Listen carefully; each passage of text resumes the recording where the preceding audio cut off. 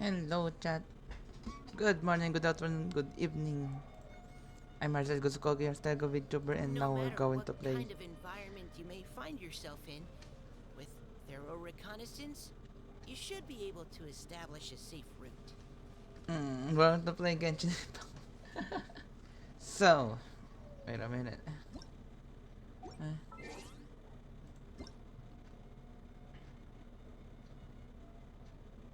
Ocho.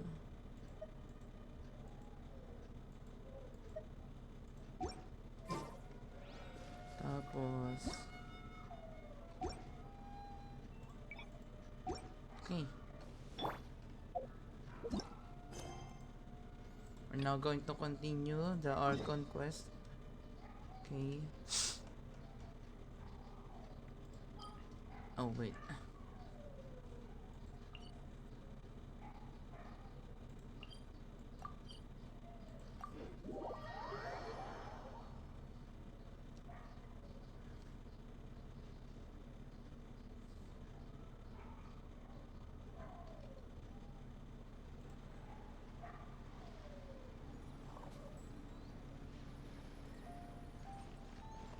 Yahoo!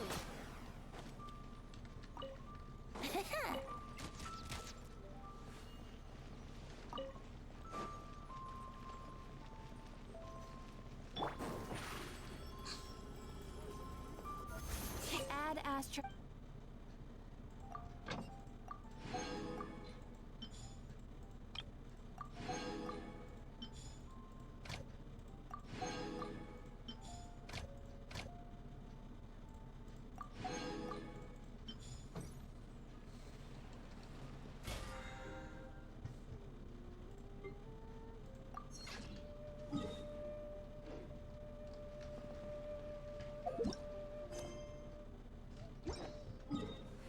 Okay, now let's go to Fontaine. Uh,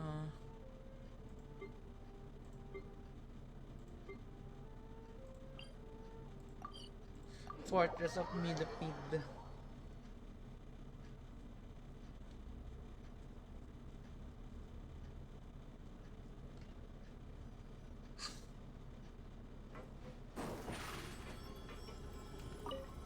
Oh, Please sign here. This document will be effective immediately upon signing, and you two may exit the Fortress of Meripede via the regular channels. It's been so long since we've been to the surface. Let's hurry up and... Huh? oh. What's happening? Are you okay? I'm fine, thanks. But I wonder what that tremor was just now. Let's go ask the Duke.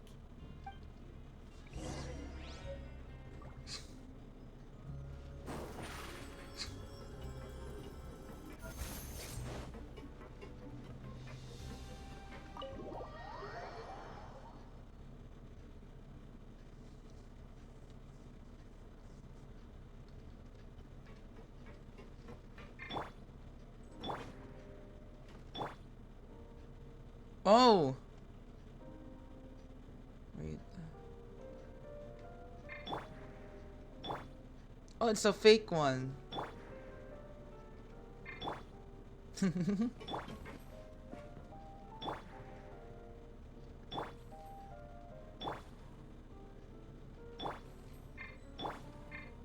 Oh, Venti's vision is fake, you know, like that.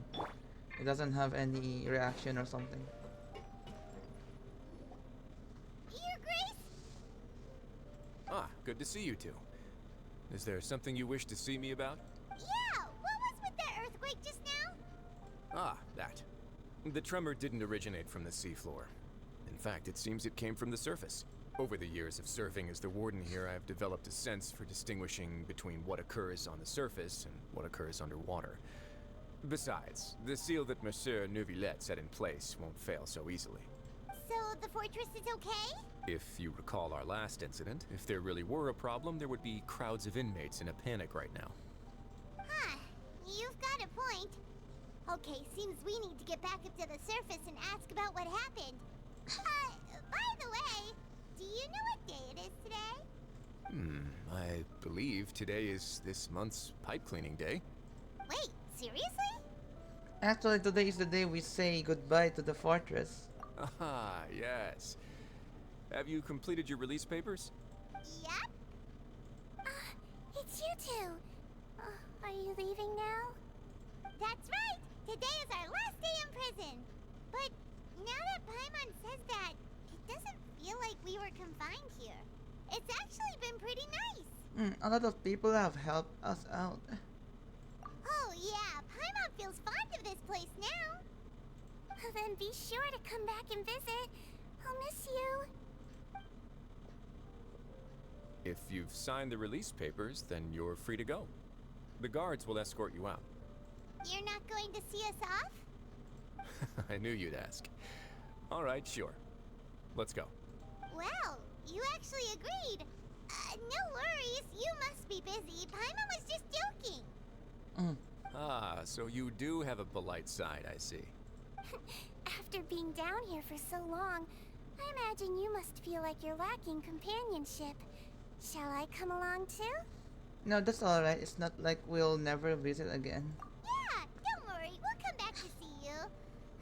Paimon really likes the cafeteria here. The chefs sure do know how to make good grub. I hope you won't be here as convicts the next time I see you. We'll do our best to stay out of trouble. Well, it seems our work in the Fortress of Meripede is finished. That's the end of another chapter in our journey. And since Nervalev was the one who asked us to come here, we should probably go report to him now. Next up, the Palais Mermonia. You're going to see Monsieur Nervillette? Please pass on our kind regards. I'm sure just your regards will do, no? I believe it would be the polite thing to do. You're right. I've heard the Palais has been terribly busy these days. Tell him that I hope he hasn't been overwhelmed by the recent string of troubles.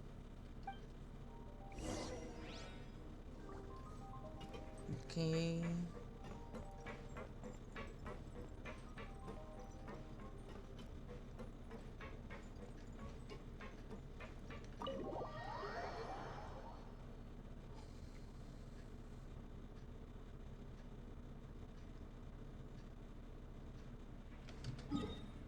Oh, we can teleport.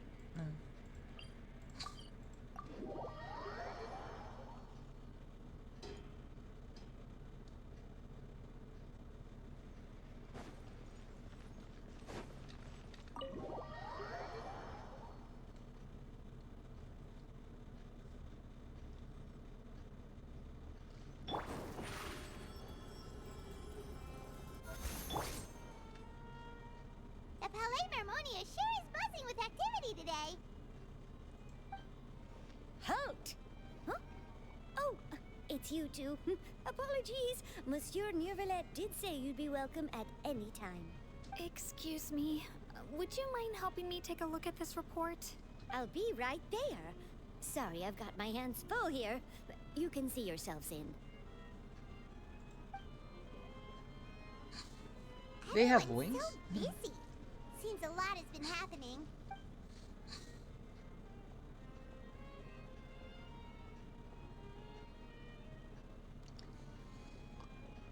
Neuvillette! Hello. You've come at the right time, but you'll have to wait for just a moment, as there are some urgent matters I must tend to first. In the meantime, please, have a seat. If you'd like to have something to drink, let the Melusine outside know. That's alright, we just ate. Very well, then. Let's take a break over there while we wait for him to finish his work.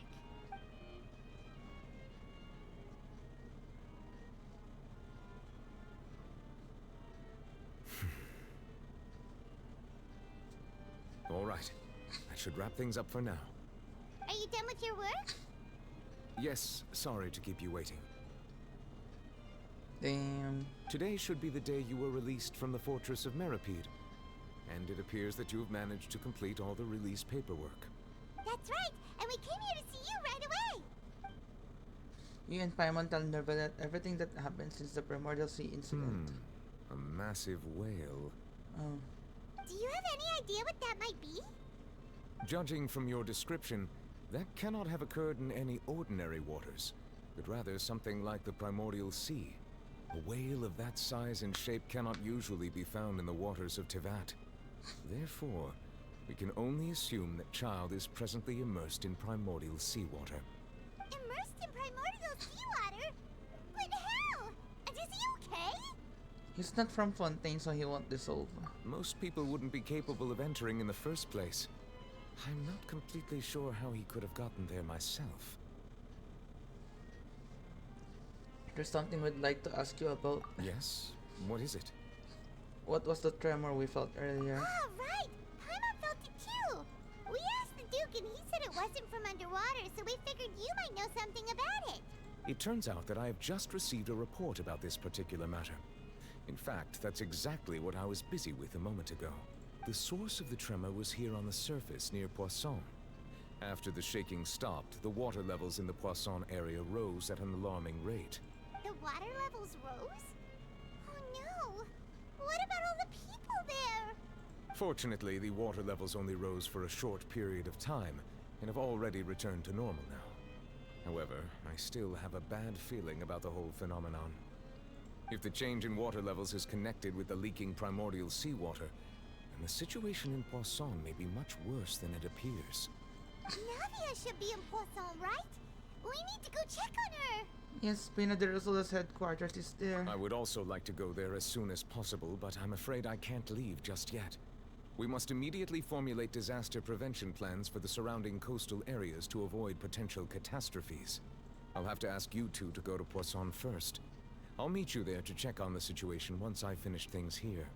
Sounds like a plan. There's no time to lose! Let's get going! Please be careful.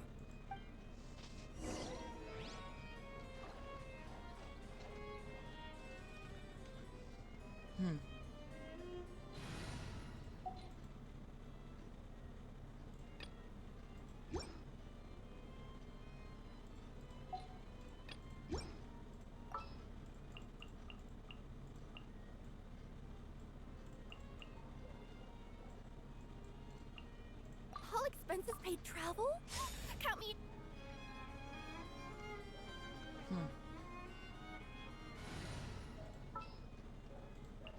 This had better be in port.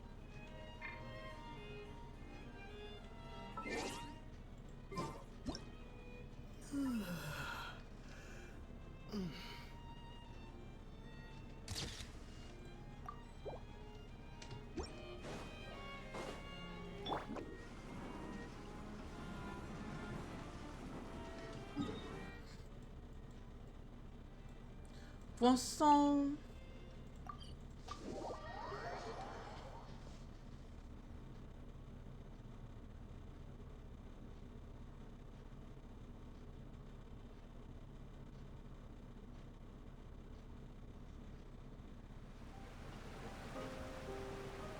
Oh no! What happened here? All the buildings here seem to be in pretty rough shape now. There's nobody around. Were they all dissolved? No. Let's not assume the worst yet. Navia should be around here, right? We need to make sure she's still... Paimon means we need to check on her.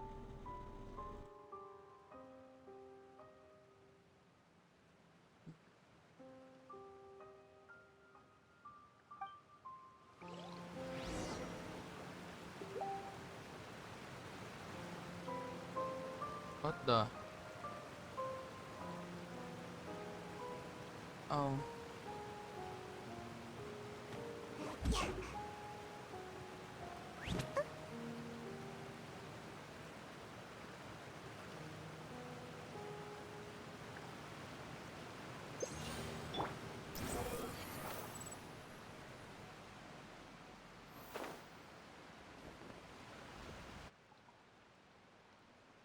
We haven't seen a single soul all the way here.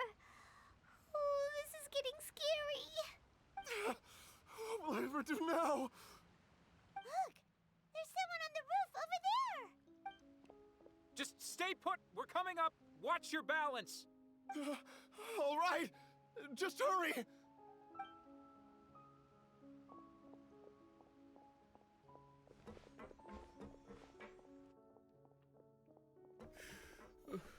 I'm not young anymore. How will I survive on my own? My Desiree!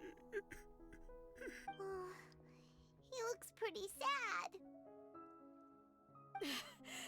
My leg! My leg! How could this have happened?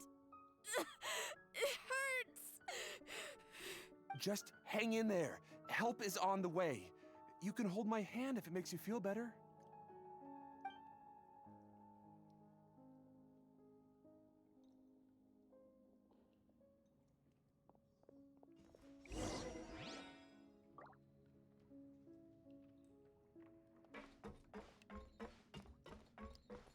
Squall and Fury.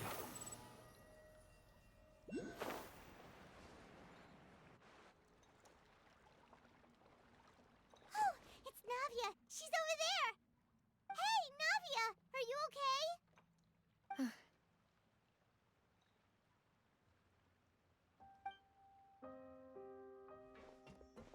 You're here.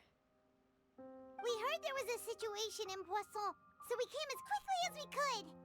Yes. As you can see, the water level suddenly rose. It caused quite the disturbance, in fact.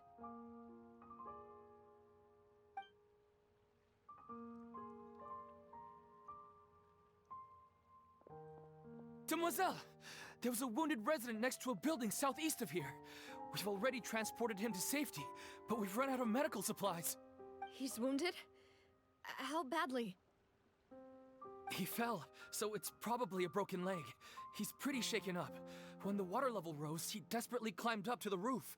Once the water receded and he saw the ground, he became terrified and eventually...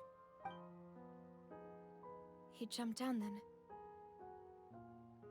Find the leader of Squad 1 and tell him to take the wounded resident to see a doctor. He should know where to go. Understood. I'll take over his search and rescue mission in the meantime. All right. You'll be in charge. I'm sorry. Where were we? The situation in Poisson? Ah, right. Allow me to explain. A little earlier, we suddenly heard a loud noise. At first, everyone thought that something might have exploded in the waterways. But before we knew it, water started pouring out from everywhere. The rushing water seemed a little odd, almost like the unique color of primordial seawater. Some people didn't realize the danger and thought it was just ordinary water, leaking from somewhere. Everyone on the street who happened to be close to the water didn't have a chance to escape. As the water levels rose, they suddenly disappeared. They were all dissolved. Those who realized what was happening started to flee in a panic, desperately trying to get to higher ground. Many were injured in the stampede, and some people fell from significant heights. The Spina di Rosula initiated rescue operations as quickly as possible, but there have been a lot of casualties. Fortunately, the water began to recede after some time, and the chaos came to an end. The water that flooded the area contained primordial seawater, so the lower levels of Poisson are still hazardous. To ensure everyone's safety, I've asked the people there to leave as soon as possible. No one knows if this could happen again. All we can do for now is try our best to help evacuate the residents. We still haven't completed the head count, but we'll have some numbers soon. How awful. And all of this just came out of nowhere. It was quite frightening indeed. I only wish that everything that just happened was a bad dream. Is there any way we can help, Navia? You can put us to work.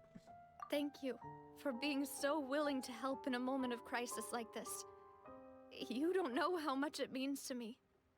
I really can't express how grateful I am. Wait. We're missing some people, aren't we? Don't say that, Navia. That's what friends are for. By the way, where are Melus and Silver?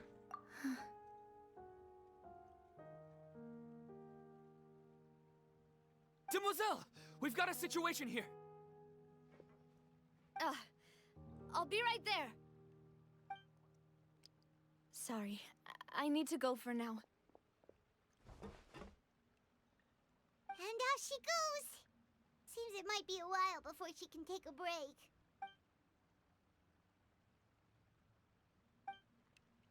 Navia walks around talking with many people and organizing various matters.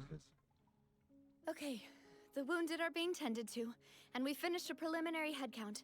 More support has just arrived, so I suppose I finally have a moment to focus on my own matters. Of course, we should remain ready for anything, and continue doing our best to rescue others. I'll be sure to have everyone at the Spina di Rosula ready to render assistance. Traveler, Paimon, would you two accompany me to my father's grave for a moment? Huh? Right now? I understand. Thank you.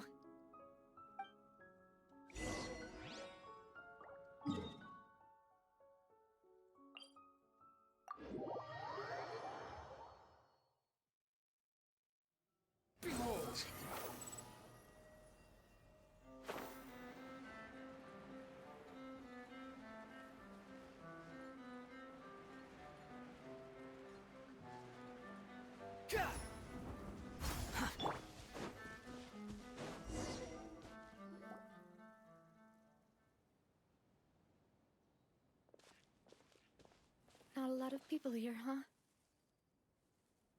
Well, given the time of day and the whole situation in Poisson, Paimon doesn't think there'd be a ton of people here visiting graves. Right. That's how things are now. The living are so exhausted that they've no strength to spare any words for the dead. Navia? No need to push yourself so hard.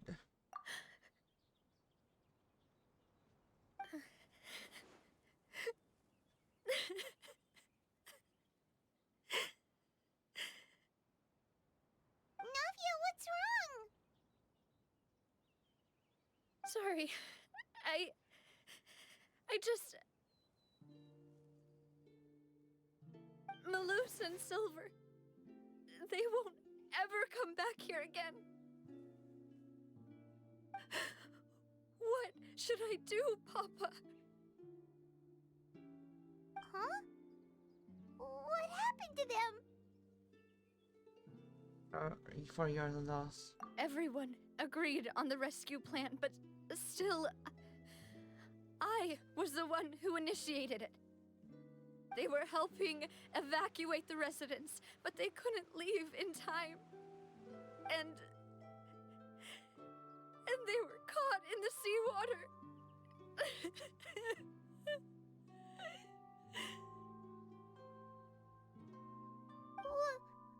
What should we do? I've known them for so long. And I know they weren't afraid. But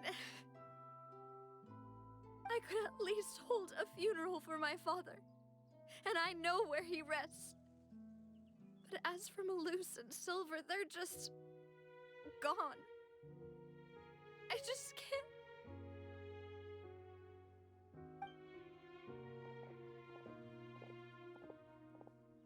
Everything looks so clean after it rains.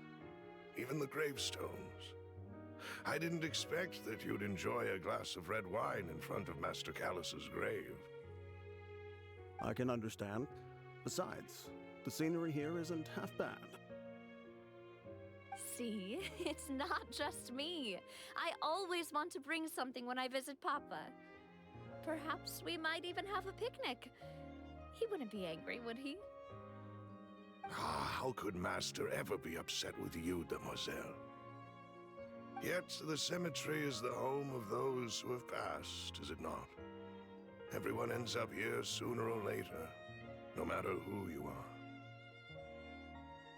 Buying yourself a plot in advance, are you? No need yet.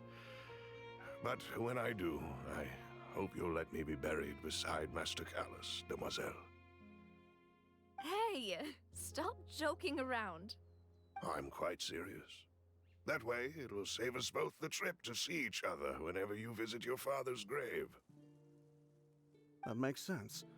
In that case, could I be buried on his other side? After all, besides you, demoiselle, the two of us could certainly be considered Master's closest companions, no? Personally, I believe we fill those shoes just fine.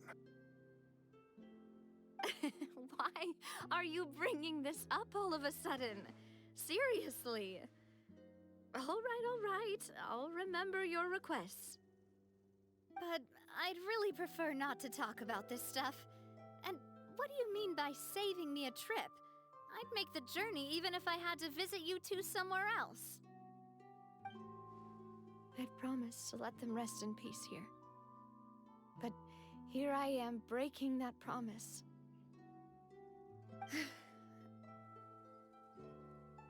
I'm sorry for letting you see me in a mess like this. I don't usually cry, really. Paimon doesn't know how to help you feel better. But, well, she understands how you feel.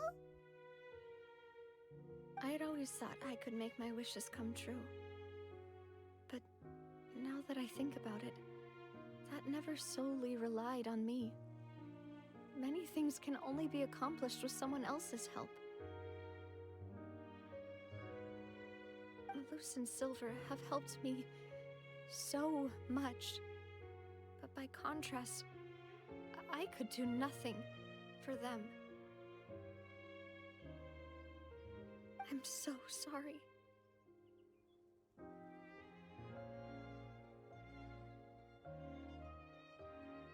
You can spend as much time as you need here, Navia. We'll stay with you. Yeah, we're here for you. Thank you.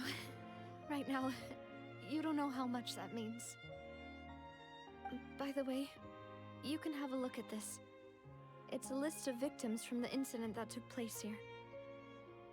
Obana, Khan, Burnett, Giverny, Francine, Karina, Daisy Ray, Joinville, Jolienne, Esson, as well as Malus and Silver. So, everyone else is safe. But still... It's okay. I know what you're thinking. And you're right. We lost Malus and Silver. But we were able to save more than we anticipated. The overall outcome indicates that the cost was worth it. No one's sacrifice is truly necessary. Right! Don't think that way, Navia. One person might be saved at the expense of another, sure, but that isn't something we should ever consider a trade. Malus and Silver were not the price for saving anyone. They're heroes. You're right.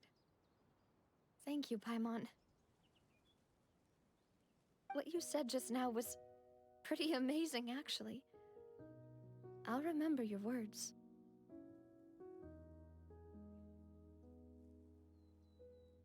Oh, really?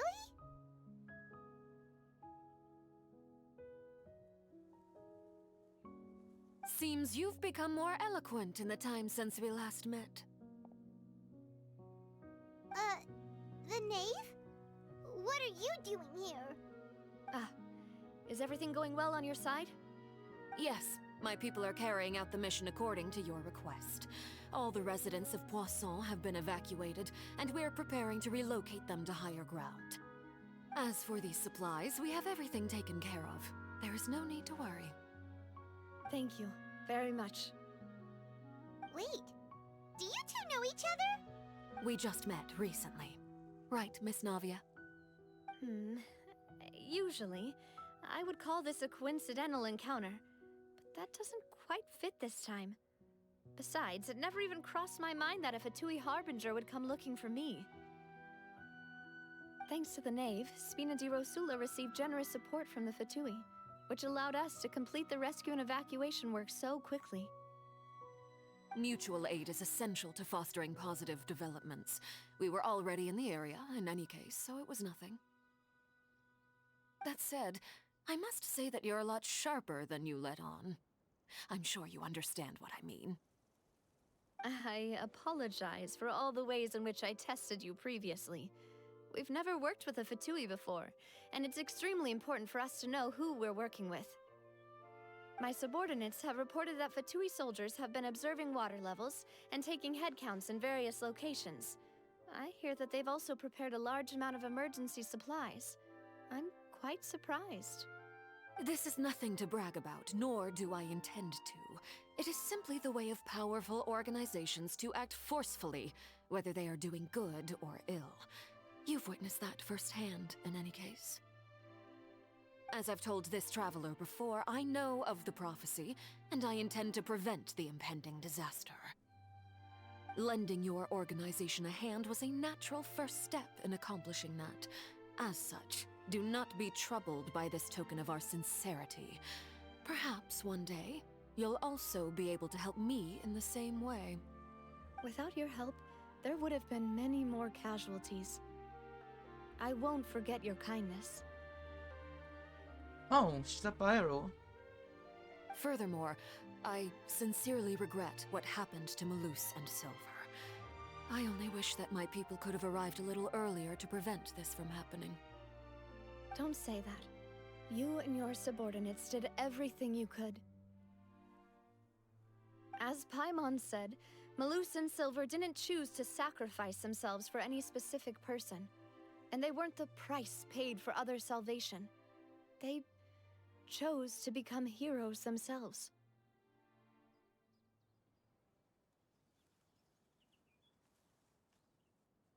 I've never liked hearing people put it that way. It's like trying to relieve pain by saying some noble-sounding words. But right now, there's nothing more suitable. They really did become heroes. You're right. I'm sorry for your loss, Miss Navia. Water is life to Fontaine's people, and it also spells disaster. It's no wonder that people always say that prophecies represent fate. Fortunately, I've never been one for such opinions. So, you're one who will try to change fate, then? Of course. That is why I'm going to Hotel Bouffe de Thé. I still have some things to take care of, and the children need my attention. By the way, Traveler, Paimon, one more thing. Alright, then we'll just... Huh? This isn't right. Paimon thought you would ask us to walk with you for a moment so you could tell us something in private. That is a clever and useful conversation technique, which I do like to use when necessary. But there's no need today. It would not hurt to have Miss Navia listening in. Traveler, I'm sure you remember that I said we could work together when we had the chance. You and I both know that there may be issues with the Primordial Sea. Previously, it was the Fortress of Meripede's sluice gate, and this time it was the water levels in Poisson. These are both signals. Oh, the time for jolly cooperation has come. Indeed. Allow me to share the latest intel I've received from the House of the Hearth's intelligence network with you. During some recent investigations, a child claimed to have discovered some ruins near Poisson. The ruins date back to ancient times, and seem to be worth investigating in many ways.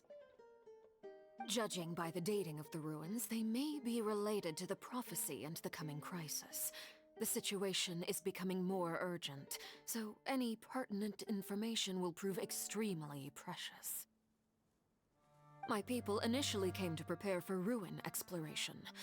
Unexpectedly, this disaster struck, and at present, we're all busy prioritizing the rescue effort.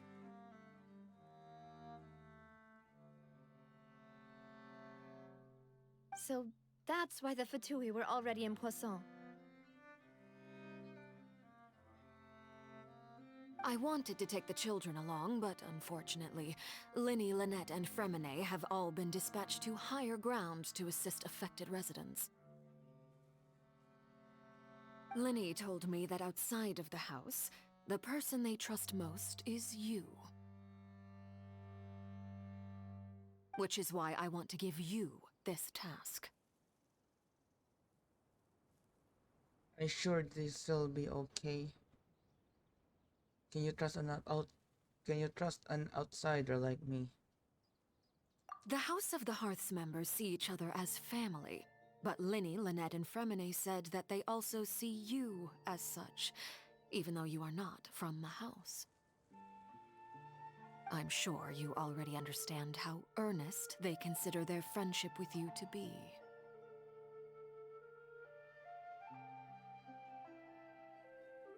Oh, that somehow makes Paimon feel kinda happy. The intel I just shared about the ruins could fetch a high price.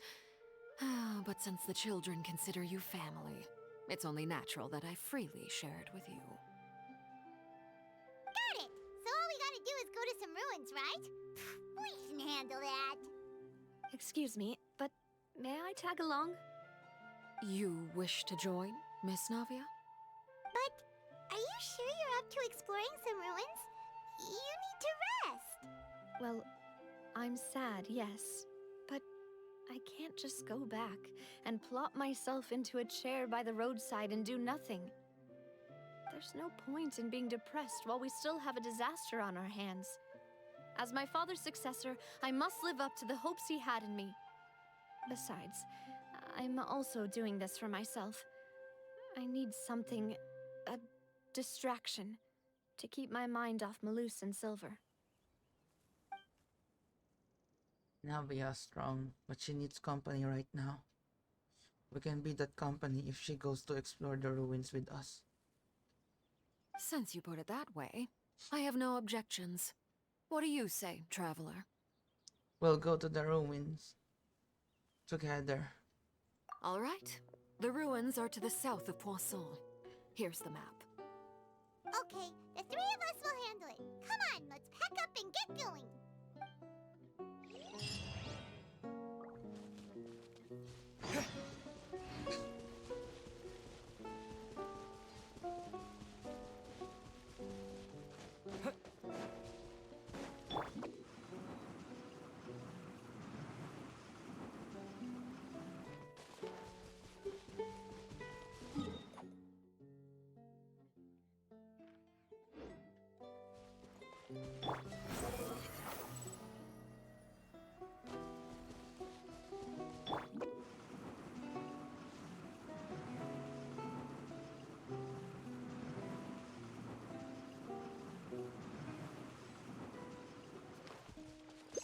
Squall Fury!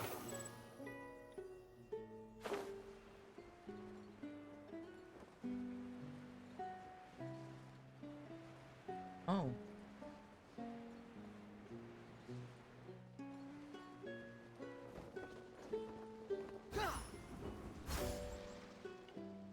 So, are these the ruins the knave was talking about? Whoa, talk about old. Talk about old. They seem to be pretty ancient, all right. Let's go in and have a look. Just be careful.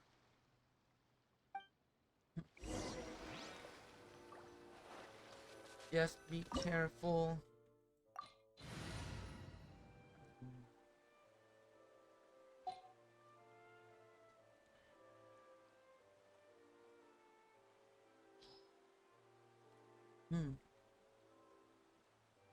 Oh.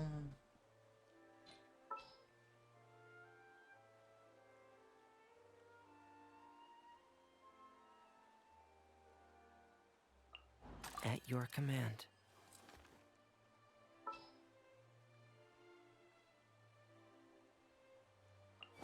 Time for afternoon tea.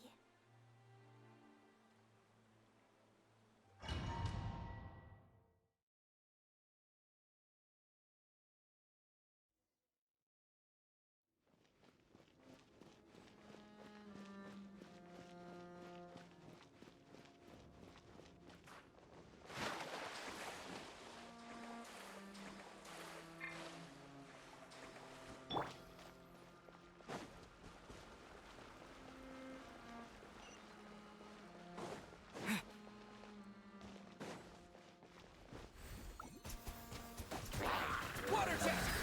Let the magic begin! Going on!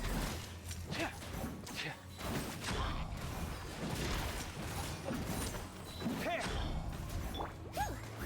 Service with a smile!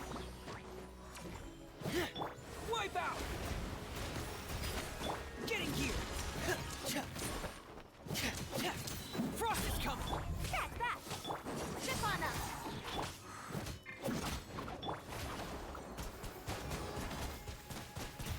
Water jet!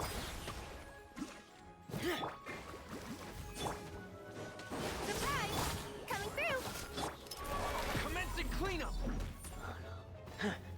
Hair! Getting here!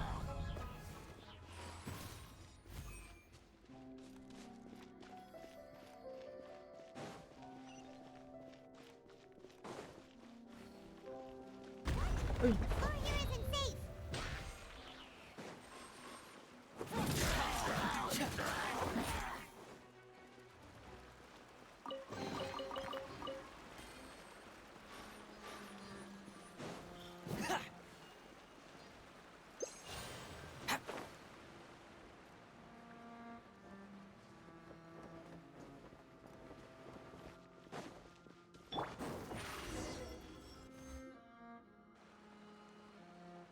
This place has also been contaminated by primordial seawater.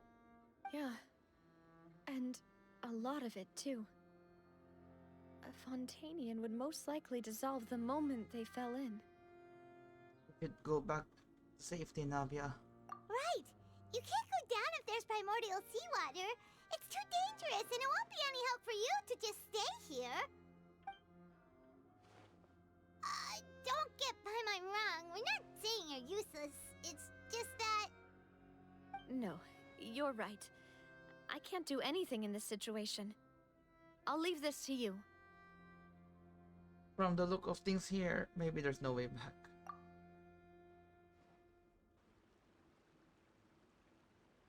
That complicates things. Maybe the only way left is forward.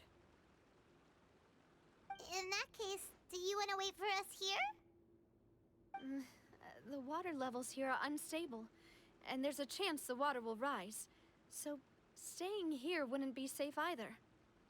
I'll go together with you. Perhaps we'll find the exit just up ahead. Seems like there isn't any other option. All right. Come with us for now then, but please be careful. Maybe Navia isn't really from Fontaine. Oh no, it's a dead end! I... Let's try climbing over from the side.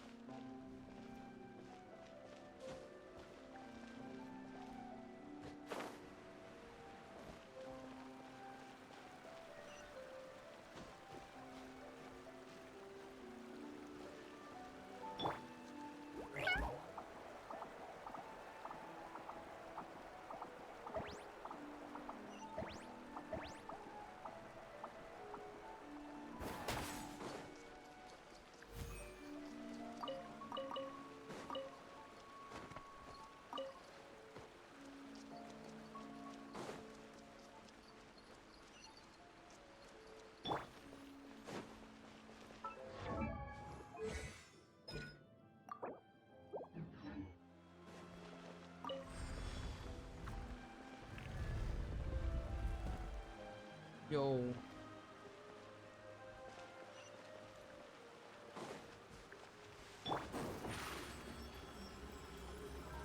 Over here!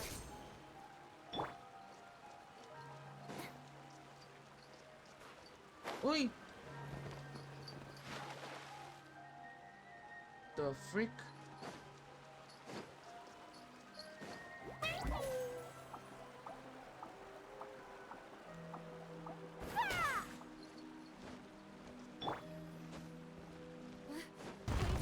There's something wrong with this bridge!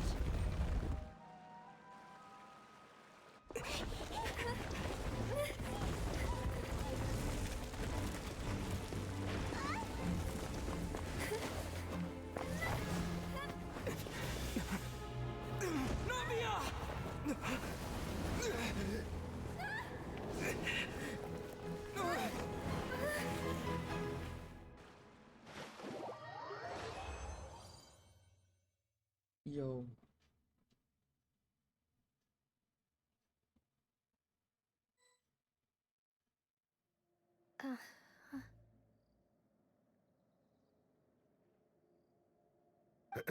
Demoiselle, Huh?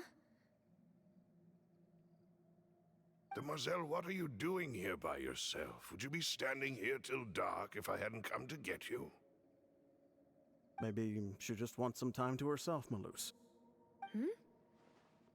Oh. Was I sleeping?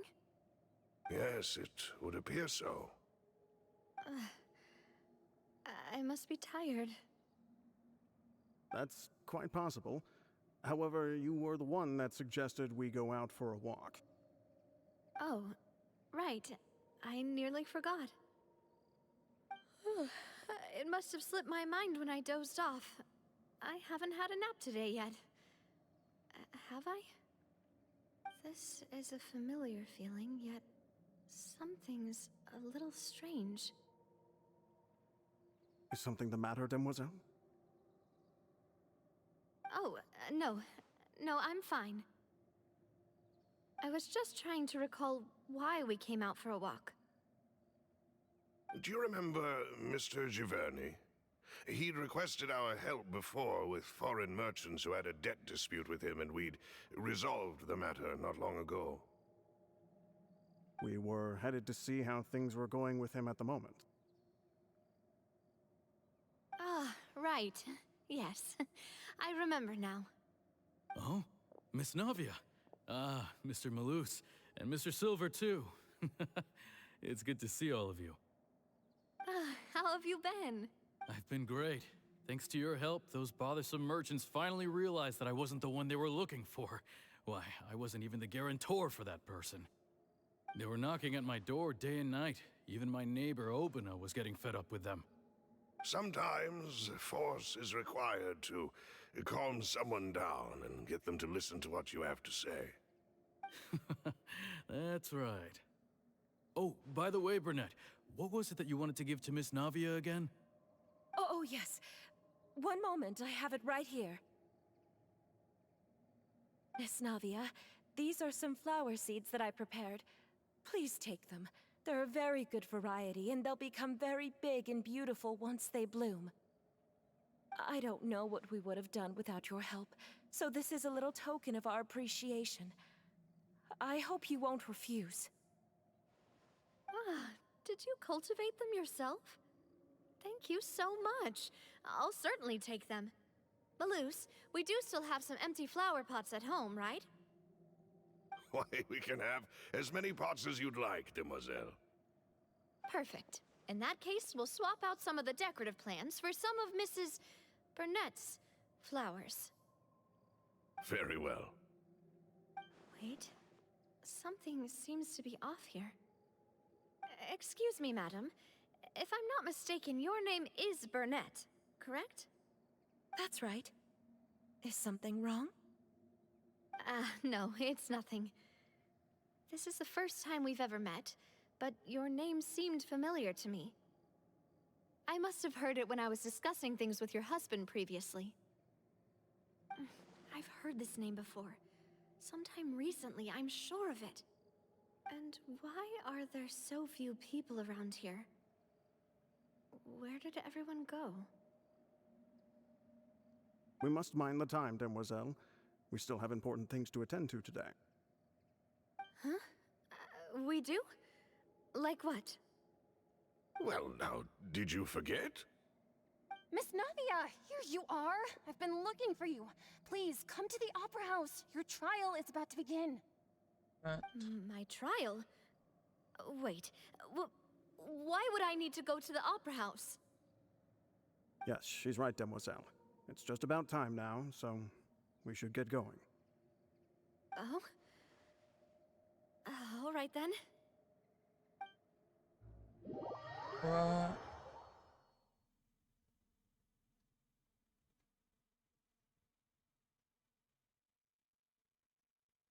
Look, it's Navia. She's here. And her two attendants are with her. Goodness, everyone's finally here. There sure are a lot of people here to see the trial. And they all seem to be oddly excited about something. I even know some of these people. Karina, Desiree, Joyville, Jolien, Essen. Why are so many people here?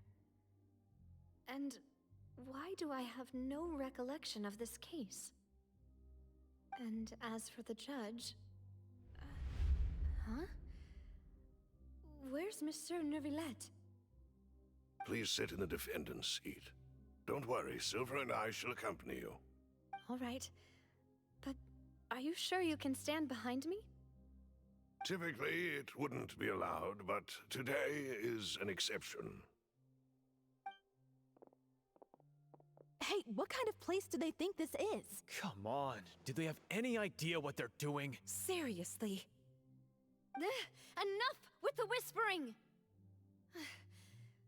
Could someone please tell me where Monsieur Neuvillette is? And why I'm standing trial? My dear Miss Navia, have you not yet realized what you've done? In that case, allow me to explain. As all here know, you are Master Callus's successor, the head of the Spina di Rosula, someone held in high regard by every soul in Poisson. After you took over the Spina, you treated all of us just like the late Master Callus had. If anyone in need reached out to you for help, you responded.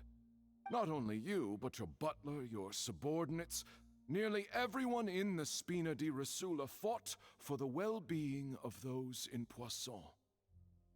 Wait a moment. Aren't you just proving that I'm a good person? Yes, correct. Absolutely right. And that is why you stand accused.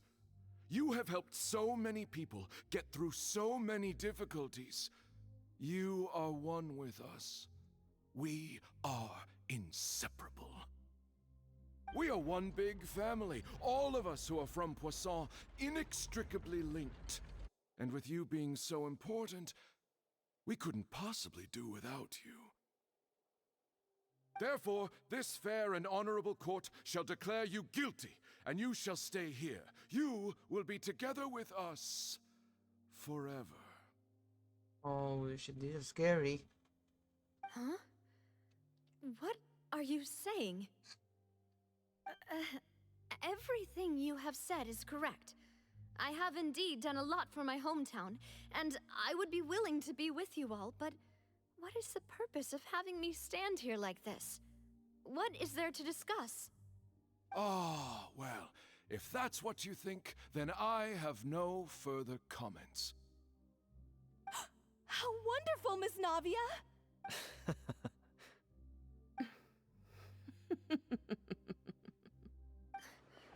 I know all these people. Why are they laughing? I seem to remember now. Yes, I get it. This trial is... Wait just a moment. This isn't right! Malus? What was that, Mr. Malus?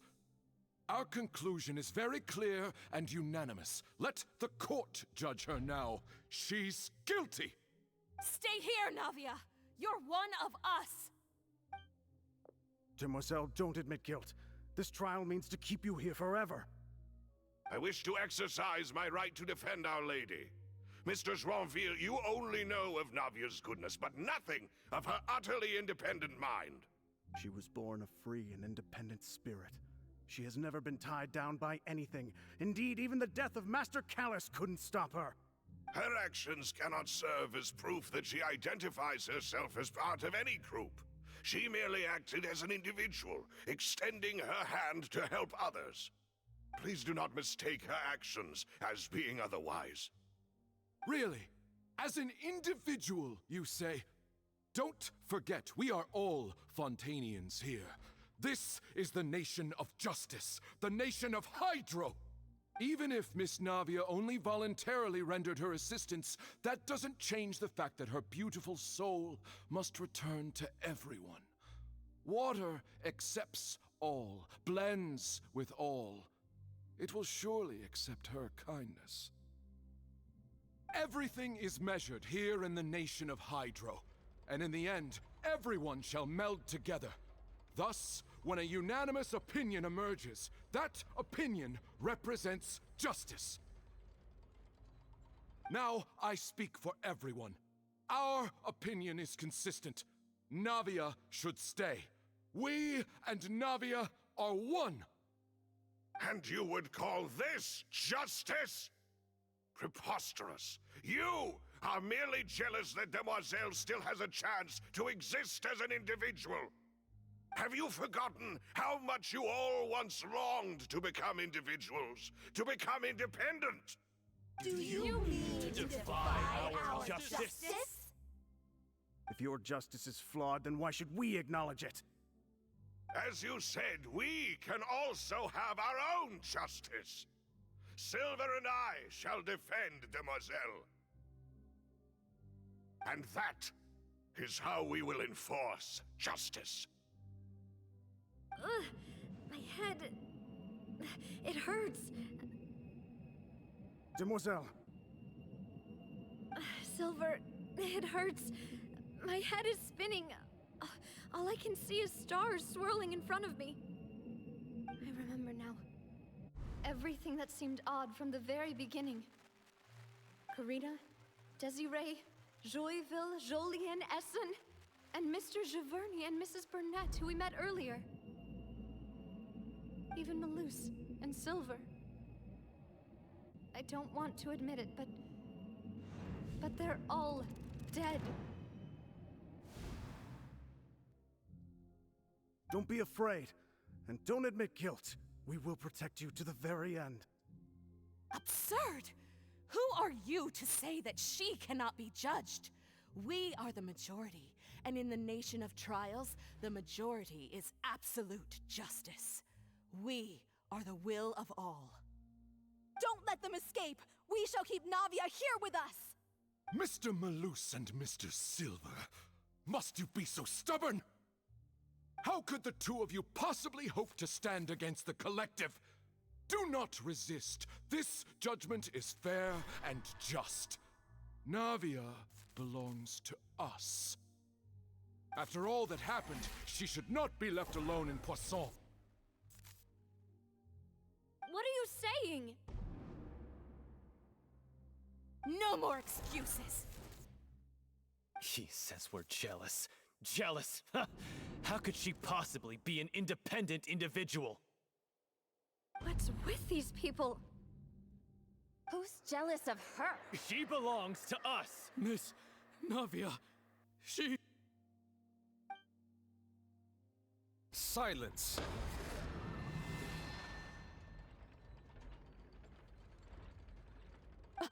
That's...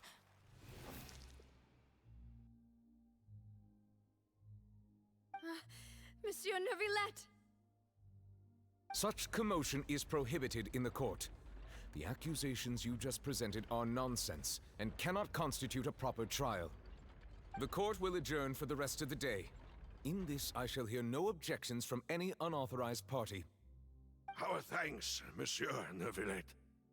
Please leave with me, Miss Navia, while there is still time. But Go on now, demoiselle.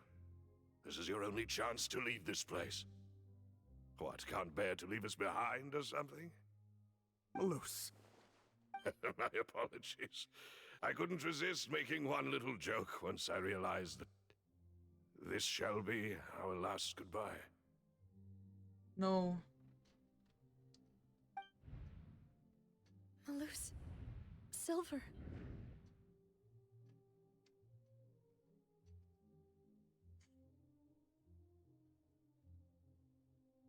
Quickly, you must come now. Goodbye, demoiselle.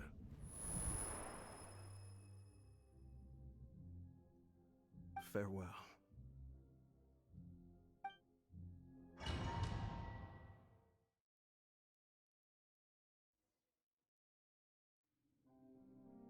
No, wait! Just a second! Navia? You're awake. Good.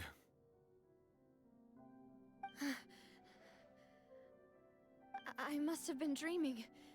Malus and Silver were still alive, and they were defending me at some insane trial. It looks like you're all right. Did all the sad feelings cause you to have a nightmare? Paimon could give you a hug. The ruins you were exploring suffered a cave-in. When I arrived, I found you falling toward the water. You were just about to be dissolved within, but I...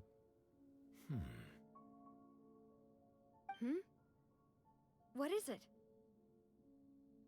I think I saw 2 Oceanids protecting you. It was only for a moment, perhaps even a fraction of a second, but they gave me the chance to retrieve you. Were it not for their intervention, I would not have been able to rescue you before your consciousness dissipated. Wait, did you say Oceanids?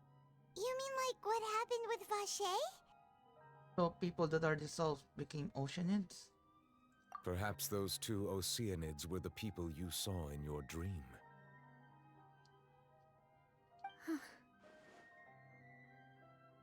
I always told them that they didn't have to protect me. To think that they'd keep doing so even after death.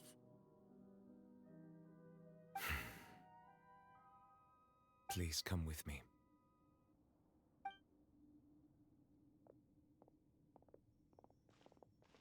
Neuvillette, are you okay? Oh, I am quite all right. Perhaps there's something we could chat about? Why do you look so stiff all of a sudden? Oh, Paimon knows. You're the type who feels awkward when there's nothing to talk about, right? Bruh. I merely thought that we should give Navia some time to herself. Huh? Why didn't you just say so then? Don't you think it's even more awkward to call us over like this and then have nothing to talk about? I suppose so. By the way, Sigewin sends her regards. Ah, Sigewin. I hope all is well with her these days. Her work in the Fortress of Meropide has not been too much for her, has it? Oh wait, BRB. CR break.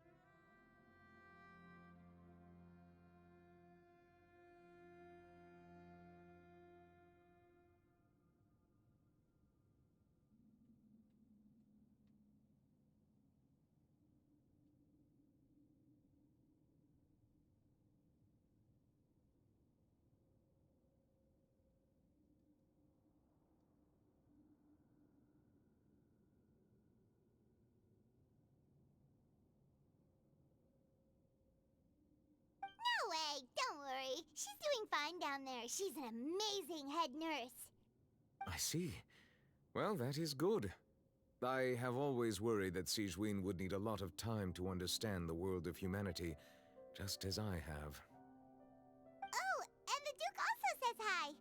Even though Sigewinne made him do that. He hopes that you haven't been overwhelmed by all that's happened lately. Thank you. I have indeed been busy lately, and I also hope that everything is going well in the Fortress of Meripede. He still doesn't know what to talk about. Let's chat about something else then. You're the expert here, Paimon. What should we talk about? So, Neverlet, you're probably quite the swimmer, huh? Bruh. Yes, of course. This isn't going anywhere. Let's try something else. How did you find these ruins? Did the knave tell you? Yes, in fact. I had arranged to meet you in Poisson, but when I arrived, I discovered that the Fatui were helping the residents evacuate. They had even transported a large quantity of supplies to the area. Amid my astonishment, I ran into the knave, and we had a chat. She informed me that she had asked you to investigate the ancient ruins here. Yeah, we originally planned to meet up with you, but we thought you might still be busy with all those official documents. We didn't think exploring the ruins would take very long, and who would have thought you'd wrap things up so quickly? I hope Navia can get back on her feet.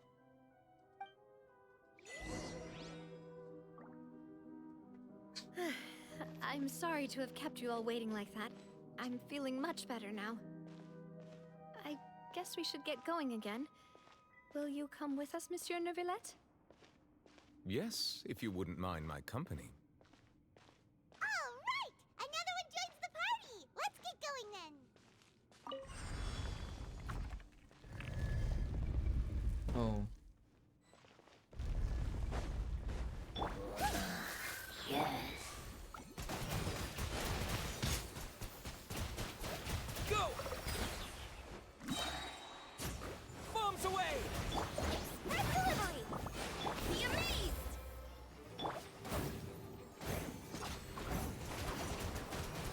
Water jet! Getting here! Hair! Step on up! Going under! I can take it. Water jet!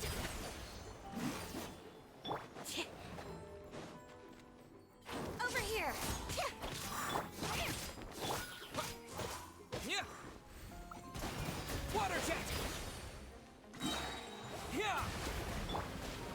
Yeah!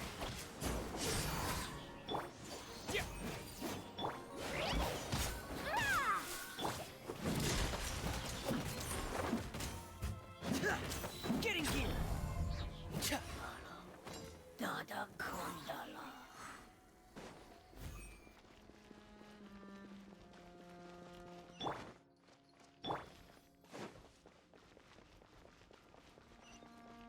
Oh no! Another unstable path! Watch your step!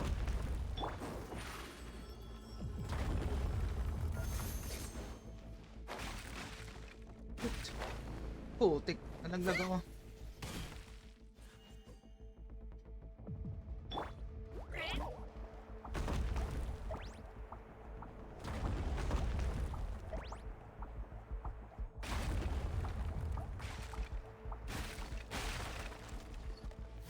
Yep.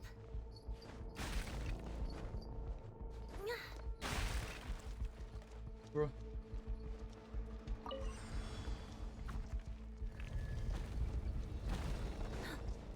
Ba't yun nandito?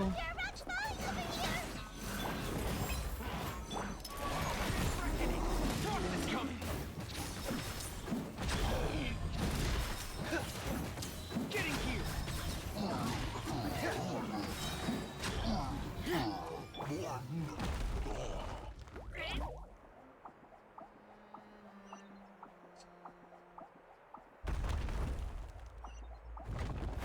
Teka.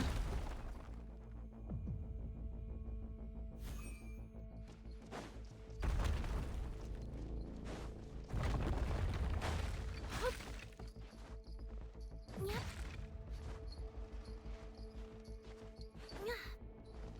Seems we're almost at the top. Keep it up!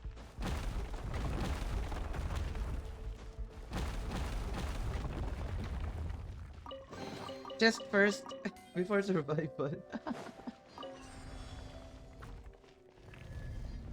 Ah, shit. Yeah.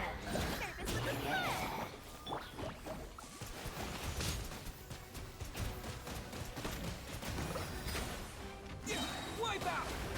Coming through! Surprise! Be amazed! Going under! Ay, putik ka!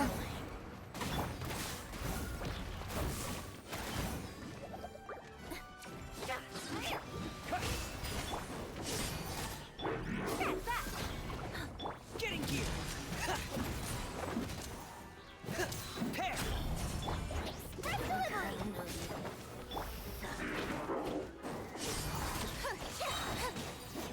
Cue the spotlight! Bombs away! Getting gear! Frost is coming! Dead reckoning! Oh my gosh, iikot pa. Nice.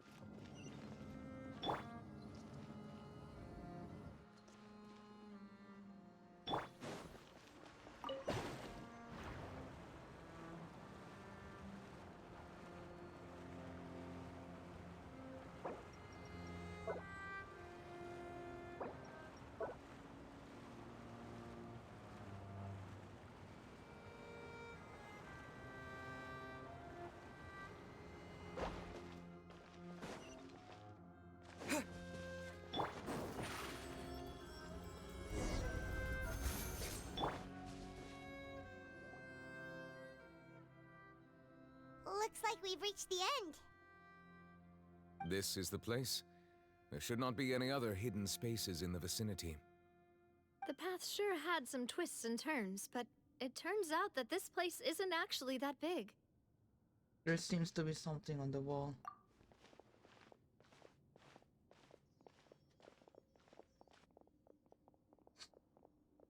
Stone slates. It seems like they were put here as an offering. Could we take them down and have a look? Perhaps we should just leave them be for now. There are 4 locations in total, but only 3 stone slates. The slate that should be in the first empty spot is missing. The surrounding walls also show signs of damage. There's something written below. Let Paimon see. Reason dictates that this nation be destroyed. I shall record the history of its future here in its past. Say what?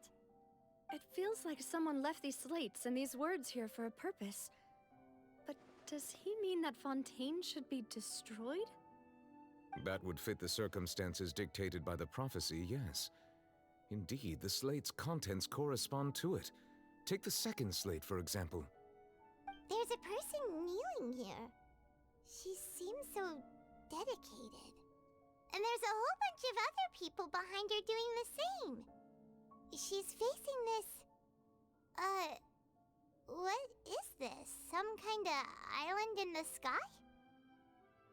And is that Lady Farina in the third image? Did the Hydro Archon fall into the water? And is that a ring of people around her? Paimon doesn't quite get it. Are they all in the water? The fourth image. I know this one. This exactly matches the content of the prophecy. The people will all be dissolved into the waters, and only the Hydro Archon will remain, weeping on her throne. Yes, they do seem to match.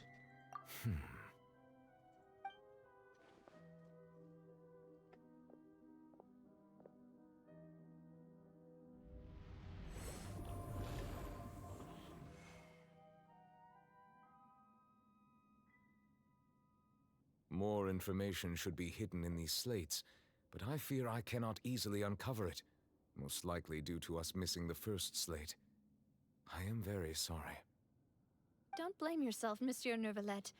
Deciphering ancient stone slates isn't one of your duties. Ooh, Paimon's getting the chills just looking at these slates. This says that it's the history of the future, right? That means the prophecy's sure to come true. I really hope it doesn't mean that. Yeah. Thank you for the stretch. Aray ko. Thank you for the hydrate. Grabe sunod-sunod. Rar!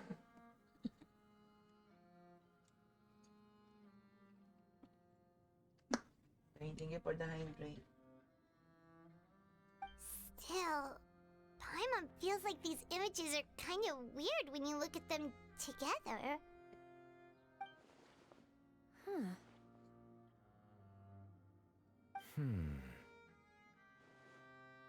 I get what you mean, Paimon. The issue is the order of the third and fourth images, right? That's right! If the images are in chronological order, shouldn't the fourth, the waters drowning Fontaine, come before the third, where the Hydro Archon herself falls into the water?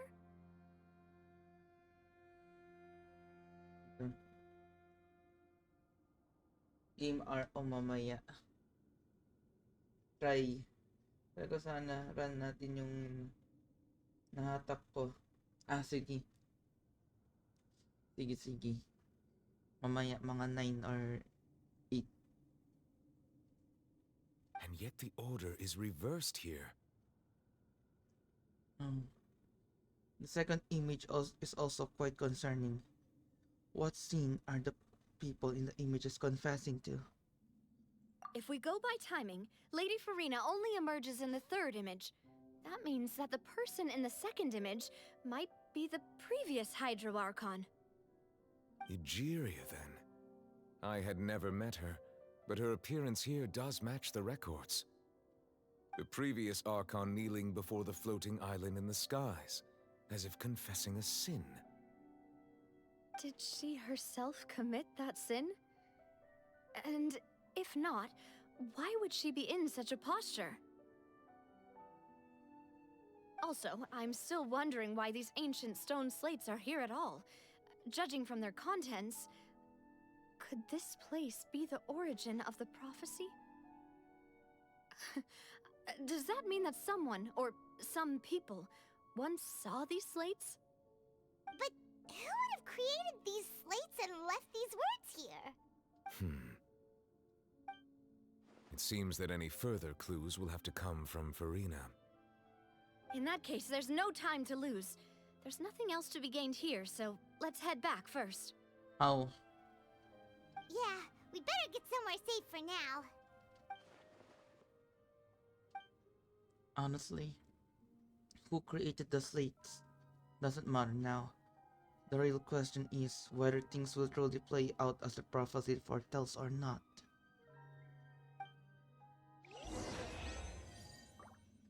Oh.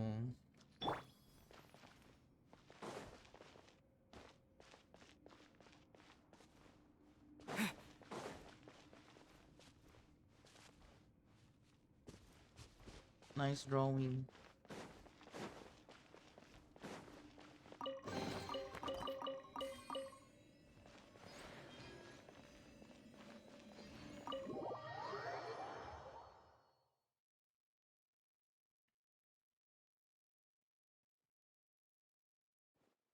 Let's split up here. I'm going to check on what's happening with the Spina. You know how it is. There's some things you just need to be there for yourself. You still have energy for that, Navia? Paimon's already beat. Just head back to the Fleuve Cendre and have a rest then. Thanks for keeping me company all this time. I'll depart as well. Thanks for your hard work today. Rest well, everyone. Traveler, I will go talk to Farina tomorrow morning to ask about the stone slates. I'm sure that you're concerned about this matter as well. If you have time, drop by my office. I will share the results of our discussion with you. Alright, see you tomorrow. Are you really gonna talk to her about this directly? Will that be a problem? Paimon's getting a little scared now that it's come to this. She has long been harboring secrets and will not give them up easily, which makes it all the more my duty to ensure that she understands the present situation. Alright, we'll leave it in your hands then. You're probably the best person to talk to her anyway. I will be carefully considering my words tonight. Traveler, Paimon, our safe house at the Fleuve Cendre is always open to you, as ever. So please don't think you're an imposition. All right. I'll be on my way then.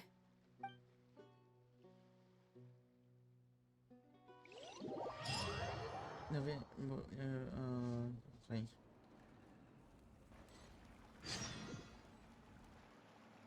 Oh, we're here. We're finally back! Welcome back. We've got a special menu prepared for you two tonight. Yay! And there's good food too! Navi, no, the boss is the best. The boss is the best! You did great as well, Paimon. Ooh, desserts! Nice! These are all Paimon's! Paimon's already starting to forget what happened today. Yo, Mona! Bro. Oh, that voice. Is that who I think it is? OMG, I miss her voice. Her accent is so nice. Huh? Mona! It's you two. What are you doing in Fontaine?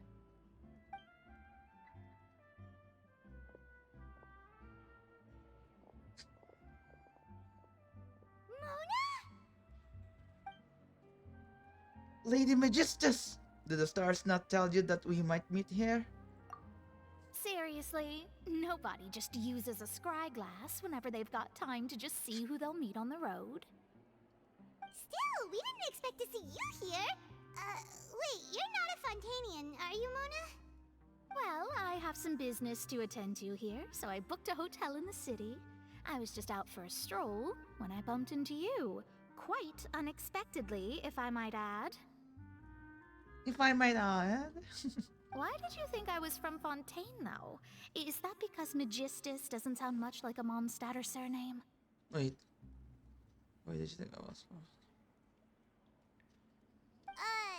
Yeah, let's go with that. Well, I used to have my own surname, which was, well, some other thing. Either way, the old hag told me when she took me as her disciple that the first step to being a great astrologist's pupil was to change that name. There was nothing for it, really.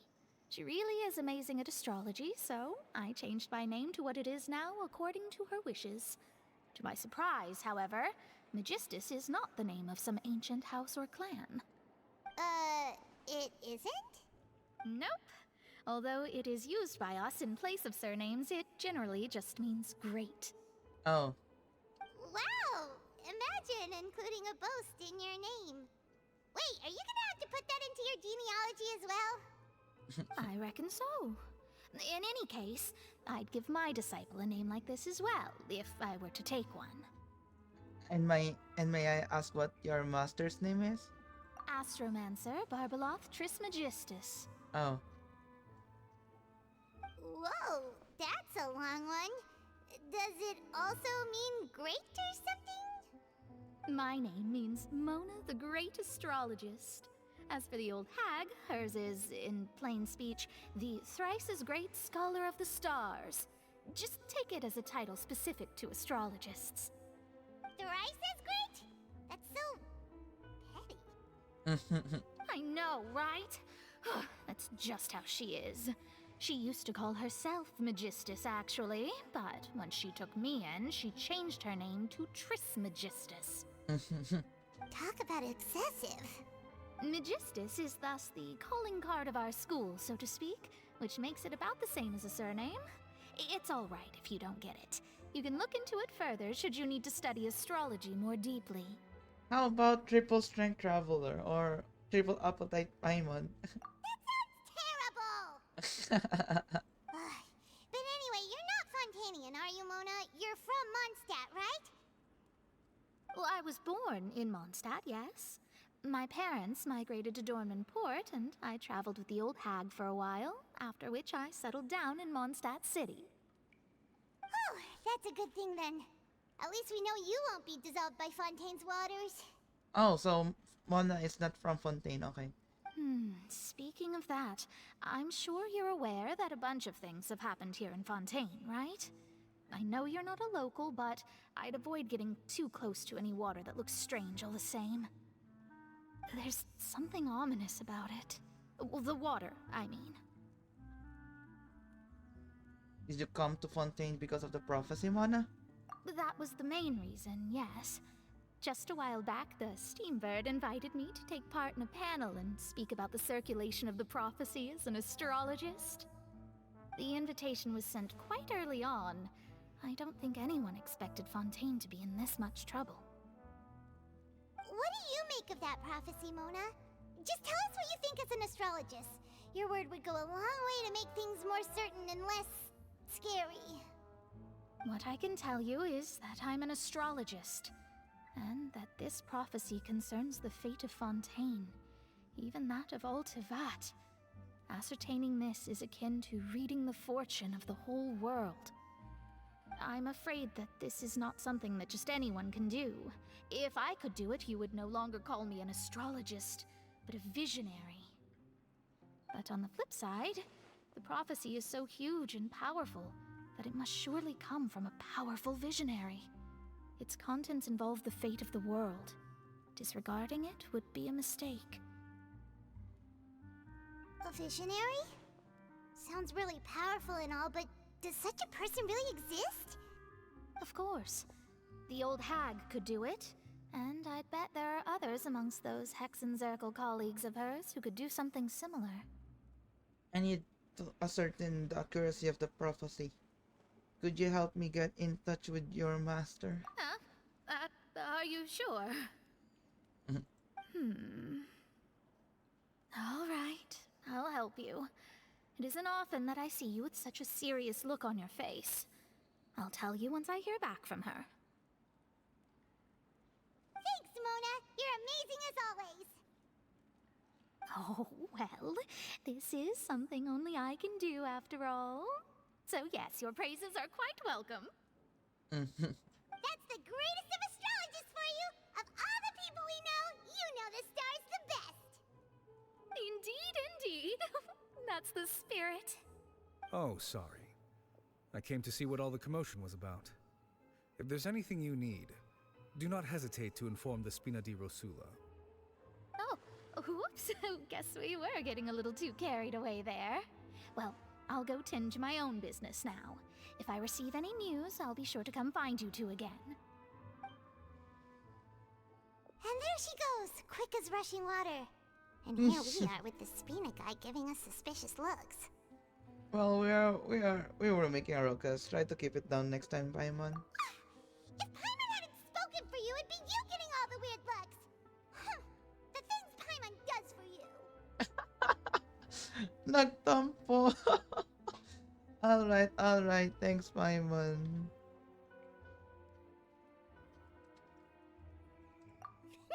That's more like it. After conversation, you decide to good night's sleep, replenish your energy. Good morning. To be honest, Paimon's still feeling kind of sleepy. But it's time to get up, traveler. We agreed to go see Neuvillette, so let's pack it up and get going.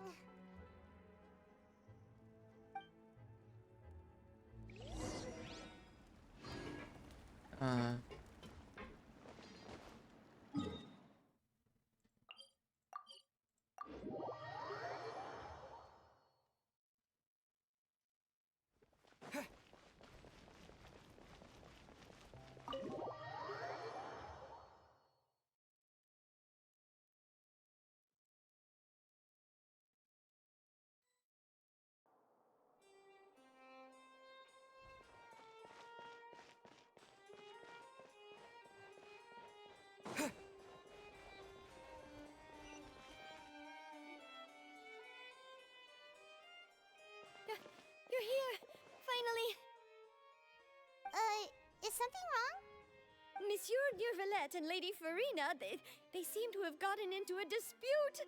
Please go see for yourself.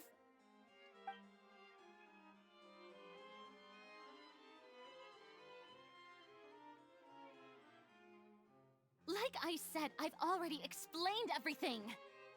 And yet the problem has not been properly solved. There is little space for excuses between us. It is not my intention to offend you, but please, tell me where you stand. You are the Hydro Archon Focalor, are you not? Look at this. This is a list of the victims from the recent Poisson incident.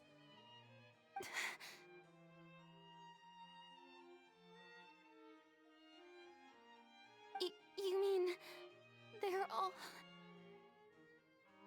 We did not arrive in time to avert this disaster, and I will not have it happen again. I will say this once more. You must tell me everything you know. Yesterday, I found 3 stone slates in some ancient ruins near Poisson. Do you know anything about those? Seriously? You're questioning me like this is a court case now. I don't know anything about that. Yet you are in there. But you found them in some ancient ruins, you say? That's correct, which is why I came to ask you some questions. There should have been 4 slates, but one of them was missing.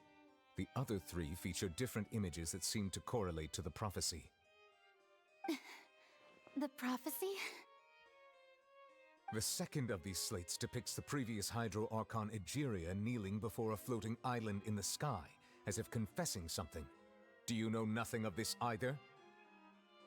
I don't. I've never seen such slates. Bruh, the eavesdroppers over there. I'll ask you again. Do you really have no information regarding the previous Archon? Oh shit. My deciphering of the slates indicates that the Hydro Archon Egeria once had to confess to, or apologize for, a certain sin. If anyone would know about it, it should be you. All gods don't have the same secrets, you know. She was herself and I'm me. Is it really so strange that I know nothing? I understand your concerns, but I'm sorry. I just don't have anything to tell you. Very well. Forgive me for saying this now, Lady Farina, but I have long known of your various secret investigations into certain matters. There are several indications that you have been investigating the prophecy on the sly. This is not strange in itself, considering that you are the Hydro Archon. But it is strange that you should also claim to not know any of Egeria's secrets, as well as do nothing following your inquiries. You have never been as superficial as you have presented yourself to be, nor are you a fool. And yet, your behavior is very inconsistent.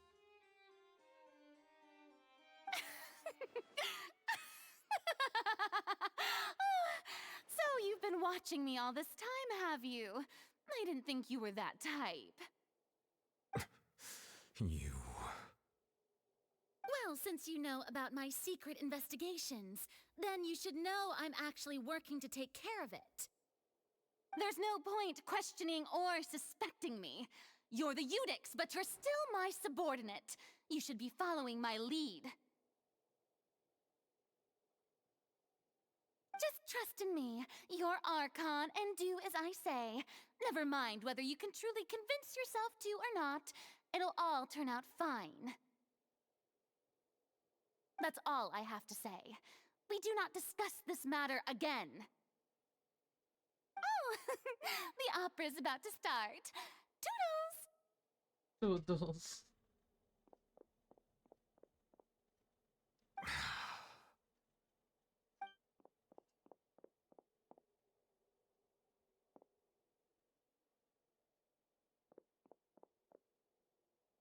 Did Farina not notice us standing by the door? Wonder what's up with her. She was smiling. She didn't seem in the mood to care if we were listening in or not. She seems deeply troubled. She seems to be deliberately hiding something. I assume you've been outside for a while now? Oh, you noticed. Seems Farina didn't even realize we were here. She was in a great panic, though I cannot discern the reason. Our discussion reached impasses time and again, a state of affairs that we cannot allow to continue. Still, I do not understand. Dialogue is the basis for understanding, so why did she keep refusing to engage? I'm afraid questions alone might not suffice. We need to make her understand how dire the situation actually is. Everyone in her inner circle has noticed that she is hiding some secret. The issue is her attitude. I fear that she will not reveal anything unless absolutely forced to. We may have to create a situation in which she will have no choice but to speak. Oh? Like what? Normally, people will only reveal the truth when standing trial. Perhaps we must have the Hydro Archon experience just such a scenario. But Farina's seen so many trials, and she's really good at dodging questions. How do we make sure that she won't just slip away at the first chance she gets? We will need to consider this thoroughly, join forces with various parties, and then do what we can. If at all possible, I would prefer to recuse myself from this affair, but we must prevent the prophecy from coming to pass. This may be cruel to her, but all Fontaine is in crisis. The information a god possesses is too precious, and so we must take a chance on this. In that case, we will need help. But who will lend us their aid to do such a thing? Oh, I think I know who to call. Venti? You just say that about someone. In quiet Poisson. Poisson!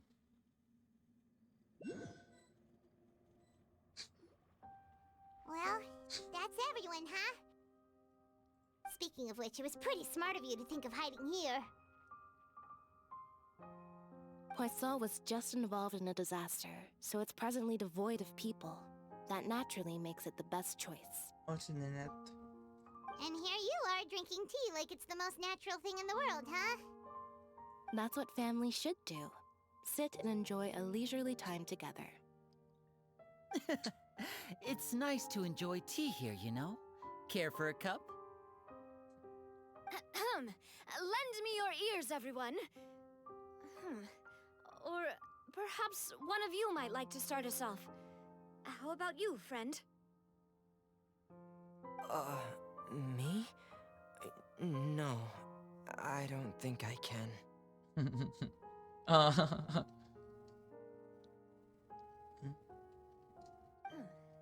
Then, how about you, good sir? I fear that I will cause the mood on this boat to become as somber as it is in court. Well then, I guess we're lucky we've got a local like me to organize things. Wonderful, the spotlight at last. I guess I'll be facilitating things from here. That was a little long-winded, don't you think? Oh, you might be right. Anyway, to cut to the chase, our friend here, the Traveler, has brought us together to discuss something. As for what that is, well, let's start by saying that we'll be pooling our efforts together to create a series of traps. Oh, how intriguing. Well, it's just an expression, really.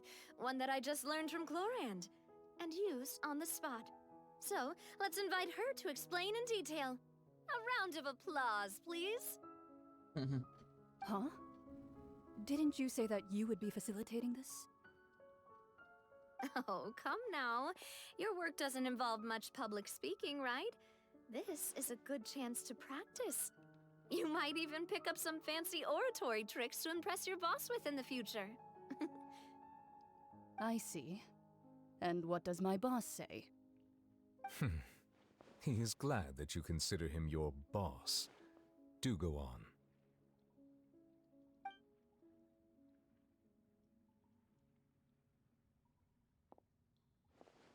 In that case, do any of you have experience hunting? Not that I recall. Fremine and I once used a wooden stick in a basket to catch wild rabbits when we were younger. As for Lynette, oh, right. You were sick that day, weren't you? I've also gone diving to catch some fish before. Does that count? I'm afraid not. You may or may not have heard, but Fontaine once played host to a group known as the Marechaussee Hunters. Though that was their name, they did not hunt animals, but rather various monsters left behind by the ancient dynasty of King Remus. Today, Fontaine's monster population has already thinned greatly, so the hunters have blended back into society, taking up arms in other lines of work. They even left a unique methodology of hunting in their wake. A trap comprises of the following components: bait, a trigger, and a containment device. Sometimes a lethal implement will also be necessary to deal with the prey. So, if we were to build a trap together, right now, what would you choose to build it with? For me, I would prefer something basket-shaped. Pigeons and rabbits will see the bait and naturally enter the snare. Our line of work requires a deft hand, and we're some of the best in the industry, so you can count on our techniques. You used some of those techniques while moving the people of Poisson, didn't you? My subordinates mentioned that you even performed some magic for the bawling children. Yes, and I even managed to gather some intelligence in the meantime. I'm quite the multitasker if I do say so myself. I'm afraid I can't claim that as my strong suit. I prefer more stable methods, like placing bait in the water and waiting for the fish to come within reach. That's the kind of method I would count on. Calm and steady. Exactly the kind of person who would catch loads of fish. And I can be their assistant. With discretion, I'm sure. I'd probably use some sort of mechanical animal. Papa once bought me some small clockwork squirrels, mice, and such. When placed in the forest, they can attract others of their kind. I remember that you liked those too, didn't you? I did. And that would be a good way to go about it. If they're realistic enough, animals of the same kind will follow them all the way to the trap. What about you, Monsieur Neuvillette? I fear I do not have any related experience. That makes sense. You usually solve problems directly, without the use of any such tricks. But I do have one more question for you, Monsieur. If we were to create a trap now, how would you design it? I would like for it to be effective, but bring no harm to the prey. A more gentle trap would be ideal. Kind as always. However, our intention doesn't necessarily change the containment device and the type of implement we need. If we wanted to kill the prey in one strike, we would need a powerful implement. However, that also goes for prey that must be captured and safely contained. Wait, why's that? Only a hunter who's a true expert at subduing their prey can snare it without harming it. The line that divides life and death is often exceedingly thin. So are we going hunting together? Huh. We hadn't thought of seeing ourselves as hunters. It kinda works, but maybe it's still not the best metaphor. If our means of capturing and dealing with our prey is to put them on trial, then the hunting metaphor is actually quite accurate. But we shall require much more courage than any hunter to judge a god, a being whose seat is an exalted throne. That's right. Oh, so that's what's going on. Sounds very interesting. Green's hunting metaphor was just that, a metaphor you will not call a hunt, because that is not what you should do at present, nor has the relationship between you and Furina reached such a dire stage. What you need is simply the secrets she is keeping.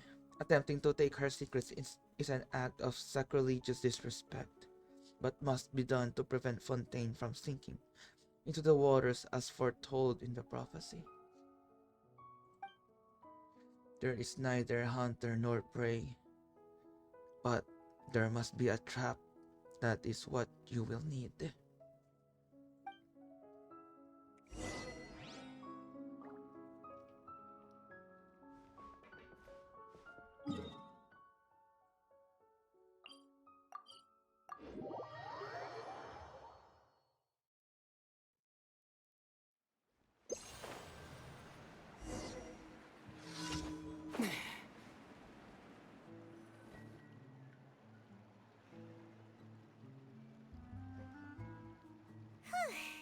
It's been a tough few days, hasn't it? So much has been happening. Those meetings sure did make me hungry. Paimon didn't think the meetings would go on for so long, but everyone seemed pretty fired up, huh? Paimon thought they'd be at least a little frightened. Well, Fremine was, now that Paimon thinks about it, but everyone else just looked a little surprised. Do you feel more confident after the meeting, Paimon? Well... It's hard to say. Paimon doesn't have any experience with this sort of thing. But with you around, Paimon sure will do great. After all, you're the most reliable person in the world, aren't you? Huh? Is something wrong? Did you just pour some tea? Paimon didn't notice you doing that at all. No, I didn't. Then what's that? Paimon's never seen that cup before. Don't be frightened. I'm just joining you two for tea. I merely refrained from saying anything till now. Holy shit. Who's that voice? But there's no one here. Ah, have you forgotten me already? Wait, you are familiar. You're the voice we heard from the sky in Sumeru. Wait, who? The voice from the sky, I fear that description is wrong. Though, not completely wrong. You're feeling lost now, just as you were feeling previously. I sensed that confusion and thus came to you. Guiding people is an irresistible hobby of mine, after all. Who are you, and what do you want with us?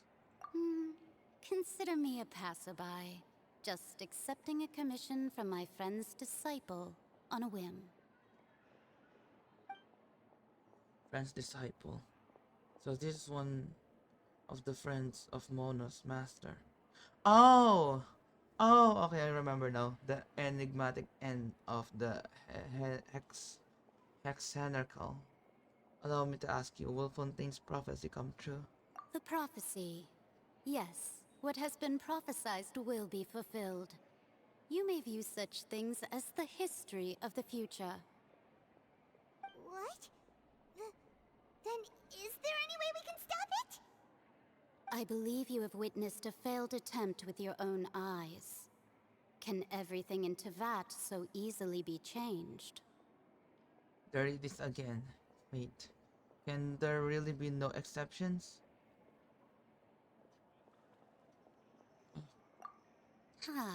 So you've caught on. Just as prophecies are usually only the future as seen from the perspectives of the gods, could things be happening in hidden corners where the gods' gaze does not fall? Are the things that you shall see different from the fate that the gods perceive? What is she talking about? It all sounds really impressive and important and stuff, but it also sounds kind of scary. See, the cup is just about gone as well. I believe that you understand, right? Some things are insignificant, but others you must reach out to change. Ultimately, fate shall serve as your only guide, no matter what will happen in Tevat's future. All you need to do is to play your part. This was good tea, by the way. Thank you for your hospitality. Well, that'll be all for today. The voice. It's gone. Mage, and is this the clue you're leaving for us? The unexpected news leads to... When you wake up, someone seems to be outside. What? Paimon hears someone talking. Alright, coming! You're getting more diligent, Paimon. Hey, it's you who's getting lazy, okay? Well, I see I've walked in on some lively banter. How have you been these past few days? Fine, just fine. I went to take part in that Steambird panel. It turned out to be more interesting than I expected. Not all Fontainians are pessimistic about this. One journalist mentioned that sitting around and waiting for the end to come would be wrong, and that they should make their own rescue preparations. I agreed, so we had a brief chat with her. Did she have pink hair by any chance? Why, yes! It was Charlotte. You remember her, right? That daredevil journalist? I'm in full support of her view. Prophecies are very important, but how can people allow their lives to be commandeered by just a few words? That's right! Paimon's glad to hear something sensible for once. Ah, yes. About what we had discussed before. I did try, but I'm afraid I couldn't reach the old hag. I'll try again tonight, but I wouldn't get your hopes up. Actually, someone already came over. Huh? You tell Mon about your mysterious guest. Goodness gracious. Are you serious? I believe she came to pass a message to us. She said that even the god's gaze has blind spots. Pretty bold if you ask Paimon. Most people would believe the gods to be all-knowing, right? The Hexen Circle members are certainly anything but ordinary. As for the mage named N, the old hag has mentioned her a few times. She said that N's sense of direction is incredible, and that she loves guiding those who are lost. But I've never met her, and if she were still alive, she'd be... well, suffice it to say that the hag's at least a few hundred now, and N's been around for longer than that. Whoa. The Hexen Circle sounds like a scary group. But they must really stay in shape to live so long. Their abilities alone are pretty terrifying. If she came to see you personally, then the problem you're facing must truly be of great importance. Well, it's not like Paimon could understand anything she said. Yes, she was quite cryptic, but I suspect she means that there is still a way to turn things around. She didn't say when or what that would be, though, so... perhaps it is something that you cannot know right now. True. Her words were meant as a helpful hint, but when will we realize their value and meaning? Was that the best answer that my question could have gotten? Traveler, Paimon, are you two alright? Oh, we're fine. We're just a little down right now. It kind of feels like the end is coming, you know? I see. I feel that same sense of desperation, too. I guess you could consider me someone who has often witnessed fate. So far as I have seen, it cannot be swayed. But even so, I still hope for, and believe in, miracles. Astrology is eternal and rational, but fate may not be. It is cruel, but it can also be beautiful. Perhaps that's what En was trying to tell you. Not to lose heart, and to believe that what you are seeing playing out before you is not yet set in stone. I did originally think of steering clear of all this, but I couldn't. Even if this is all futile, I still wish to help everyone. If we don't struggle to the last, then how can we face the end when it comes? Huh.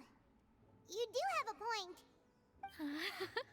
There I go, talking about astrological principles again.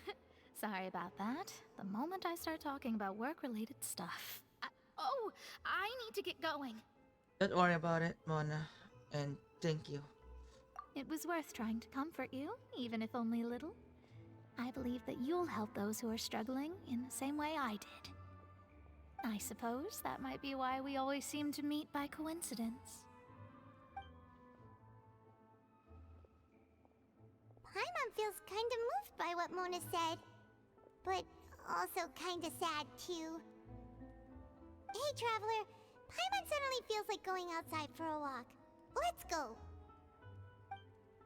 Let's walk around the city, shall we? There's a few spots we always like to walk by.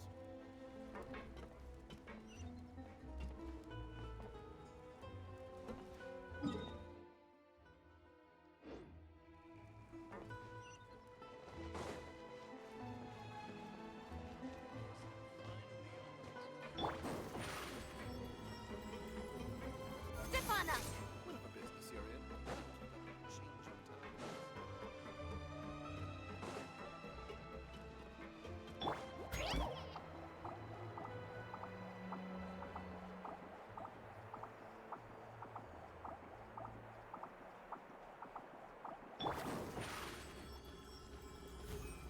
Surprise!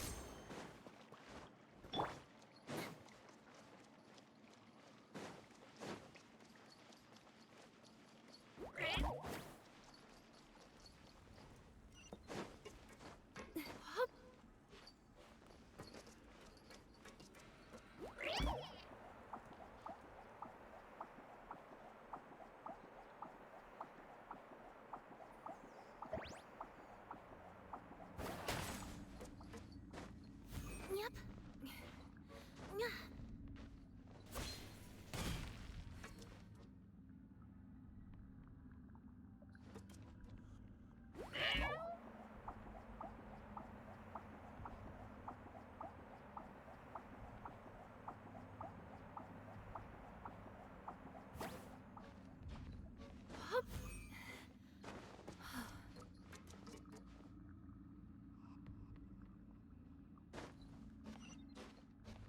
Yep.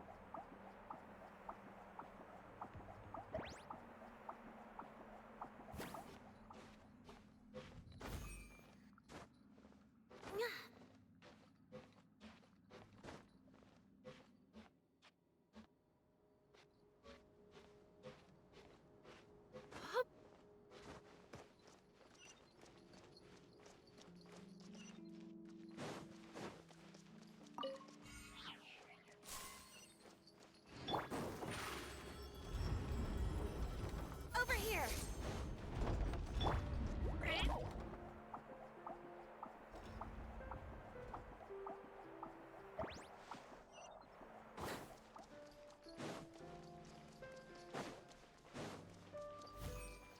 Every scent tells a story.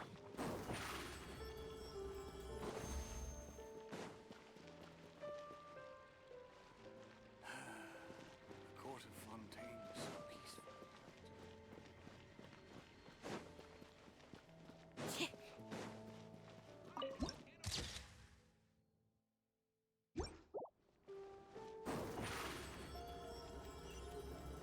Surprise!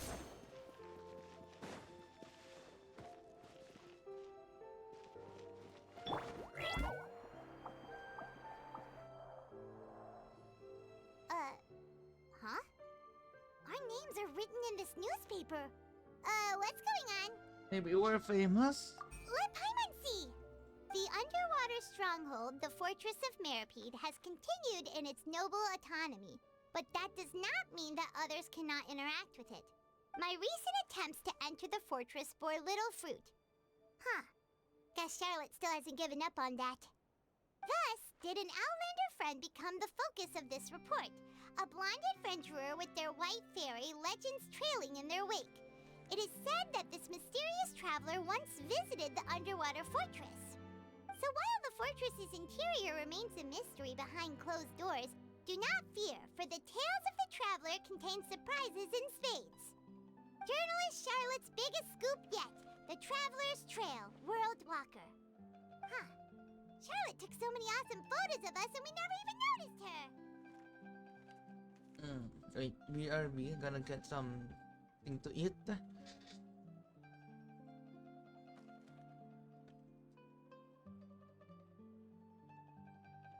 Okay. Wait lang.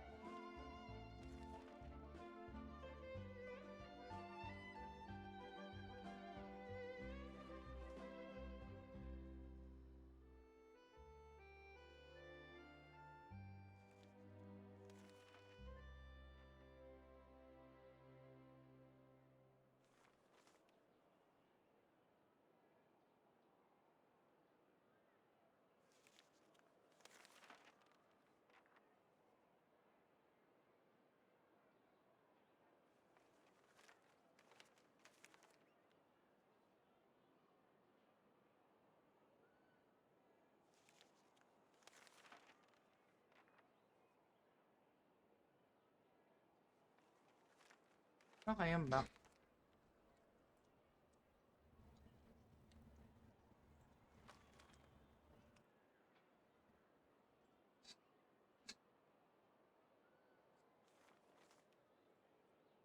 She hasn't been able to get a hold of anything at the fortress, so since we're easier to find, she's using us as the subject matter instead? That sure seems to be the case.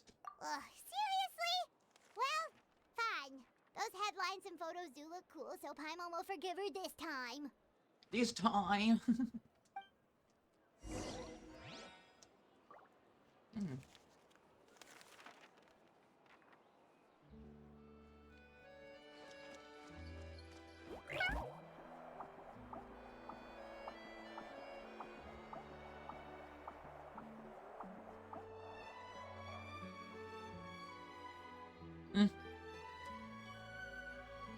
We're here!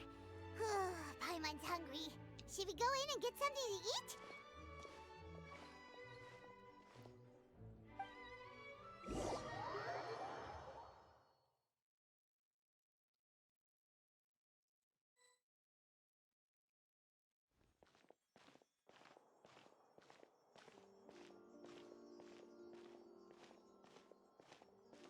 Hey, quick! Look! That's... Who is it? That's the limited edition only 16 slices a day cake! Oh.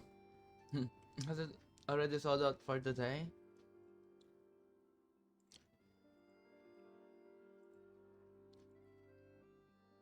No.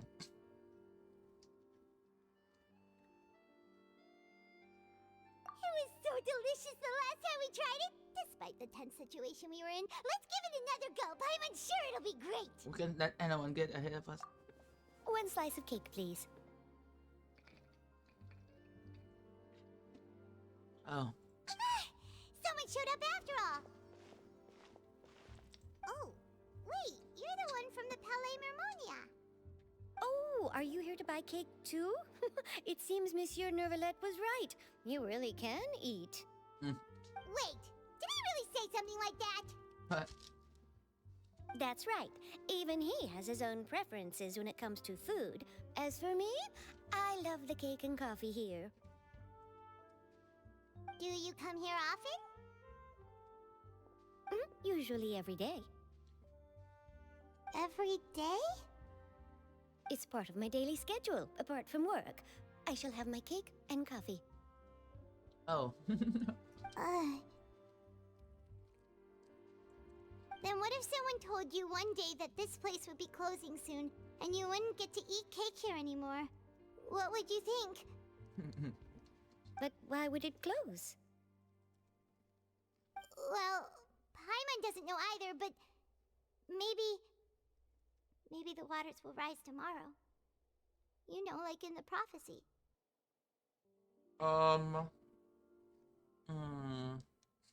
Oh, the prophecy. To be honest, I haven't paid much attention to that. No, still, even if there'd be no more cake tomorrow, that wouldn't keep me from having some today. No, it's the same for eating in general. You might not be able to eat tomorrow, but if you can do so today, then you should carry on. That's what people call living, you know. Okay, I getcha. Why worry about tomorrow if you can do something today, I guess?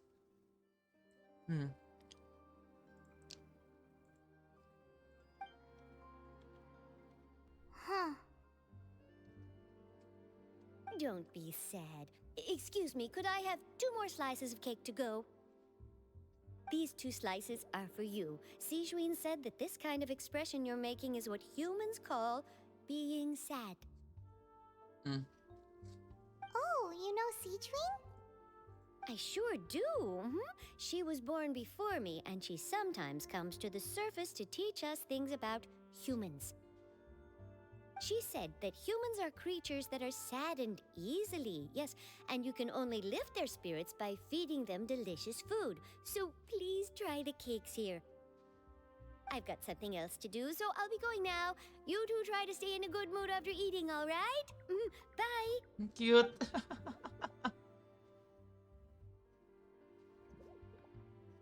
And there she goes.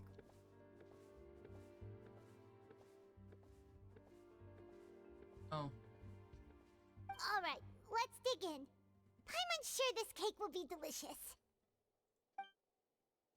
You shared a glance with Paimon and snarfed down the cake. It's more delicious than last time, and the flavor gets even better with a sip of tea. It sure would be nice if we could come again tomorrow. Sure would be nice if we could always eat delicious food here. Paimon.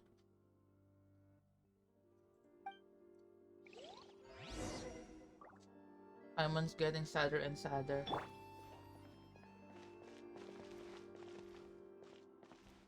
Can we buy?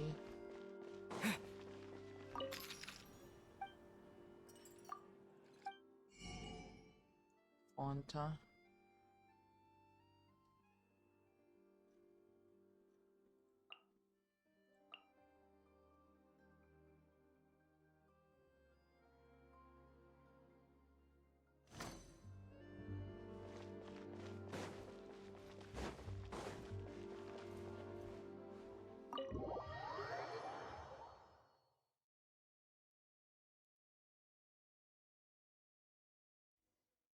Oh, we're near the Steambird office.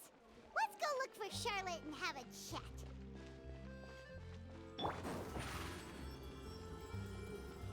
Step on up! Oh, there's Charlotte. Wow! If it isn't the Traveler and Paimon! Oh, have you seen the article I wrote about you? Ha! You've got some nerve! You just used us to make some quick mora! Can we negotiate a profit split? Oh, you needn't worry about that. I heard that you were in Poisson some time back, so I sent you a letter to discuss just that. It appears you didn't receive it, though. It's all right, though. I've set aside the amount intended for you. I've even set the table with some food. Really? Oh, you're the best! You're almost a little too easy to win over, Paimon. If I were a journalist with ulterior motives, you'd be in trouble now, you know. Oh, Paimon knows you're not like that. Still, what brings you here all of a sudden? Were you looking for me? When Mona mentioned you, we thought of coming to see you at work. I see. It seems you've already bumped into Mona here in Fontaine. So she mentioned me? What did she say? She said that you're a real daredevil of a journalist. Nice. In which case, Nice. can this daredevil journalist dare to request an exclusive interview with the legendary traveler and Paimon? Huh? So your article in the paper today doesn't count? Oh, of course it doesn't. That was more like live photography. What I'd like to do is dive deeper and ask you to talk about the things you've seen and experienced. You seriously want to interview me? Yeah, are we even qualified enough? Why not? If I say you're worth an interview, then you're worth it. But not right now, of course. I'll need a few days to prepare. Oh, in that case, we'll just chat when you have the time then? Oh, so that's a yes? Ooh, splendid! I'll tell the editor-in-chief immediately. I'll have to apply for lighting, a venue, some props, and... Whew, so much to get done now. Talk to you later. Wait, Charlotte, Paimon's still got a question for you. And what's that? If, just for example, Fontaine were to be flooded tomorrow, what would you do today? Huh. That's the prophecy you're talking about, isn't it? I mean, I do hear about it often, but I've never once thought that the day could be tomorrow. If you're seriously asking, then I might try and think of a way to leave Fontaine. Oh, but I'm still a journalist first and foremost. That means I have a duty to be reporting from the scene. And secondly, I wouldn't forsake my homeland that easily. From what I've seen, most people don't know what they'd do should the worst come to pass. In truth, it might be better just to behave like normal rather than worry over such an end. So in all likelihood, I'd probably still be prepping at the office for that interview of ours. I know what you're thinking. That sounds a bit sad, but I've always believed that it's best to do what you enjoy. It's best to do what you enjoy. Just think about it. If this nation really were to be suddenly destroyed tomorrow, but I still successfully finish an exclusive interview with a truly unique person, then the story I would wind up writing would truly be timeless. And then do you know what I'd do? Well, I'd write that story, send it for printing, and use messenger pigeons to get copies out to the various nations as soon as possible. I'm not a dreamer, nor am I a workaholic, but I do love my job, and I'd be proud of leaving such an article behind. I guess you could say that I was born to be a journalist. But anyway, that's my answer. And on that note, I'll get back to my preparations. That's so nice. All of a sudden, Paimon actually kinda envies her. Anyway, let's go and take a look at the sea, shall we?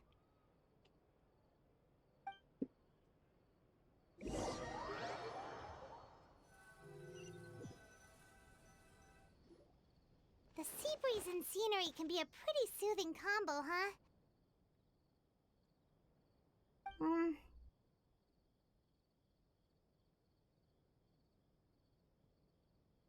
Paimon sad.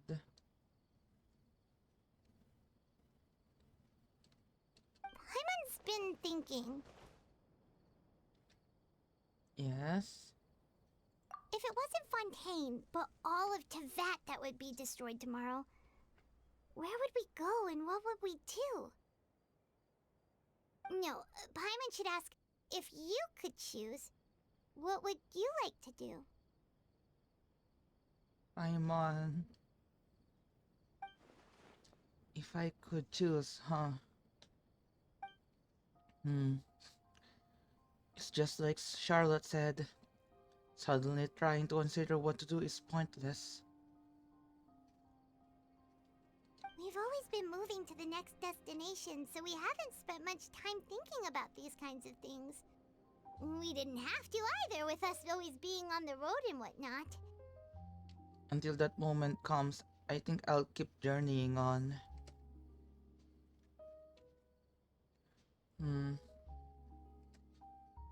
You mean, still traveling? Yes, cherishing every single moment that I have to look upon this world. Huh. Wait, isn't that what we've always been doing?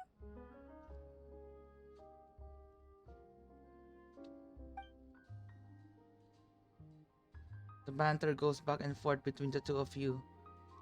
As time slips by, as night falls, you return to your accommodations and end this busy day. The next few days are just as calm as Charlotte comes to find you and conducts the interview in the Spina di Rosula safe house at the Flusender.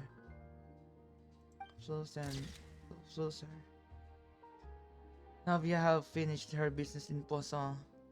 Even drops by to take a photo with the two of you. All goes well.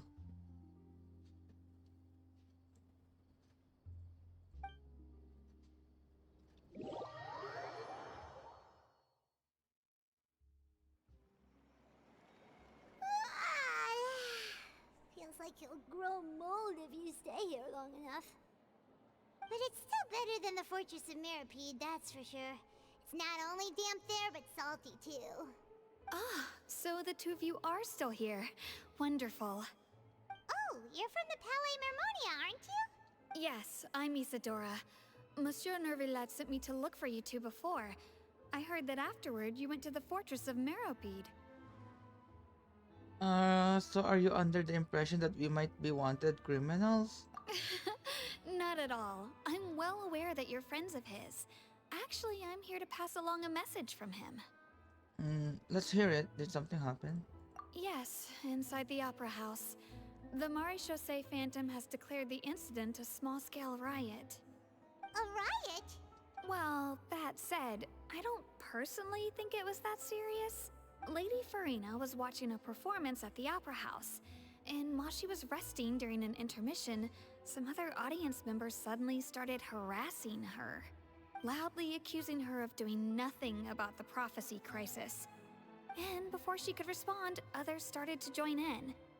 The crowd continued to grow, and protests against the Hydro Archon started to break out. So people have started to put the blame on Farina. Guess they finally found an outlet for the pressure they've been under due to the prophecy. I agree. People will naturally rely on gods, as is customary.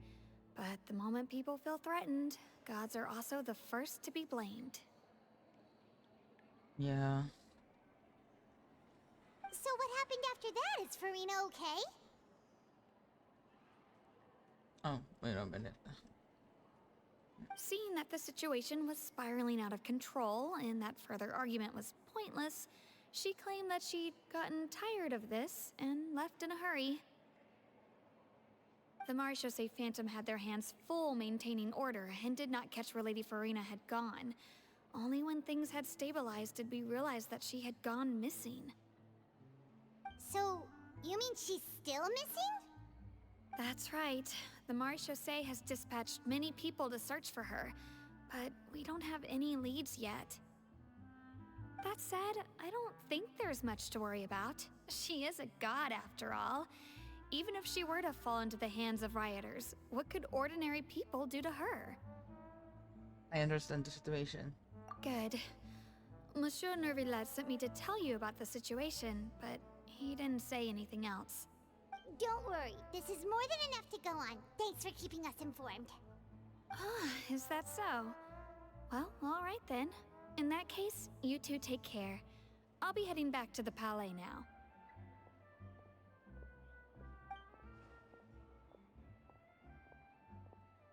Well, sounds like we should hurry over to Poisson then.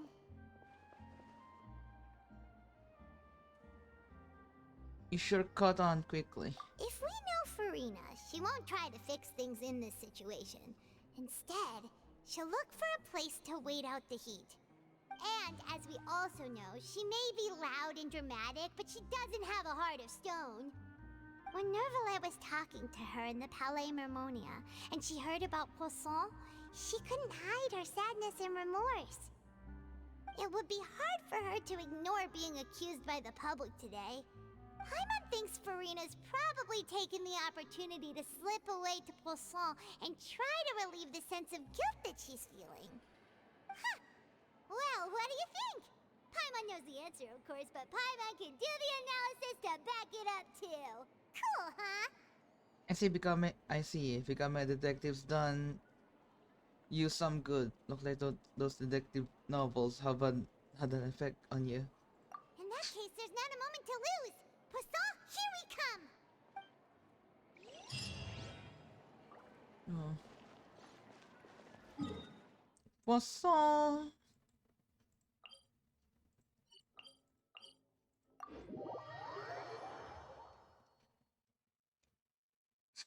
This place looks deserted. Guess all the survivors must have evacuated already. All that's left here are signs of devastation. Could Farina really be here? Let's try to find her as soon as possible.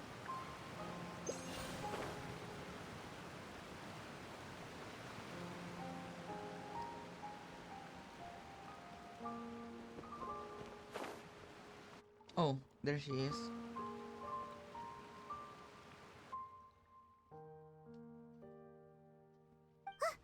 That's Farina, right over there. She really is here all on her own. Shh, stay quiet for now.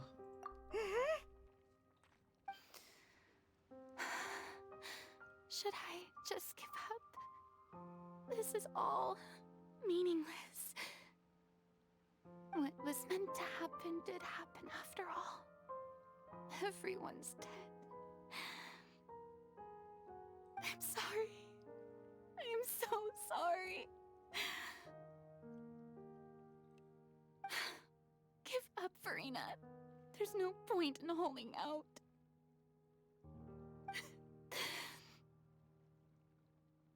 I'm sorry.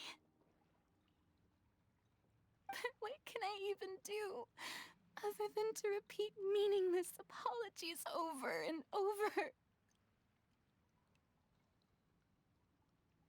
Rina. Who's that? Don't worry, Farina. It's just us. So it is you, blonde traveler from another land. Why, I almost thought you were someone from that mob of my ignorant subjects, come to kneel and beg for my forgiveness. Farina, you were crying just now, weren't you? The tear stains on your face are obvious. What do you mean, tear stains? Oh, I remember. The show at the Opera House earlier this morning was so moving. I'm still trying to process it. Who did that uncivilized rabble think they were, disturbing my enjoyment of the arts? They even dare to tout their Archon. I must teach them a lesson. I can just imagine their twisted and frustrated faces once they realize that I'm nowhere to be found. Oh, and I'm sure Nouvellette and those people from the Maréchaussée Phantom are freaking out right next to them, too. Stop trying to act tough, Farina. You're actually beyond devastated right now, aren't you? Of course not. Hey, there she is! The Hydro Archon's over there! Quick, after her!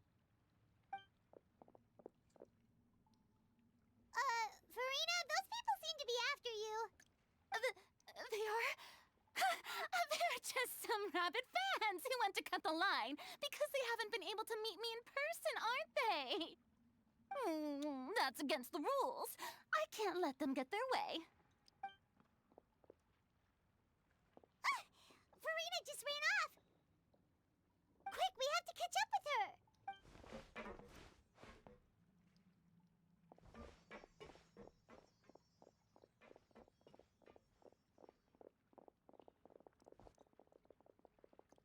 They're just running.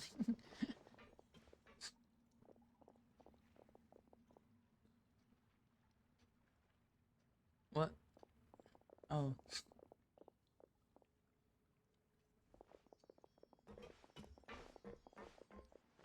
This should be the place, right? Hey, Farina! There's a good hiding spot over here. Quick, come to Paimon before the rest of them catch up to you. What? What is this place? Hurry, they're almost here. Fine. I suppose haste is warranted. Lead the way.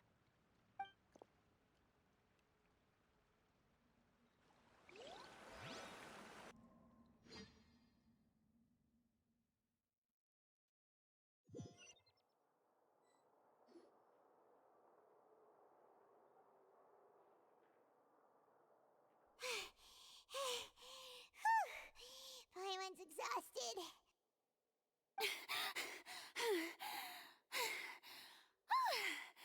I'm so tired. I totally thought they had caught me.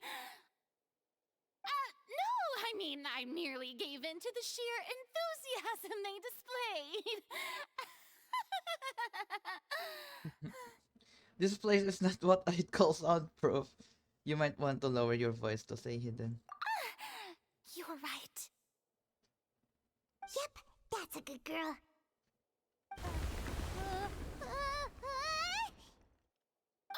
What's happening? The ground's shaking. Is it an earthquake? Another disaster just struck, I suspect. Yeah, a quake of this kind preceded the flooding in Poisson, didn't it?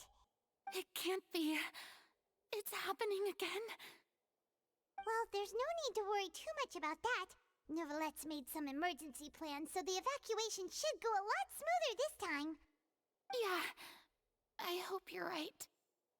But the people of Poisson, they've already...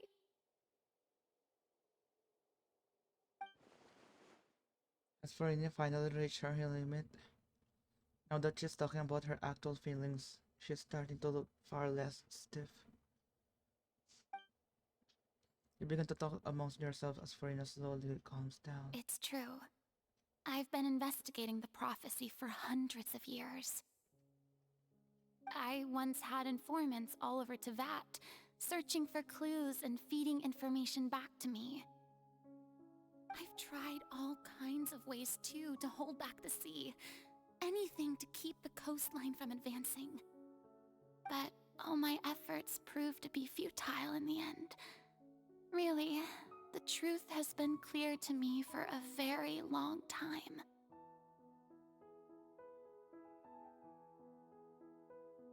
We cannot make an enemy of the divine.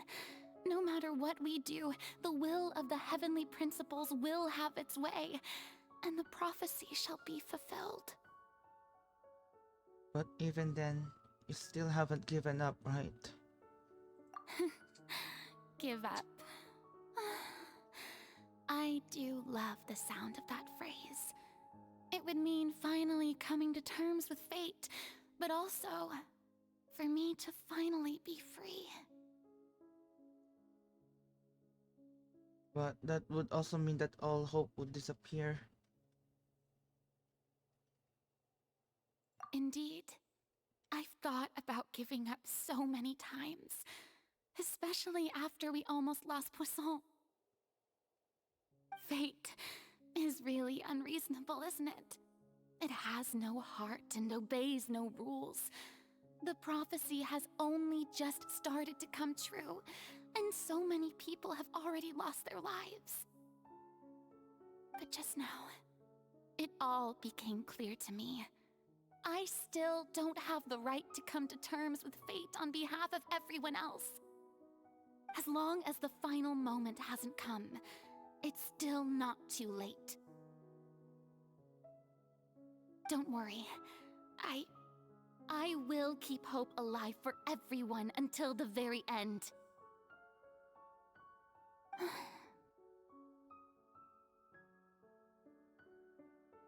Well, that's enough for now.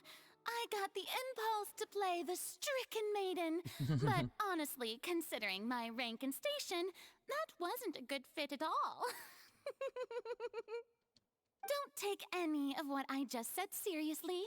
How could I possibly let Fontaine fall to the whims of trivial prophecy? Come on! Paimon could have sworn you were actually being honest just now.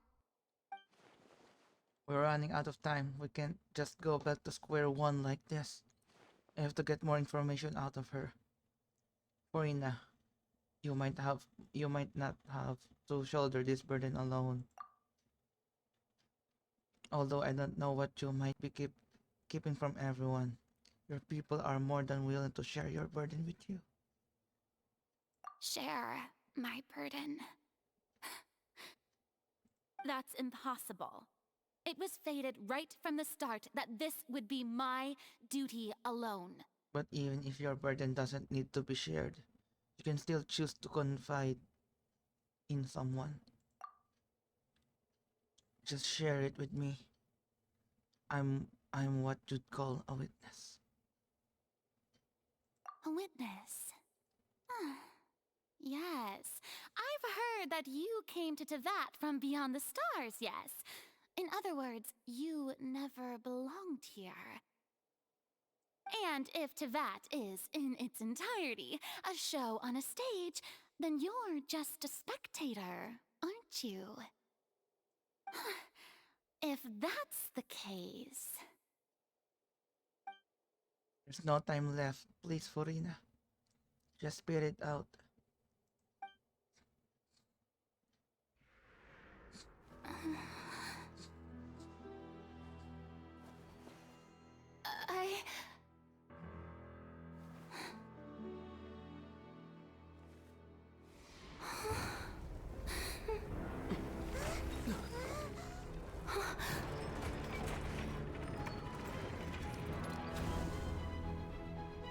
Oh.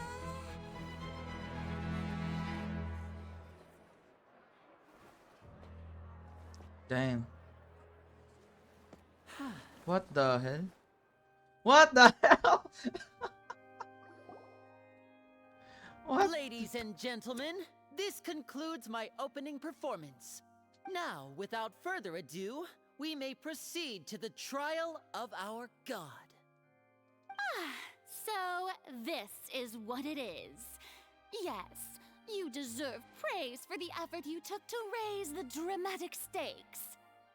Do not forget, however, that I am Focalor, the god of justice, the embodiment of justice itself. Does it not strike you as even the least bit absurd to bring the very concept of justice to trial? May I interpret these words as your refusal to stand trial? Oh shit. In that case, you will have the opportunity to defend your honor through a duel. Damn. Wait, I'm gonna open the lights first. Wait. And then, sige, tuloy natin. Wait lang. You would draw your blade against a god? Oh shit. I see. It seems like you have made up your mind.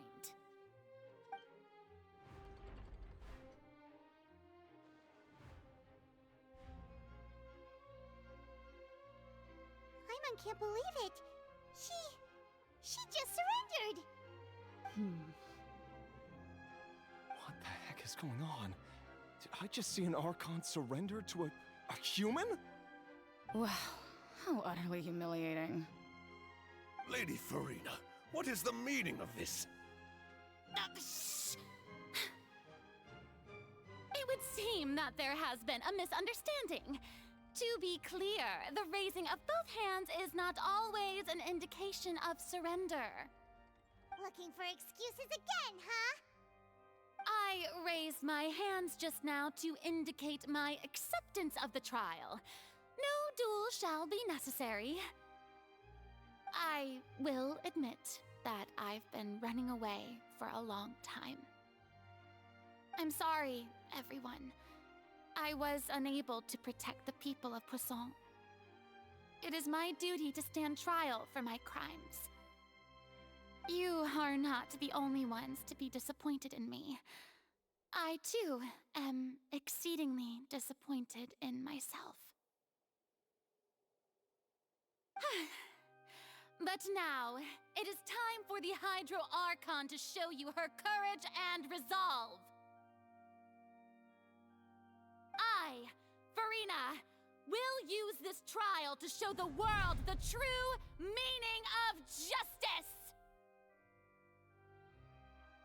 This time, I will protect you.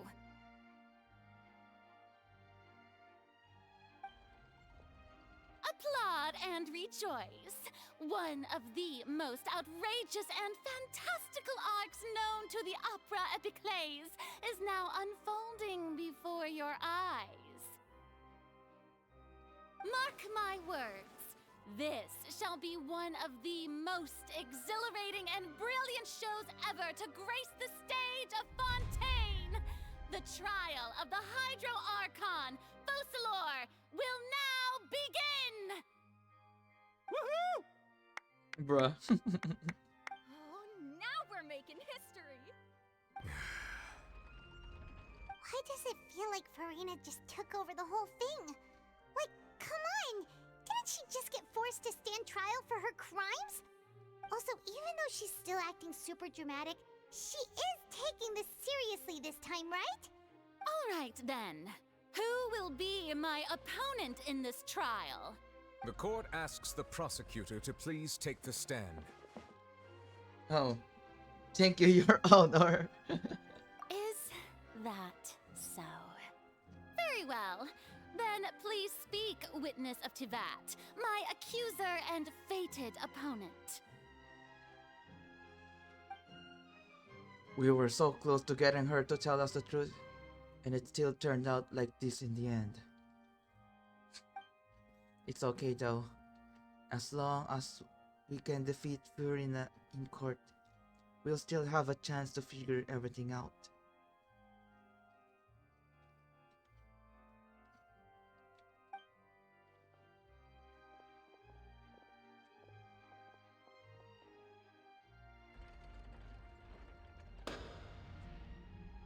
Also, please allow me to ask, as a final question before the trial begins. Just how much work did you do to force me onto this stage? Well, we did do a lot of prep after the meeting that day. Oh. I can go over the tasks assigned to the Spina di Rosula, since they were rather straightforward and easy.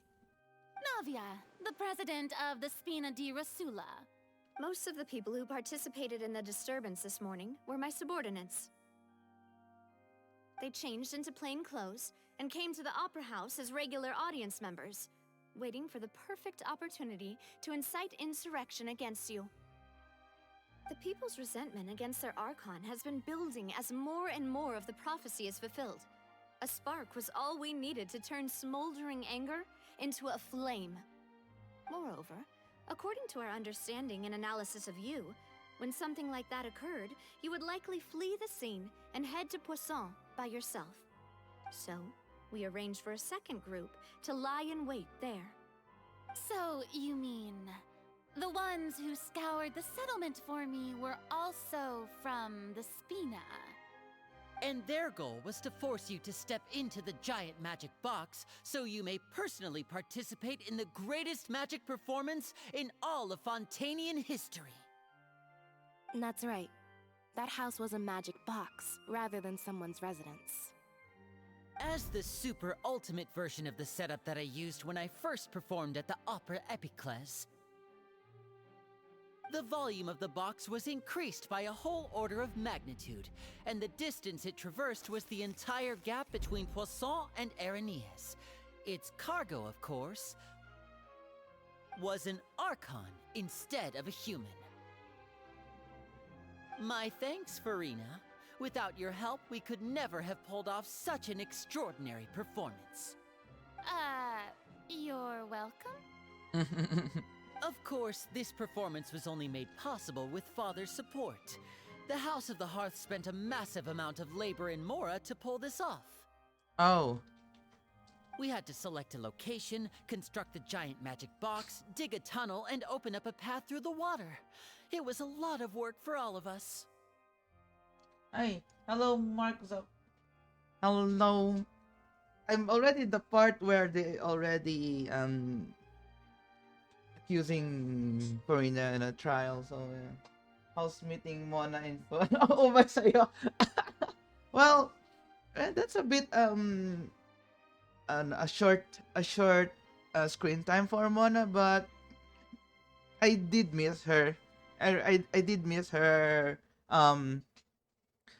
her accent. I really love her accent. So yeah. So yeah. The time that Mona had a screen time there, I was like, oh, so this is the time I'm gonna see Mona, huh? Okay. Damn, Mark. Bruh. What do you mean? What's with that? I was saying that I just love her accent, like on how she talks. I don't know. It's different. Oh yeah, wait. So it's a little bit it's a little bit dark in here already. Bro, what's with that emote sticker, bro? Wait lang, wait lang. I'm just gonna open the lights in our house because yeah, wait lang. Uh, I know that I'm already in the climax of the story, but I need to open the lights. I'm gonna open the lights of house. There you go. On BRB. And dyan na. Wait lang. Dilim na.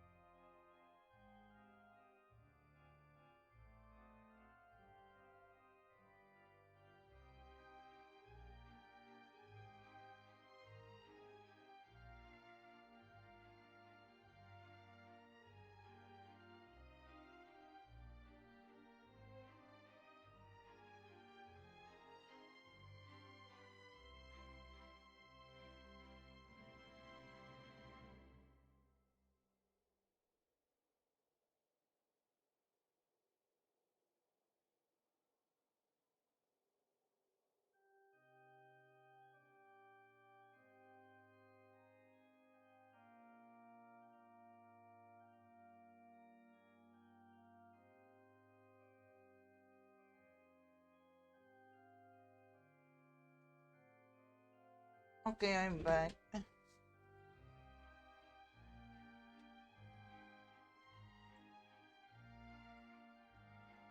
Welcome back. Thank you.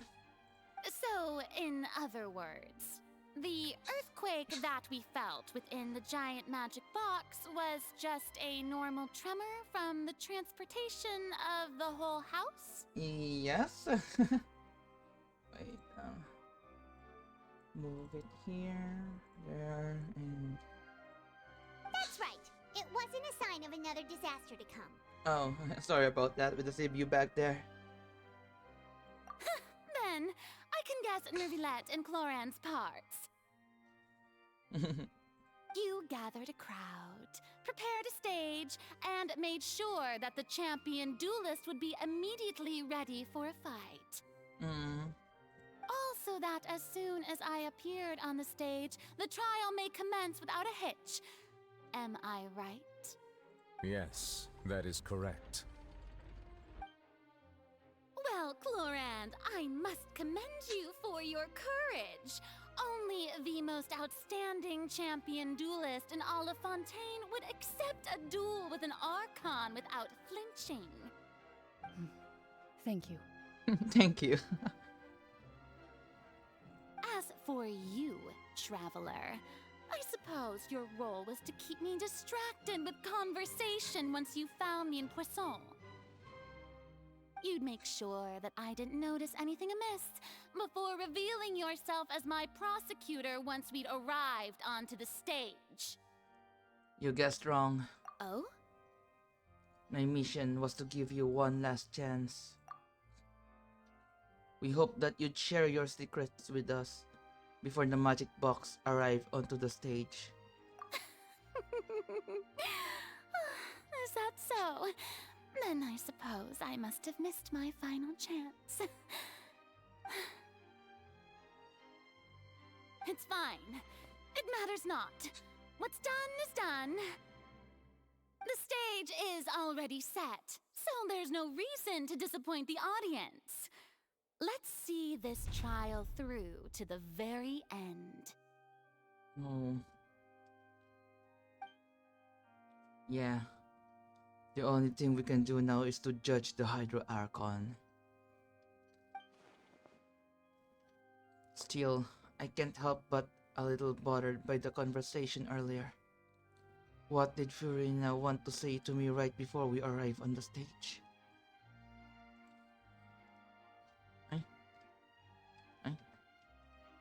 Sir Prosecutor, please allow me to pass this along. This is a document that Miss Charlotte applied for and received permission to share with you during the trial. According to her, it should speed up the proceedings. Huh? Charlotte wanted to give us something? Oh, so she's here too! Hey, Charlotte! Hey, Charlotte. Oh, let Paimon see. Isn't this the exclusive interview that she did with us before?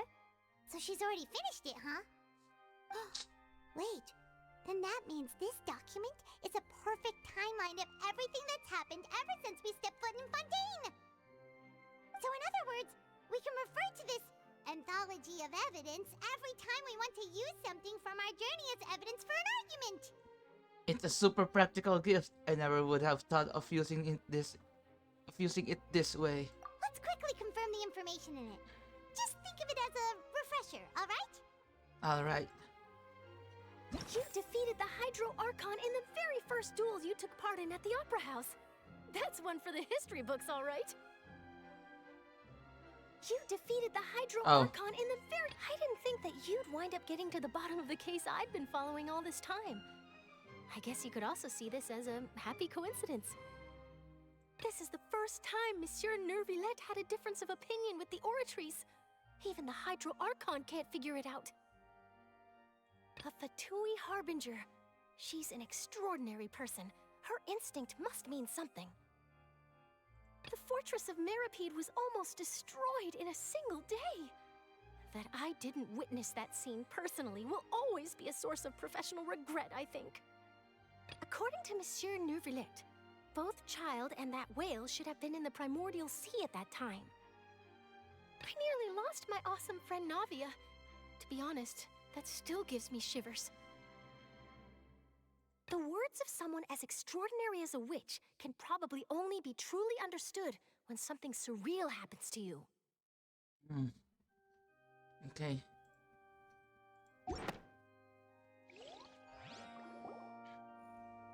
The prosecution and the defense are both in position. The trial shall now begin. Damn, OMG. I really love this kind of scene. Oh, come on, Nervillette. There's no need to repeat all the unimportant legalese.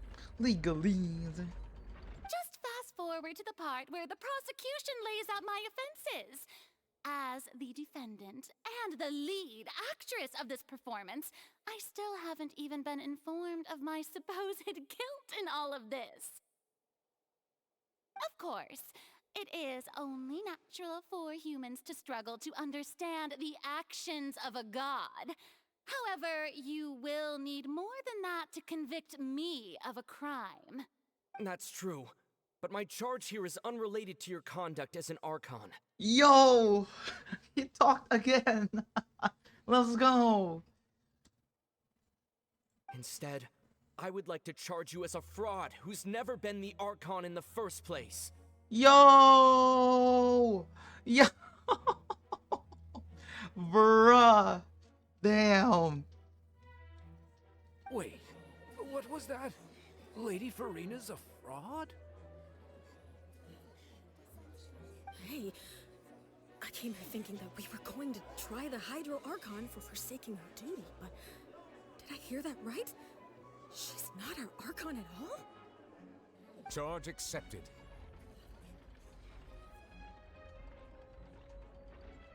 Lady Farina, do you plead guilty to the charge?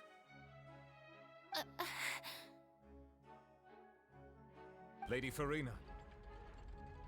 I plead not guilty. How can I be guilty? There is no way that I, Focalor, otherwise known as Farina de Fontaine, a member of the Seven and the Regina of all waters, kindreds, peoples, and laws of Fontaine, could be anything other than your true Archon. Yeah. Even though Lady Farina can be rather eccentric, isn't it going too far to doubt her very identity? Yeah, I've never questioned her identity either. Sure, Lady Farina can be super irresponsible, but what grounds does that prosecutor have to make such a huge claim?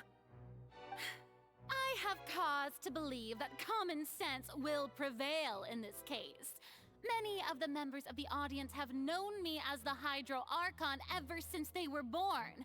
There would be no fooling their memory. See? Even the Oratrice has decided to show me its favor. Are you sure you want to commit to a charge that will never be upheld? If you wish to drop the case, I can promise you as the God of Justice that you will not have to face trial for making a false accusation. We will treat everything that's happened as a dramatic spectacle and move on with our lives. What do you say to that? Huh. An argument with near impossible odds, huh? We have to not only refute Farina's claims, but also overturn the long-held beliefs of the people. The people only see you as their Archon because that's their long-held belief. Well, I tried to give you the chance to surrender. If you must persist, then let me ask. If you believe I'm not the Archon, then what manner of being do you think I am? And if I was not the Archon, then how did I manage to live for over 500 years? I've got to think carefully. What do we know to be special about Farina exactly? Oh shit. Irrelevant. During the diplomatic meeting with the Neve, she revealed that she had already probed Farina on her own, and believes it is possible that not only is Farina not really the Archon, but that she is actually afflicted with some sort of curse. First of all, you may be a member of another long-lived race, which would allow you to naturally possess an extended lifespan. And second of all, even if that wasn't the case, there could be other ways to extend your life. Such as a curse. Who gave you that idea? Was it the knave? You'd sink so low as to use a harbinger's words against me. It doesn't matter who gave us the information. What matters is the veracity of the claim. A curse? I once thought it possible that the aura of an Archon might naturally resemble a type of curse. But in light of this claim, perhaps what I sensed was not your divinity, but a curse after all. You sensed it too, huh, Nervalet? So, Farina, instead of an Archon, could you just be a cursed human? Lady Farina, is actually a human? Well, it is true that it's extremely difficult to tell humans and gods apart just by looking at them. It's not impossible. Oh. Well, don't start celebrating too early now. Even if I have been carrying a curse like you said, how does that prove that I am merely a human being? Besides, everyone knows that the main difference between a human and a god is the possession of authority. Gods can do what humans cannot. That's why they're worshipped as gods. For centuries, manifestations of my authority have served the nation of Fontaine. One need only to turn their eyes towards the Oratrice Mécanique d'Analyse Cardinal in this very opera house, or consider the endemnitium that is used in every aspect of life. Wait, that one trial proved the opposite. Furina actually has no control over the Oratrice at all. Yung kay Child, there. You tried to reference the Oratrice, but weren't you as confused as all the rest of us when the Oratrice declared Child to be guilty without any proof? Otherwise, you should have come up with a good explanation for that by now. Didn't I make myself clear at the time? The decisions of the gods are naturally difficult for humans to comprehend. There is no need to provide an explanation. Lady Furina, I believe a reminder of your current circumstances is in order. While the court is in session, the principles of justice and the law must come before all else. While you are an Archon, you are also first and foremost the defendant in this trial. You will prove yourself unable to defend against the prosecution's charges if you continue to withhold vital information against the rules of the court.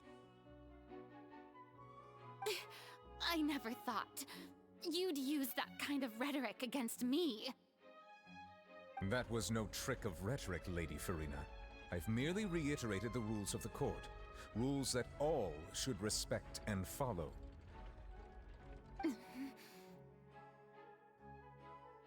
So, you neither knew why Child was declared guilty, nor did you understand the structure and operations of the Oratrice. Instead of having been created by you, the manifestations of authority you mentioned have been made by the real Hydro Archon, haven't they? The real Hydro Archon?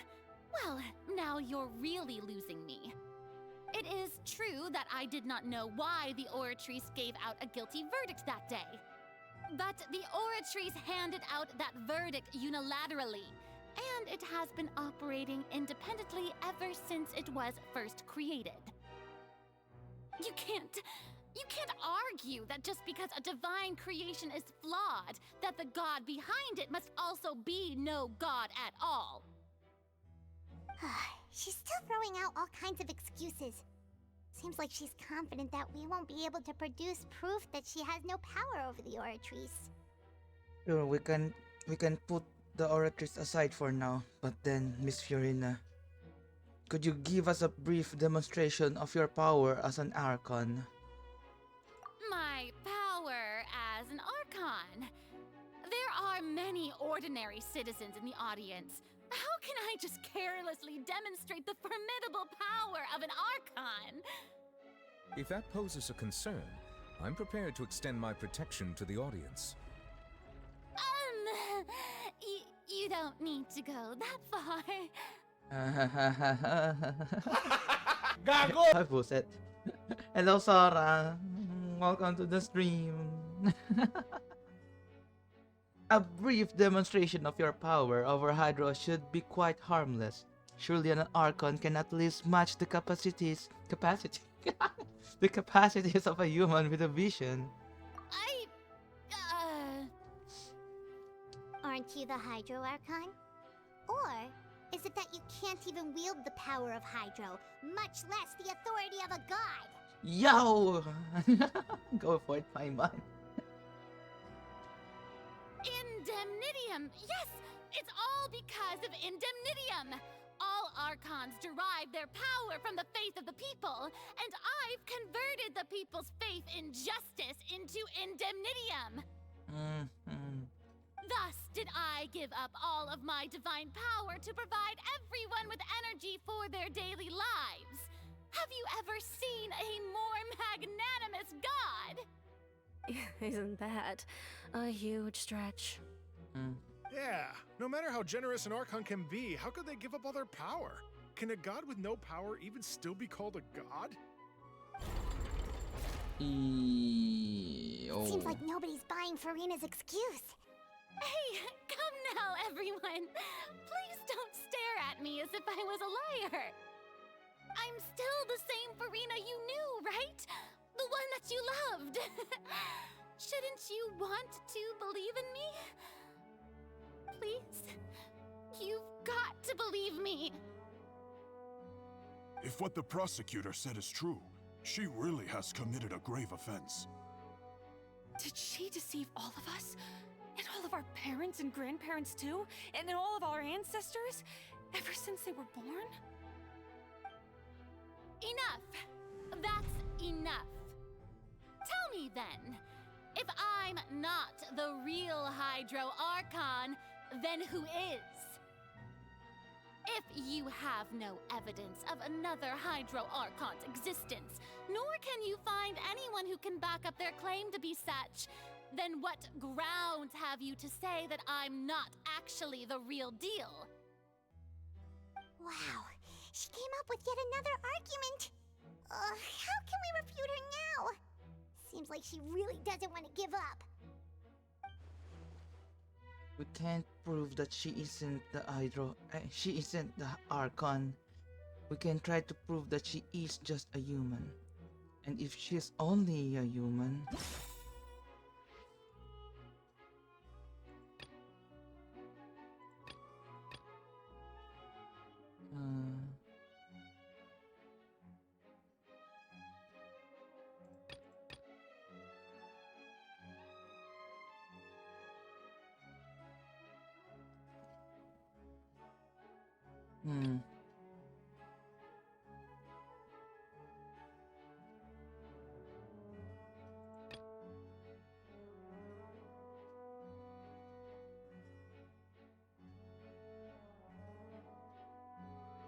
Oh shit.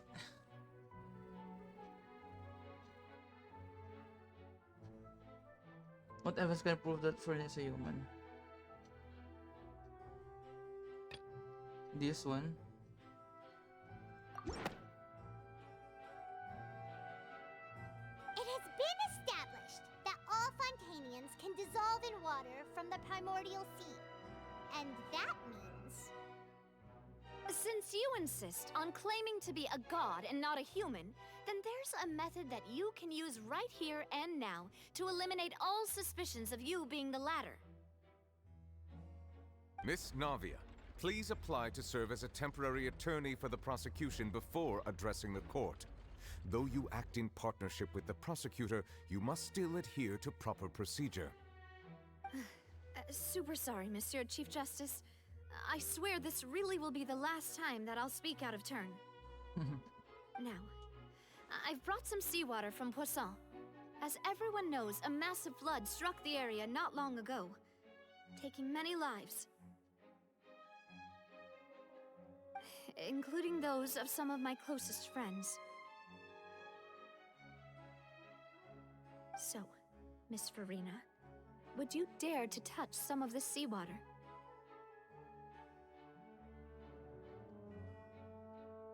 If we are to believe that you are indeed the real Hydro Archon, touching this seawater would have no effect on you. All it should do is strengthen your case. But if you don't dare to touch it, then we would have basically proved the reverse. Oh, and I must remind you that after the disaster at Poisson, nobody wants to see any more people dissolve.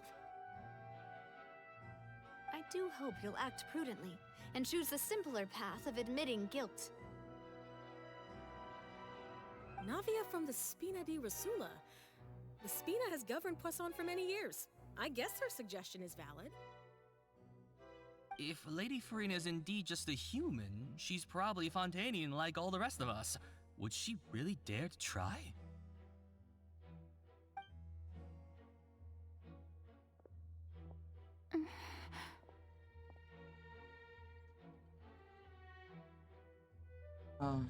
Farina?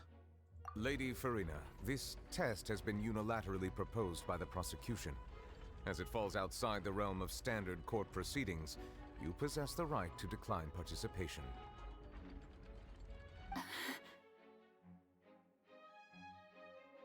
Well, of course he had to tell her that. But refusing to participate is basically the same as a confession of guilt. She's just staring at the water without saying a single word. It really does seem like she's quite terrified of it.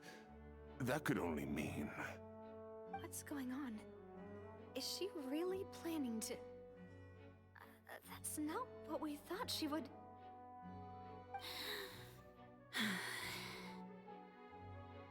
Due to the inherent risk of the test, Lady Farina, you may...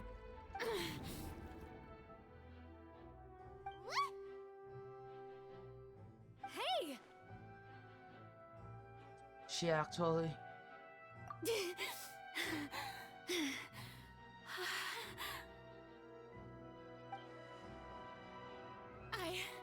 I'm fine! Look at me, everyone! My hand is still here! I haven't been dissolved! Will you believe me now? I really am your Archon! I'm nothing like a normal human who would fall apart as soon as they touch this water! Really? Was this not the most obvious thing in the world? Miss Siegewin? If you're present, Miss Siegewin, please come forward and attend to the defendant. Siegewin? Oh. Don't be nervous. It'll just take a few seconds. Let me see. That should be enough. Please announce the results of your evaluation to the court, Miss Siegewin. Oh my gosh. As everyone doubtlessly saw, Miss Farina was displaying symptoms of hyperventilation and flushed skin. These indicate that she was experiencing the adverse effects of exposure to primordial seawater. The extent to which she was affected is the same as other humans when exposed to primordial seawater of a similar concentration. Oh shit. Thank you, Miss Siegewin. Lady Farina, you may return to the defendant's stand. Oh wait, what did she just say? I didn't get dissolved! Shouldn't that be enough to prove my innocence? Well, considering your tendency to run from your problems, we did originally prepare a direct sample of the seawater around Poisson. However, after extensive discussion, we exchanged it for a sample that is not concentrated enough to dissolve an actual human. After all, on the off chance that something entirely unexpected might occur, we don't want anyone else to lose their life to the sea. Yeah, so out of regard for Farina's life, you secured a low-concentration sample and asked the head nurse to serve as an expert witness. It's a great thing that the direct sample wasn't actually used. Farina could have... I can't believe... you... But what's really going on here? Farina can't have not known the consequences of touching that water as a human. This is too unlike how she usually acts. Unless it's actually more important for her to keep up her facade than to save her own life. But hadn't she given up on everything a long time ago? Listen to me, everyone! Please don't give me such cold and disdainful looks! What happened just now didn't prove a single thing! Think about it! How can you conclusively prove that an Archon can't also be affected by the primordial seawater? Also, if I was really just a human, why would I dare to just put my hand in that kind of water?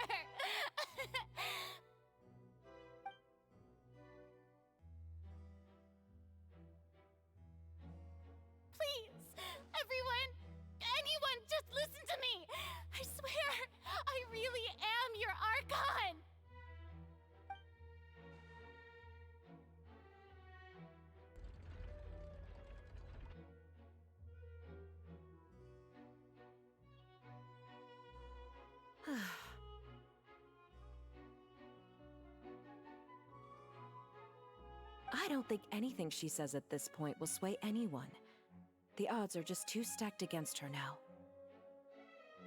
With all the things that have been said, Paimon doesn't think there's any way left for Farina to win. I believe the time for arguments and presentation of evidence has come to an end. If there are no objections, we will move on to the final judgment.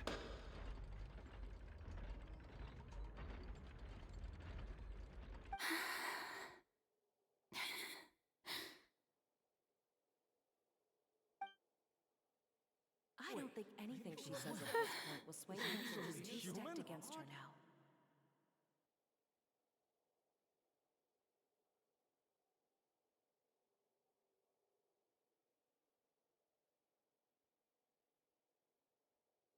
In my capacity as Chief Justice, I shall now render judgment on Farina's misrepresentation of herself as the Archon of Fontaine. As a human who knowingly deceived her fellow citizens, Farina is guilty.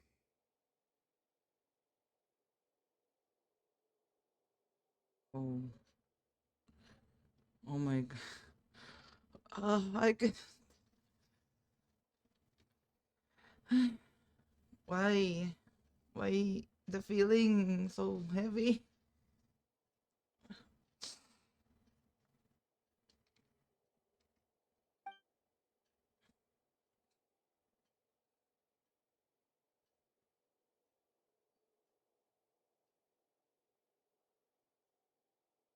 We shall now turn to the Oratrice Mécanique d'Analyse Cardinal to render the final verdict on the charges.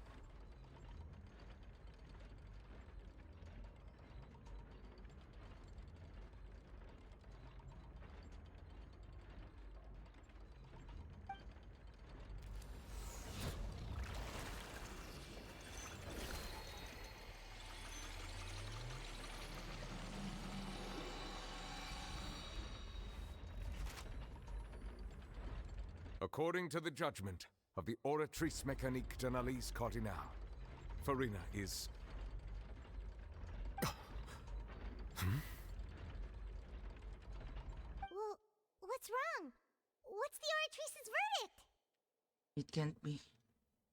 Did the Oratrice just declare Farina to be innocent? No. The Oratrice also displays a guilty verdict. Isn't that correct then? However, the exact wording of the verdict is thus. The Hydro Archon, guilty. To be punished via the death sentence. Oh.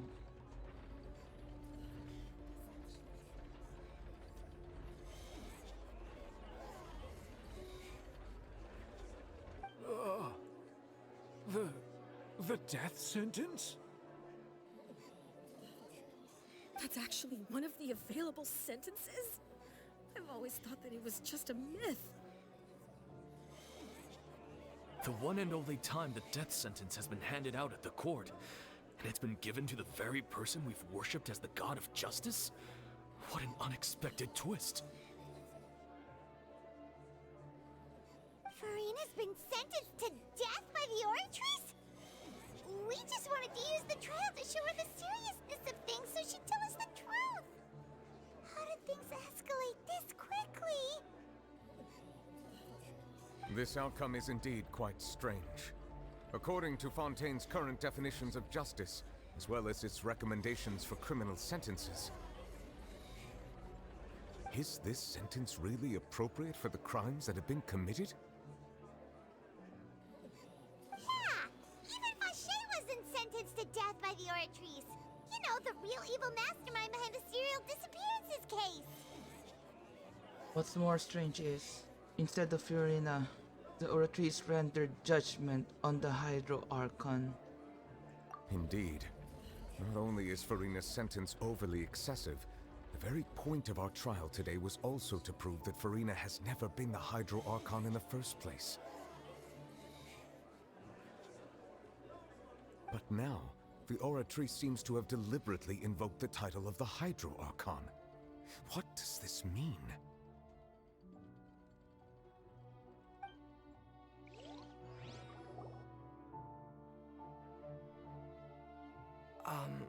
Excuse me, if I may interrupt. Is the trial still going?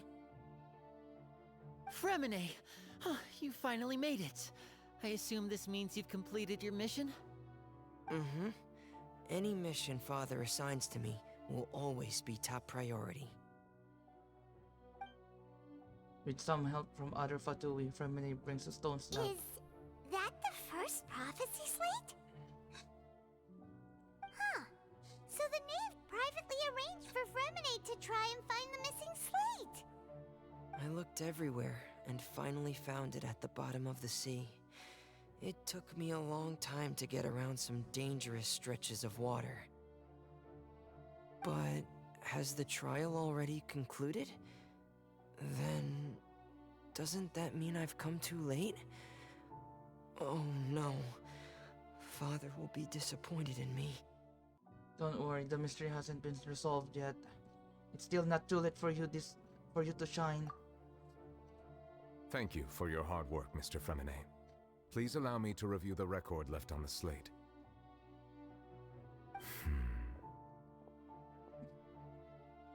Traveler, I believe that you have already seen the other existing slates, and would like you to come here and confirm their contents. Huh? So what do you see? What is it? This looks like the previous Hydro Archon releasing her divine power, turning the Oceanids into human beings. I believe I've now made sense of the Hydro Archon's crime. It has to do with Fontaine's lost history. Huh? Isn't the Hydro Archon just guilty of deceiving her people? Oh, wait, no, that's Farina, and we've already proven that she's not the Hydro Archon. Bro, Paimon. So when you say Hydro Archon, do you mean the real Hydro Archon we've been kinda talking about? In truth, everything that you've encountered in Fontaine up until this point can be traced back to the contents of these stone slates. However, I'm uncertain as to how much sense they currently make to you. An association between the contents of the slates and the events in real life. Okay, let's try to recall the contents of the other 3 stone slates. Paima will do her best to help you remember. Right, we had the camera back then, but we can't. It's a domain, SMH.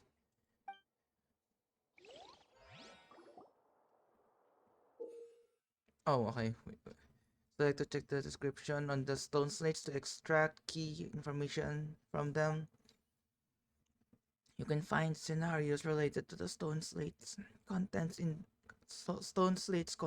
the incidents record in the interview notebook. There you can verify said content. As the verification process continues, the fountain water level in the menu interface will rise. When you have finished verifying all the stone slates, the truth behind the prophecy shall be revealed.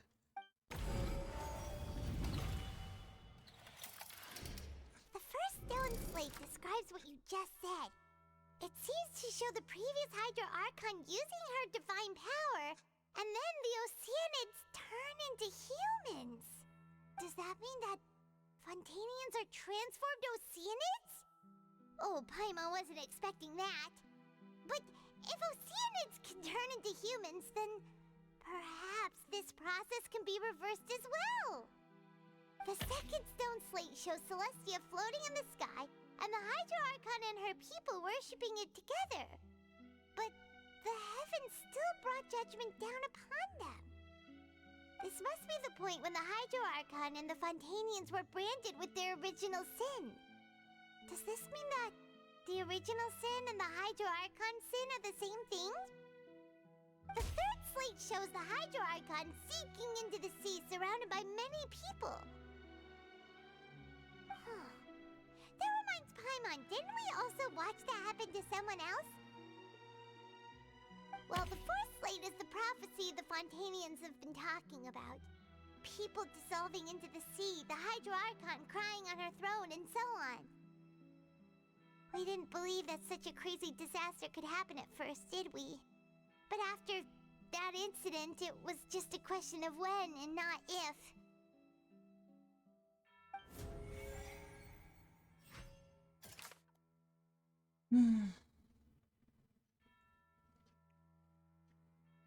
Verify the truth. Oh. The stone states in the ruin showing the prophet. It seems to show from how turned the ocean into people.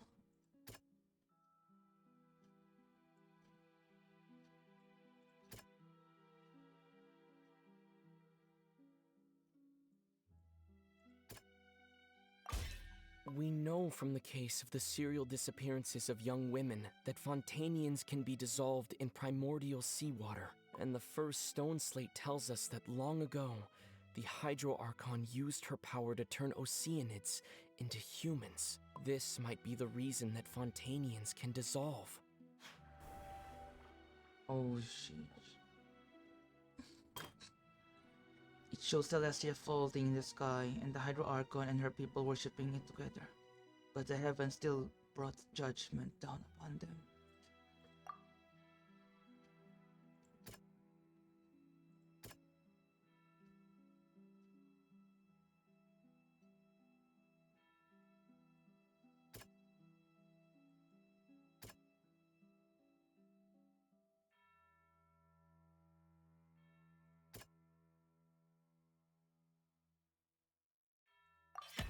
Perhaps what is about to take place has all happened before. The true sin of the Hydro Archon that Nervalette mentioned, and the original sin cast down on the people of Fontaine by Celestia, has recorded on the stone slates.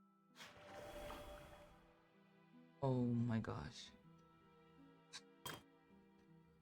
It shows the Hydro Archon sinking into the sea, surrounded by many people.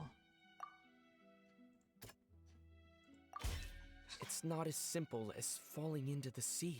When Navia fell into the sea, her consciousness was subjected to judgment. The stone slates show the people gathered around the Hydro Archon in the sea. Could that be alluding to the same thing? Oh.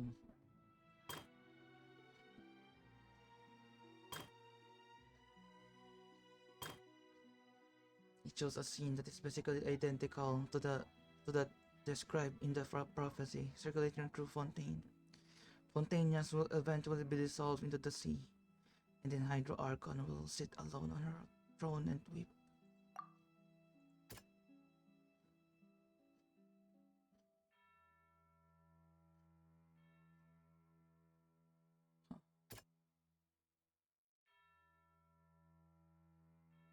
The entrance to the Primordial Sea is sealed beneath the Forbidden Zone in the Fortress map.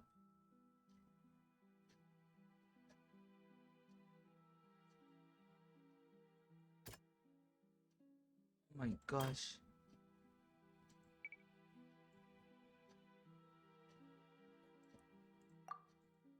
History of the future. That doesn't sound quite right. Okay, this one. The prophecy from the stone slates found its way into society, but not many people believed it at first. The fortress of Meropide was nearly flooded with primordial seawater, which we know can cause Fontanians to dissolve. It seems increasingly likely that the prophecy may come true. If we hadn't dealt with it in time, things could have gone very badly. They'll dissolve into the primordial sea but won't cease to exist. Their essence will flow in the seawater, converge, and take the form of an Oceanid. The Hydro Archon was sentenced to death in court, shocking everyone present. Perhaps this means that her sin was actually Fontaine's original sin. Navia fell into the water inside those ruins, and she nearly dissolved. She was surrounded by the people of Poisson in a court within her consciousness, and was forced to take part in a trial meant to make her stay. The eruption of the primordial sea at the fortress of Meropide was the surest sign that the prophecy was about to come to pass no matter what. prophecy's contents can all be verified by recent events. If we combine what we know together, loads of truths should come to light.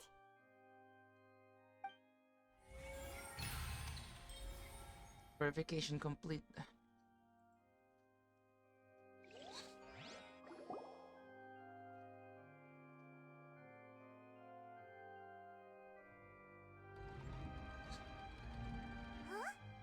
Oh, Paimon gets it now!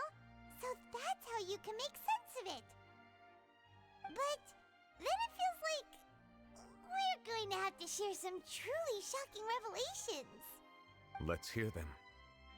First slate reveals that Fontanians are not real humans. Incredible. Linny, did you hear that? We're not real humans.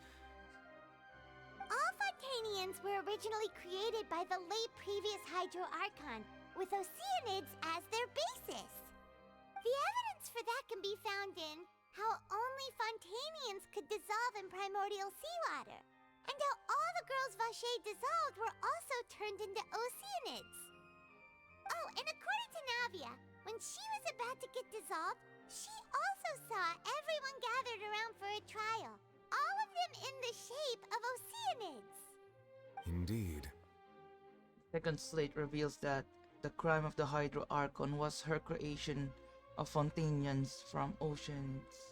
Yeah, and it follows from the content of the first slate that she probably angered Celestia by creating humans without prior permission. That could also explain why the Oratrice judged the Hydro Archon to be guilty. It's to account for that ancient sin. The Hydro Archon's true sin was creating us?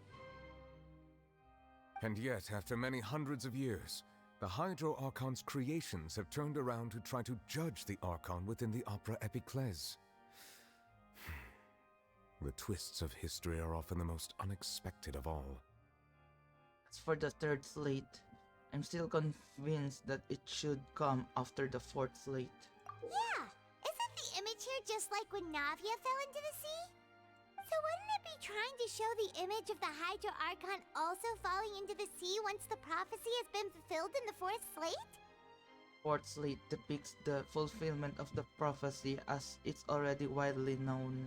In the end, the people will all be dissolved into the waters, and only the Hydro Archon will remain weeping on her throne.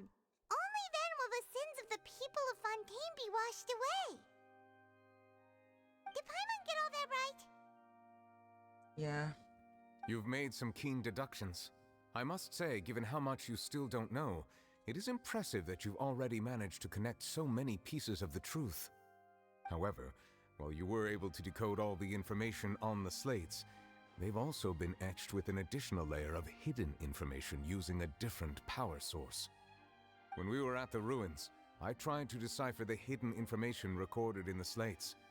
But since we only had 3 slates at the time, I was unable to come to a full conclusion. Now that the slate collection is complete, I shall make another attempt to decipher the narrative recorded within. If everything goes well, we should finally be informed of the unadulterated truth.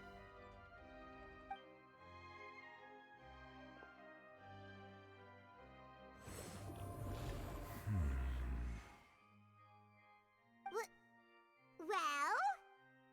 Did you get it? I believe I should share this truth not only with you, but with all the people of Fontaine as well. I will try to briefly summarize it for you. Oh my gosh. Your hypotheses regarding the origin of Fontanians and the sin of the Hydro Archon were both correct. In the Fontaine of old, the previous Hydro Archon sensed the yearning of her Oceanid familiars for life on land.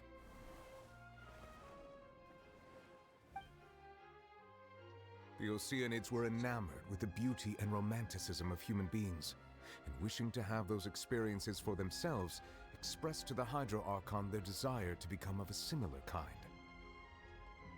However, even though water as an element is intricately linked with the power of life, the Hydro Archon, as one of the 7, did not possess the authority to create a new form of human life. Not one to give in, She eventually found a way to create permanent humanoid bodies for her familiars by appropriating the power of this planet's primordial sea.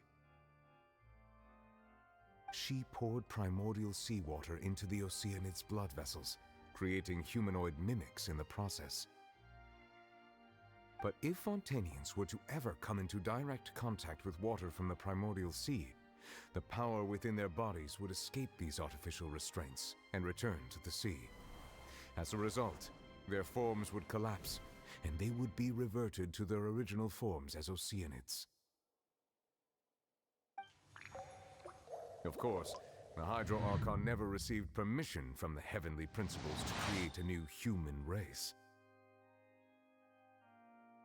And thus, the Hydro Archon and all of her creations came to shoulder the original sin of appropriating the power of the primordial sea. That is the true history of how the people of Fontaine first came into being. So we were all Oceanids before we turned into human beings?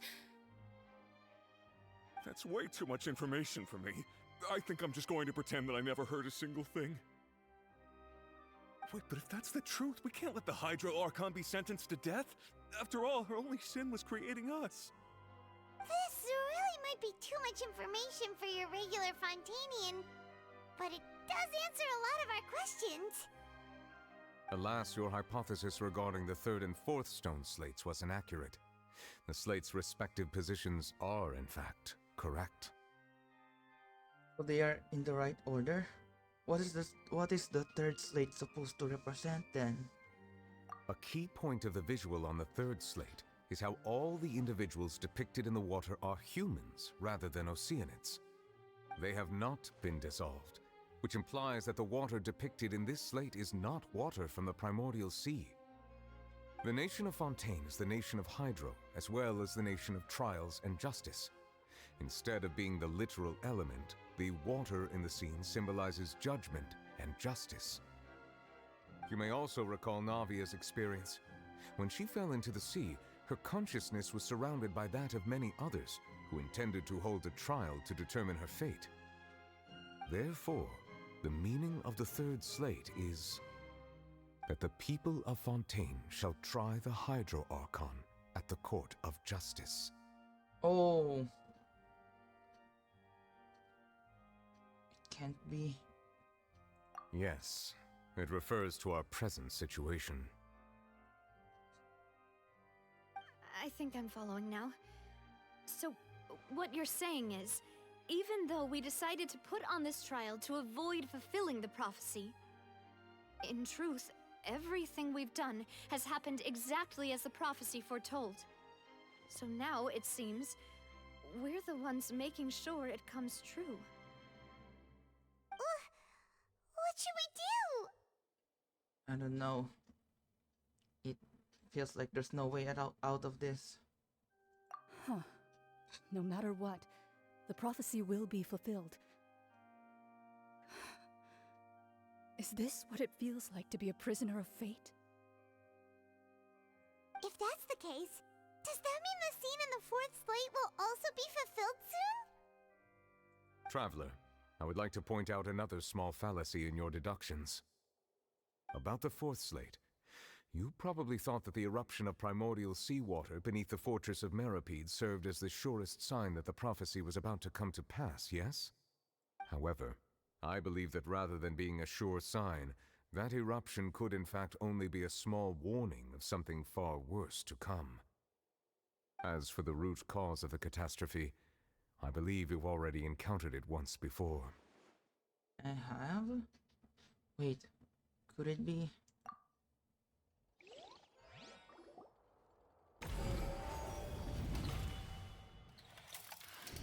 This eruption was just a small warning of the things to come. We must find the root cause of the disaster.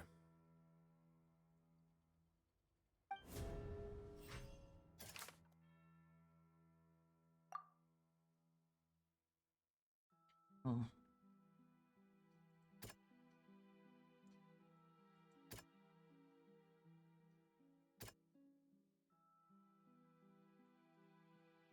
the whale in the dream.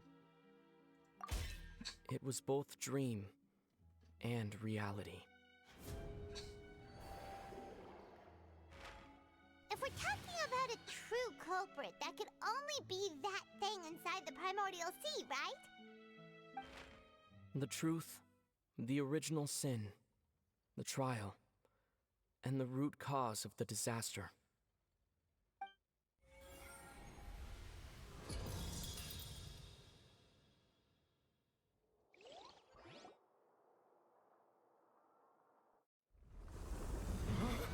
Oh.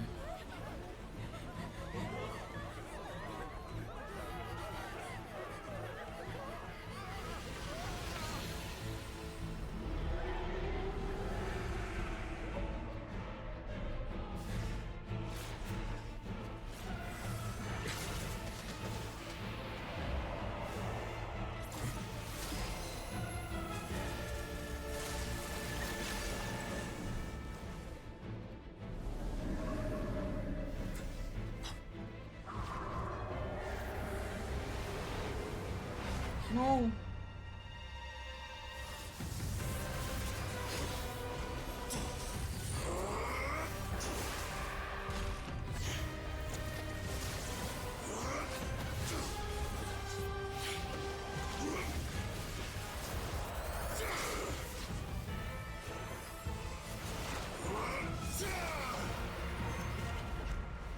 Oh my gosh.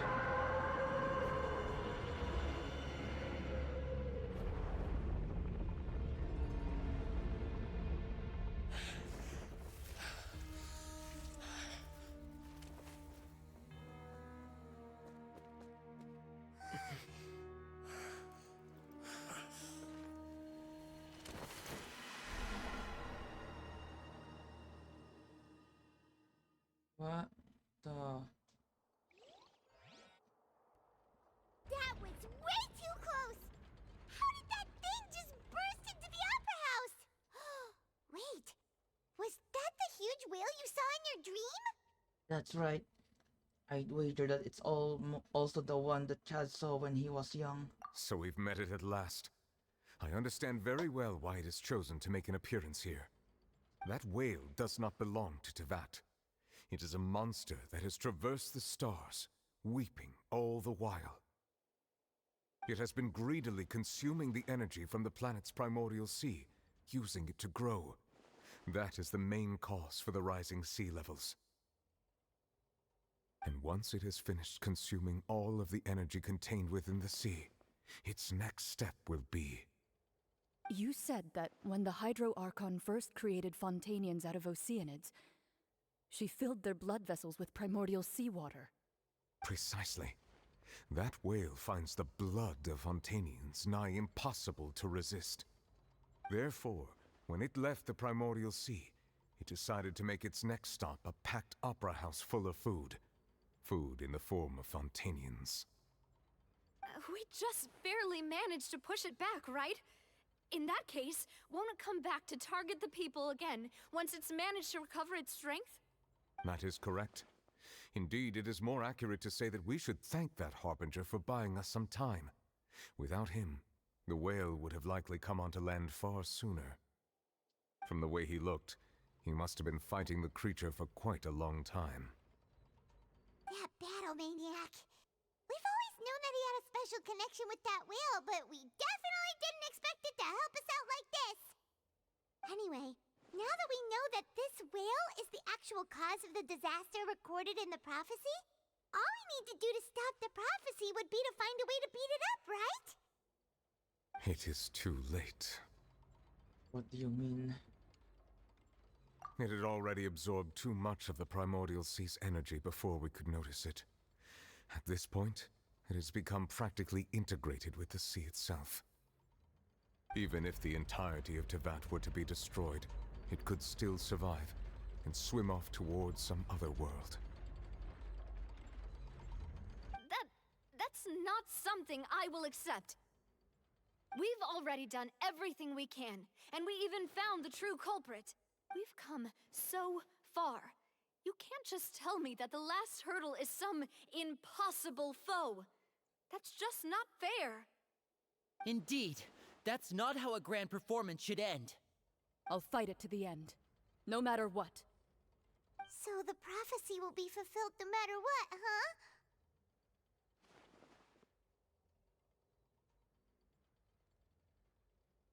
The prophecy. Yes, what has been prophesied will be fulfilled. You may view such things as the history of the future. Everything is still, after everything, it still turned out like this. We couldn't fight against fate. Wait, but if this is all about fate, Just as prophecies are usually only the future as seen from the perspectives of the gods, could things be happening in hidden corners where the gods' gaze does not fall? Ultimately, fate shall serve as your only guide, no matter what will happen in Tevat's future. All you need to do is to play your part. could it be that even if the prophecy will be fulfilled, there will still be a way to save everyone? Did I miss something? Wait, I forgot about Furina.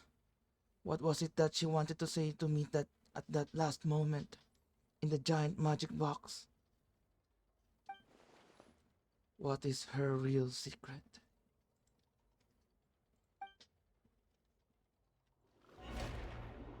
Cutscene.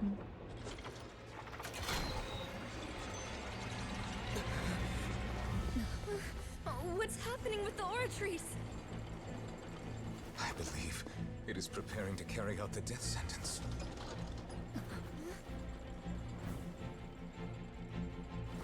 Furina!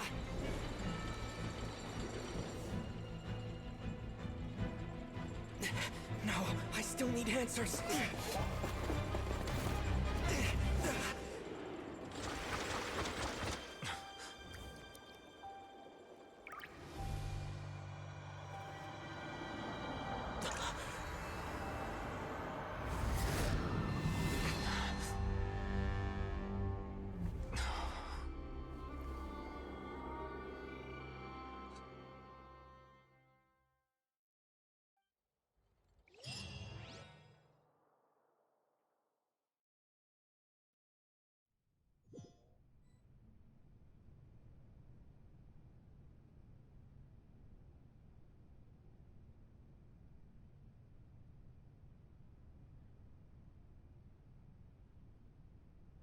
You...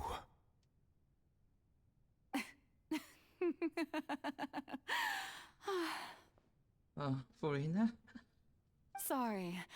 That shocked expression on your face is just too amusing. I couldn't help myself. You are not Furina. Who are you? Ah, the sweet sound of bewilderment. Marvelous. A sure sign that my attempt to deceive everyone was a resounding success. But to answer your question, I am Focalor. You know, the god. Focalor. Why did you deceive us? Oh, that wasn't my goal, of course. Goodness, no. But I had to fool everyone else too, if I was to stand any chance of deceiving the heavenly principles. Deceiving the heavenly principles? It's all because of that pernicious prophecy. Dreadful, wasn't it? Everyone doomed to dissolve. Fontaine condemned to be flooded. One was not amused. In fact, one was positively bemused when that problem was thrust upon me by my dearest predecessor. That's the former Hydro Archon Egeria, for the uninitiated. It hardly gets more disastrous than a preordained national catastrophe, now does it? She knew full well that the prophecy would surely come to pass. And as one of the seven, she also knew full well that, One defies the heavenly principles at one's peril. So yes, as you have no doubt surmised, it was a rather impossible situation that I found myself in. I spent a terribly long time mulling it over, alone on the ocean floor. And I was almost growing barnacles by the time I finally realized there was only one possible solution to this confounding conundrum. I had to outwit the heavenly principles, allow the prophecy to be fulfilled, ostensibly at least, while saving everyone at the same time. I'm a genius, I know. I can only assume that's why Egeria chose me as her successor. Although, looking back now, it was hardly the inheritance one dreams of. Between the task of saving the nation, the quotidian duties of the Hydro Archon, and not to mention the original sin of creating a new race of humans, I dare say she left me quite a colossal mess to clean up. But one can only play the hand one is dealt. I did not choose this, any more than I chose to be one of her Oceanid familiars. So you were also once one of the Oceanids, transformed into a human by Egeria's hand. Yes, I was. I always dreamed of becoming human. And I still do, even now. In my eyes, to be human is to be part of the greatest opera ever known. After becoming a god, I separated my divinity from my body and spirit, leaving behind only a self that was as naive and bewildered as my past self on her first day as a human being. The me you see before you now is that divinity, and the human counterpart I left behind, I named Furina. She could feel joy, sorrow, and everything in between. She could be as vain and conceited, or as meek and vulnerable as she wished. Her strengths were of a kind only a human could possess, as were her shortcomings. But in my eyes, Furina's humanity was what made her perfect. She was perfectly human in every way, the person I always wanted to be. Anyway, so then I cursed her. All part of the plan, of course. The plan to deceive the heavenly principles.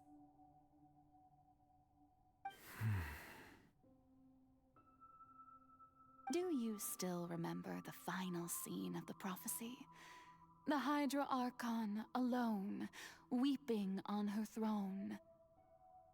In order that the prophecy might appear fulfilled, I invited Furina to be an actress, to play the part of the Hydro Archon in the prophecy.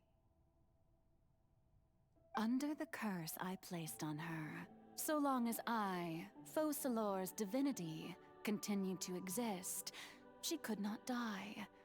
But nor was she free to live her life in the pursuit of happiness.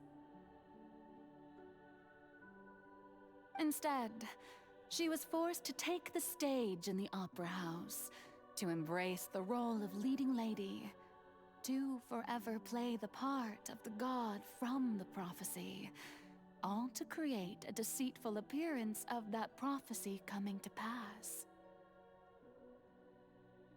I suppose now you probably understand why your court is called the Opera Epiclese. But Furina is only human, isn't she? Even though she has had a long life, her mind is no stronger than that of any other ordinary human being. I cannot begin to fathom what she has had to endure. It must have been torture for her. It has indeed. And although she is, in a sense, me in human form, I most definitely owe her an apology for it. It's been 500 years.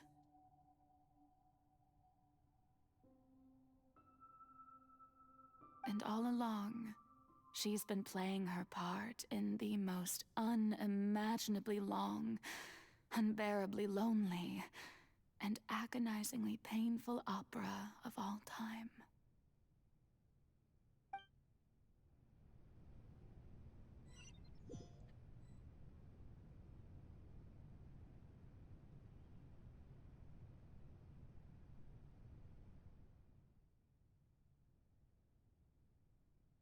Wait.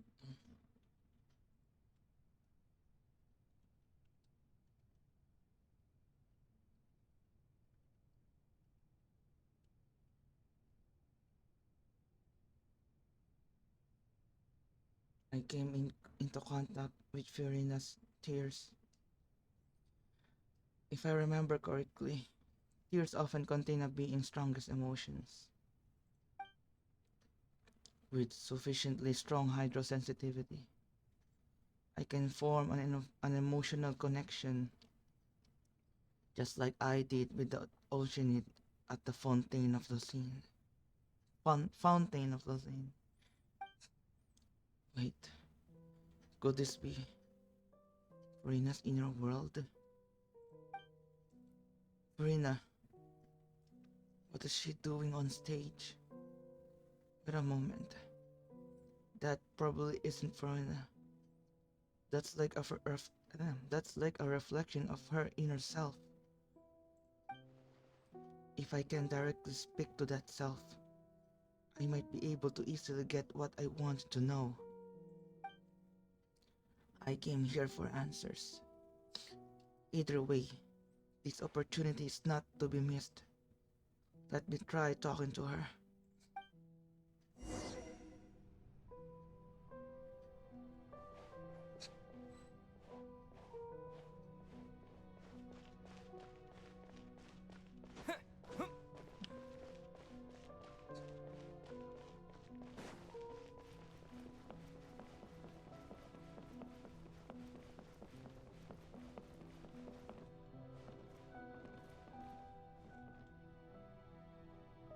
Oh.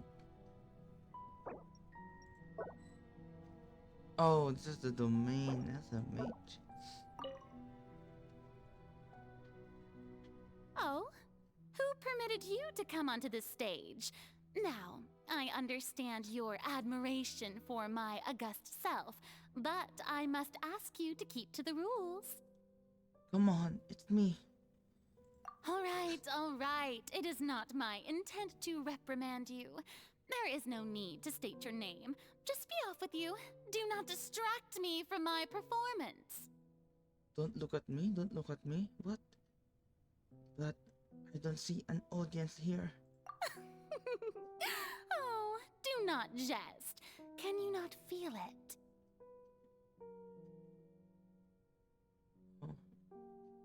I am Focalor. The eyes of countless Fontanians are upon me. I must, at all times, display the utmost elegance and nobility. Something's off. There's no getting through to her. Even in her heart of hearts, she's still playing the role of the Hydra Archon. What sort of resolve must she have that even her inner self and subconscious would have such an impenetrable defense? I have to find a way.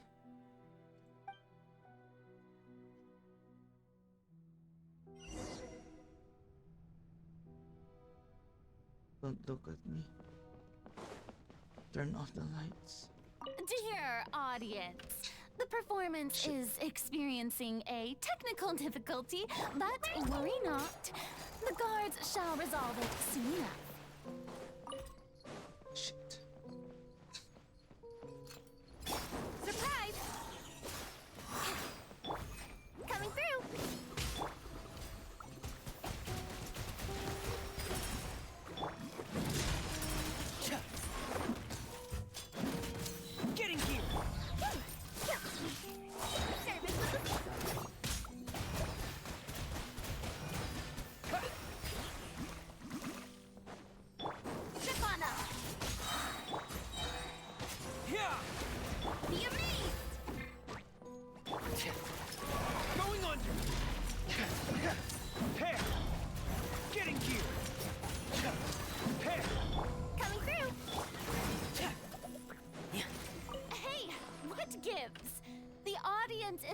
watching me, you know.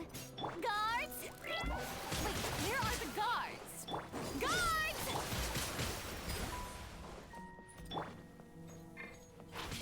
Frost is coming! Hey!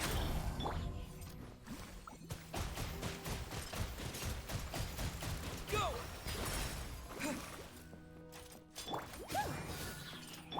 Step on up.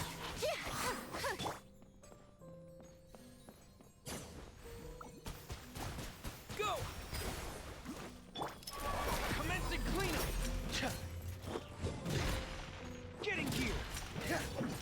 Pair! Coming through. Let the magic begin. Wipe out! Surprise! Getting gear!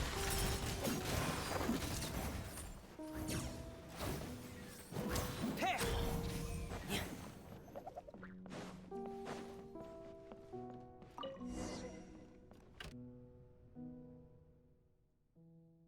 All the spotlights turned off. In Furina's heart, they must have symbolized the eyes of the people on her. Speaking of which, I think I just received some sort of signal. Was that her true voice? Ticket? When did that end up here? It's a golden ticket.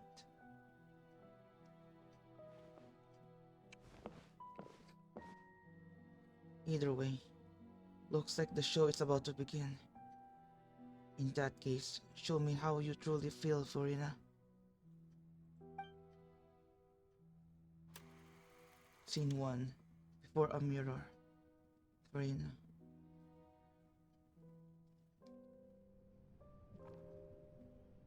Huh?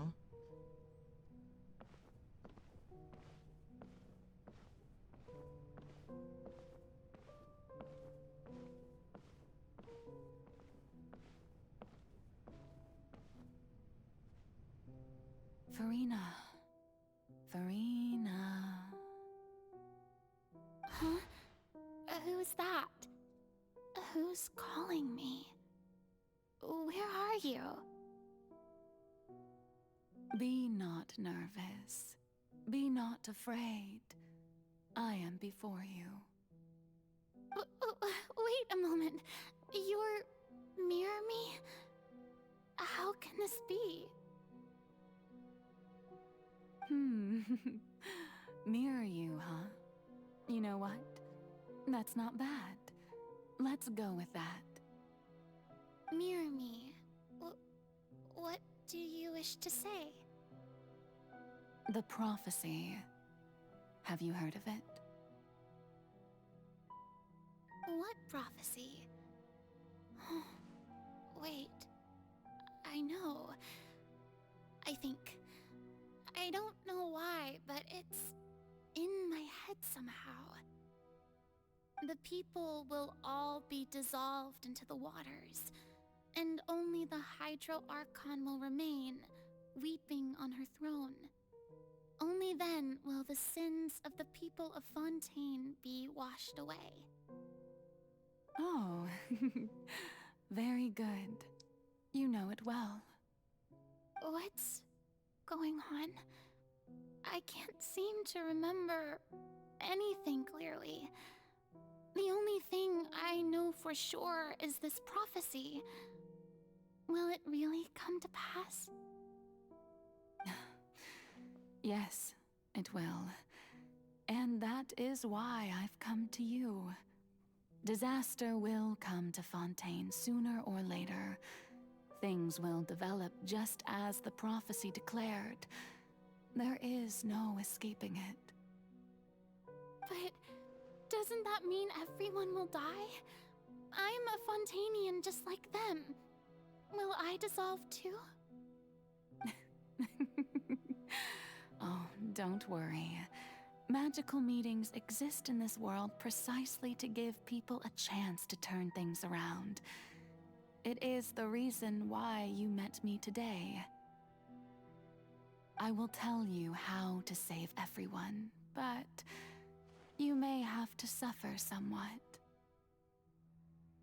Oh, So there's still hope after all. Goodness, you frightened me. You spoke so much and with so much certainty. As for the suffering, well, I will admit that the first thing that came to mind was, why do I have to be the one to suffer? But if the prophecy will come true, I'll also die anyway, right? So if I've already met you as my magical meeting in this world, if there were scales, with all the people of Fontaine on one side and my pain on the other, is it not obvious where the scales should tilt? You truly are the perfect human, my ideal. I suppose this would also be the justice that belongs to you. Huh? Don't worry, it's nothing. Listen well. Fontaine has just lost its Hydro Archon. I need you to play a role, that of the new Archon. Play as a god? That's right. You must begin a never-ending masquerade. You must never let anyone suspect your identity. If you can keep it up, then I shall have my way of defying this prophecy. But should your identity be revealed, then all hope will be lost. But how will I do this? A human assuming the role of a god without being exposed. Don't worry. What you must do is not to turn yourself into a real god. You simply need to play the role of a god as humans imagine them to be. Being a human yourself, I'm sure you already know what such an entity would be like. Remember, your true challenge will not be pursuing divinity, but contending against humanity. I'm still not sure I understand, but I'll try. I'll try to do this. So, how long am I going to have to play this role? To accomplish this mission, you will have to stay on the stage for many, many years. You will endure and not grow old until your task ends. But I promise you, all will eventually end in a magnificent and dramatic trial, and everyone will be saved. A trial, huh? How exciting. I'll be looking forward to it.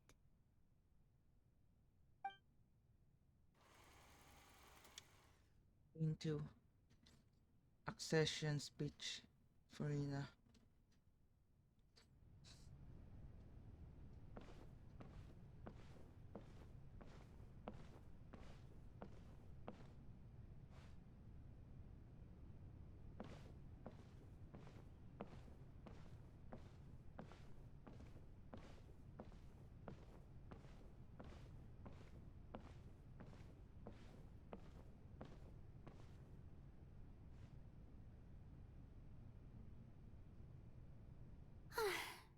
The Maison Cardinalise has announced my accession, but this is my first time facing the people.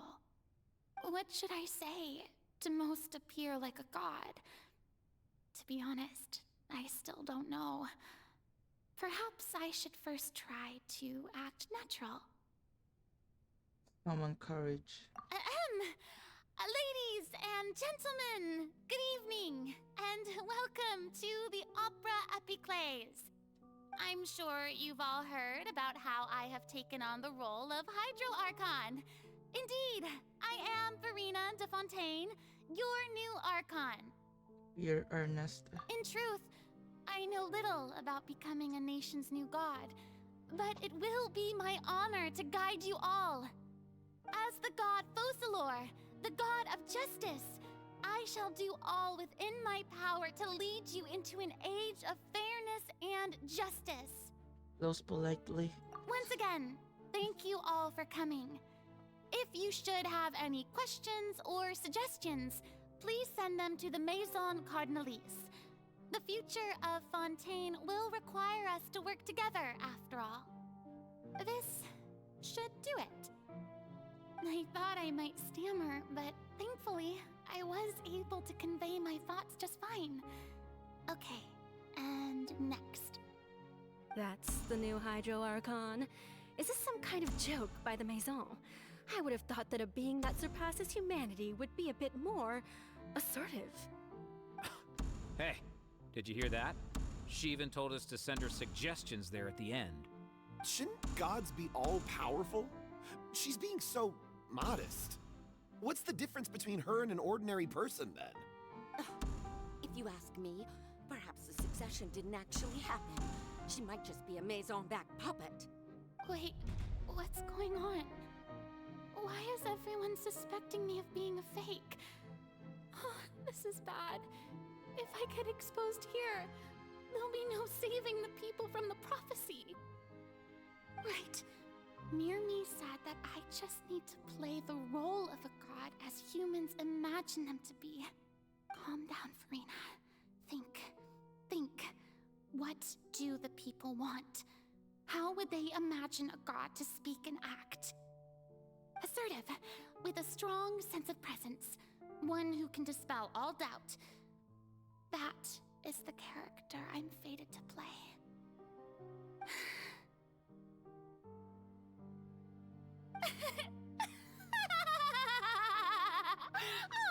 Oh, very good, my people. Only ones such as you are deserving of my rule. Now, I was wondering if some weak puppet were to one day come onto the stage and claim ownership of this opera house, would the children of Fontaine follow them?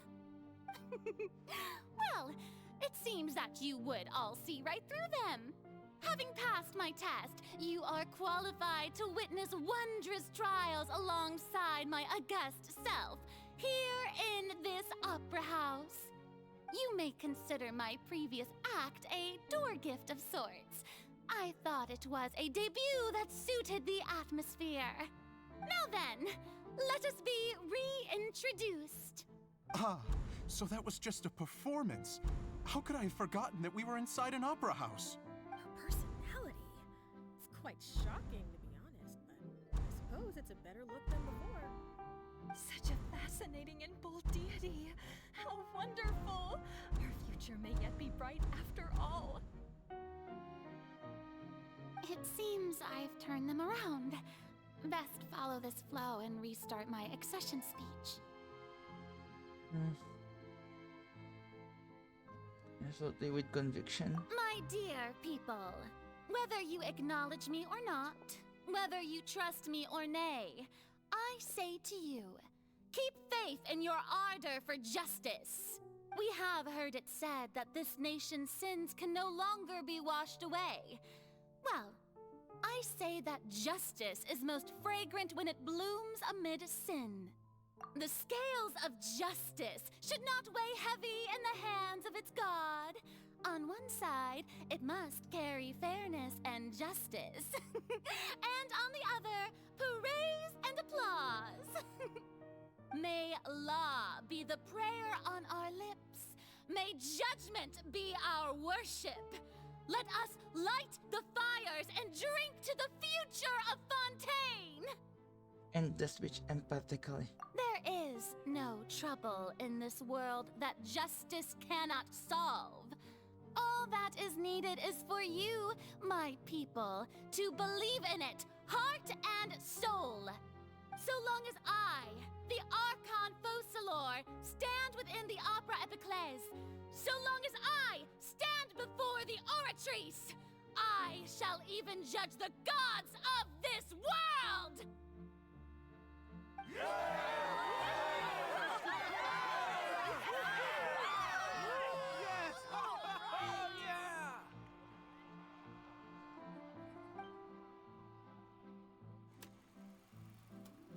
Scene 3, Opera House, Farina.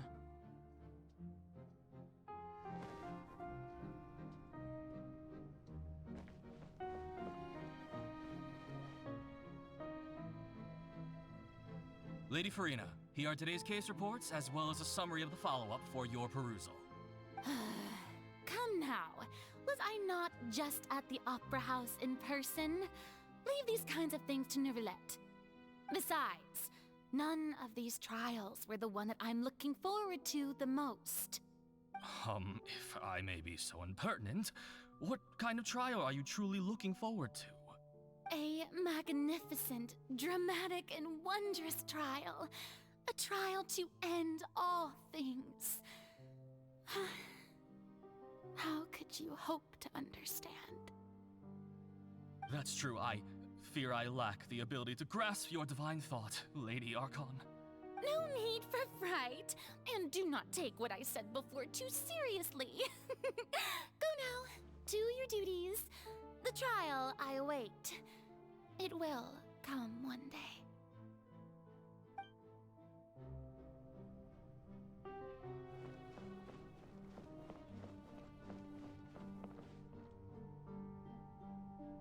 Lady Farina, I don't know what to say. Thank you for agreeing to see me. No need to thank me. Or rather, thank your own sense of perseverance instead. Long have you stood in line to meet me, have you not? Oh, I'm afraid that's just an inevitable consequence of my divine charm. All right, Deuteria, is it? How is your son's illness? You remembered me, and you knew of my family, too. He is doing much better now. In fact, he is far more of an ardent believer than I. He was the one who forced me to seek an audience with you, and to bring your words back to him. Oh, good. Very good. If this should happen again in the future, please do not hesitate to come and tell me. Going down to citizens' homes every so often, while not usual practice, should serve as a fine change of pace. You're such a gentle and wise god.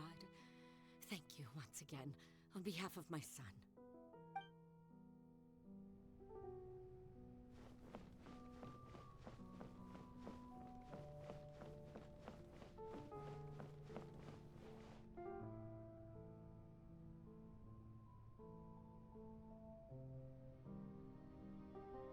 Lady Farina, here are the latest hydrological reports. As for the specific parameters you asked to take note of, I'm afraid things still don't look good. I see. It's as I thought, then. As your god, I did already expect this, but I wanted to see how far your human wisdom would allow you to analyze it. All manner of signs indicate that the prophecy will still come to pass. Forget it. That's not something you need to worry about right now. Well, as I understand it, the Fontaine Research Institute is also trying to find a way to counter the rising water levels. Really? Have they found anything? I'm afraid that they haven't found any effective solution thus far. Is that so? Well, no wonder. This issue has reached the realm of the gods, after all. Still, their spirit is praiseworthy.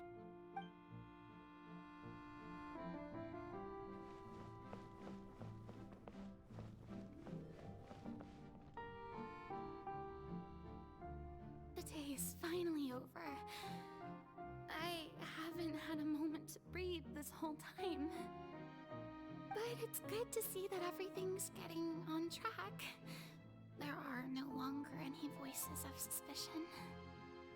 Maybe this is fine. I just need to keep going, and everyone will be saved.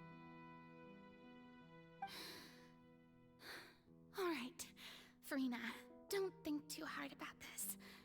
You need rest. Tomorrow's a new day.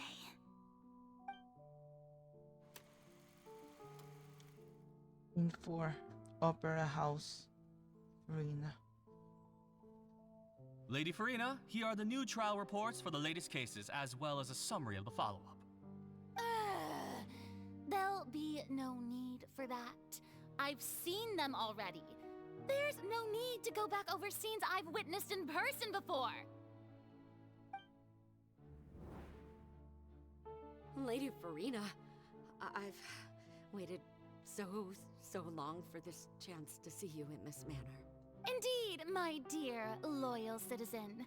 This joyous moment is an honor for us both. Lady Farina, we're detecting significant hydrological anomalies near Poisson. Understood. Keep monitoring. Keep me informed should anything come up at the Institute.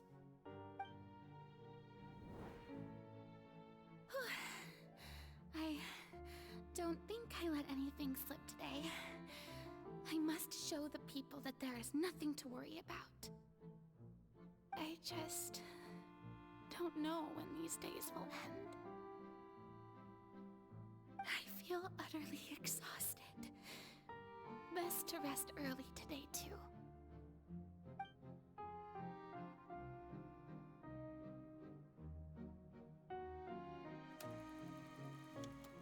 In 5 Opera House, Farina.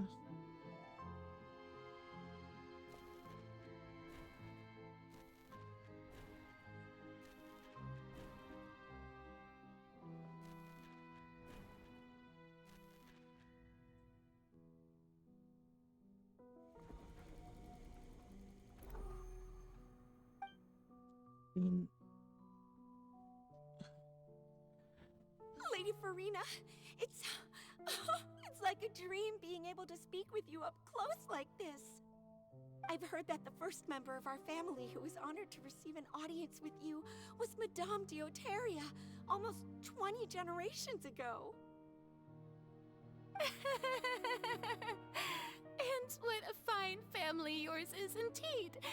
It brings me great joy to meet such a faithful believer. A descendant of a line most ardent. Surely you exaggerate, Lady Farina. My lady? What is it, good citizen? Are you crying? Uh-huh. Oh, really now? I didn't even notice. This must be the overflow of hydro from my person. Well, can't quite help being the god whose dominion is the waters, can I? No wonder. No wonder. A manifestation of your power, then. Oh, Archon, I am honored to have witnessed it. Honored indeed.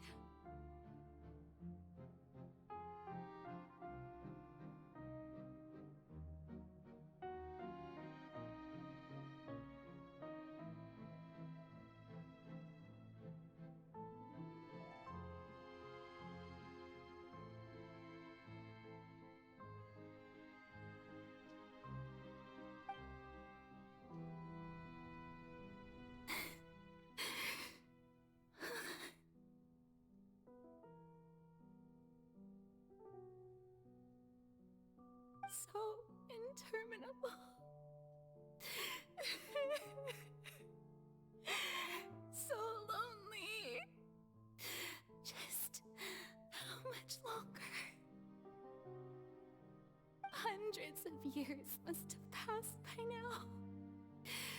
Perhaps the show must go on for hundreds more. I never imagined that it would hurt so much. Have I reached my limit? No. Perhaps I reached it long ago. Today I didn't even notice my own tears.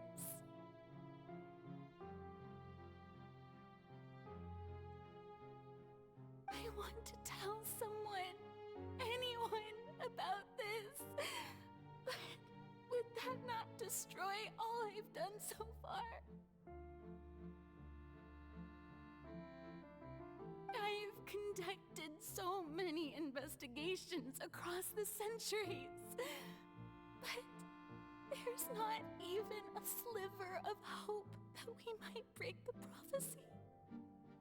All I can do is keep heart. I must maintain this act. It is the only way to save Fontaine. Please, mirror me. You have to succeed.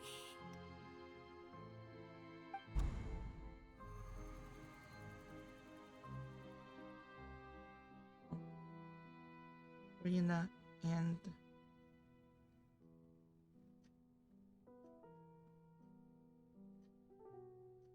Farina, you don't have to shoulder this burden alone. Although I don't know what you might be keeping from everyone, your people are more than willing to share your burden with you. my voice in the scene from when we were within that giant magic box. This is great. I didn't think that this scene would replay in her inner world. Surely, I'll find out what she wanted to tell me this time. Share my burden. That's impossible. It was fated right from the start that this would be my duty alone. But even if your burden doesn't need to be shared, you can still choose to confide in someone. Just share it with me. I'm what you'd call a witness. A witness? Yes, I've heard that you came to Tevat from beyond the stars, yes. In other words, you never belonged here. And if Tevat is, in its entirety, a show on a stage, then you're just a spectator, aren't you? If that's the case... He's right. I could confide in him, couldn't I? But if things don't play out as expected, the people of Fontaine will be the ones to pay the price. No, Farina. You shouldn't be selfish.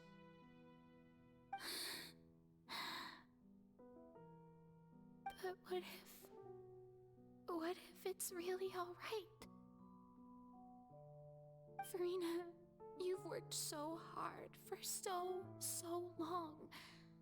Surely it would be okay to put yourself first for once. Just this once. Is it such an outrageous thing to do anyway? To find someone in whom you can confide your frustrations and sorrows? Surely it could not hurt. If you let this opportunity slip through your fingers, it might never come by again. Think about it long and hard.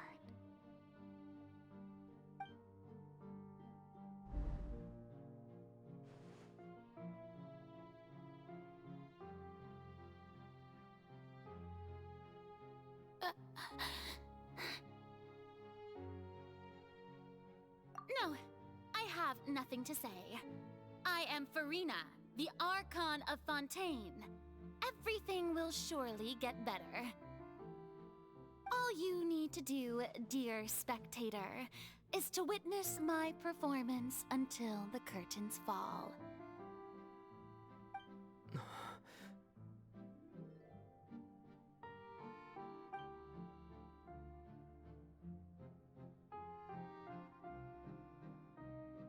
Fine.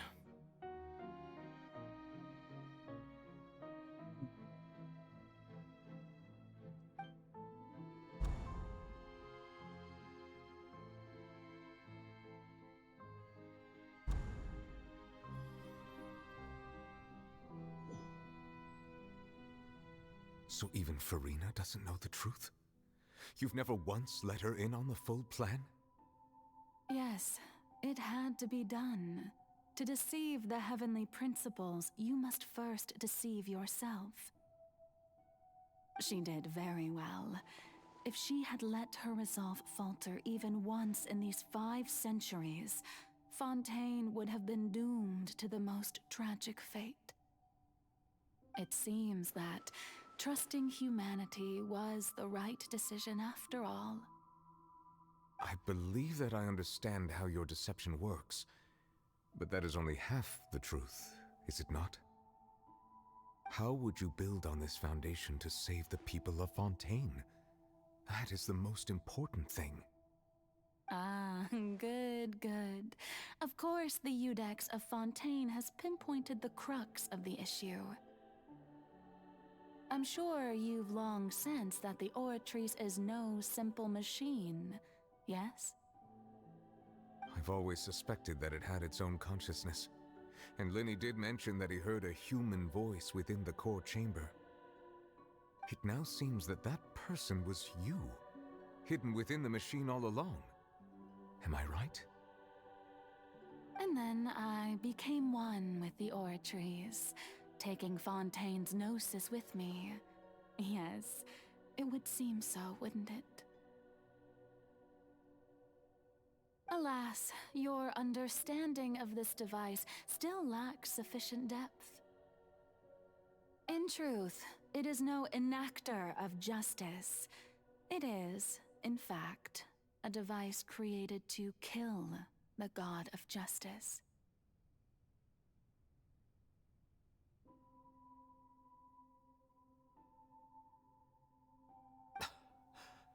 I beg your pardon? Oh, you have it.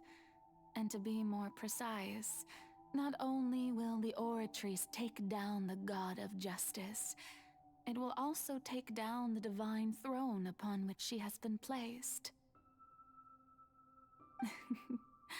I mean, did you think I would be the sort to enjoy peaceful repose while Farina suffered? My work over these last 500 years has been to constantly accumulate indemnitium within the Oratrice. But really, some have already discovered that only a small fraction of the energy generated by the device was ever used to provide power to Fontaine. The vast majority had to be, accumulated to enact this death sentence. It was all a part of your plan then? Both the trial and the sentence? Indeed.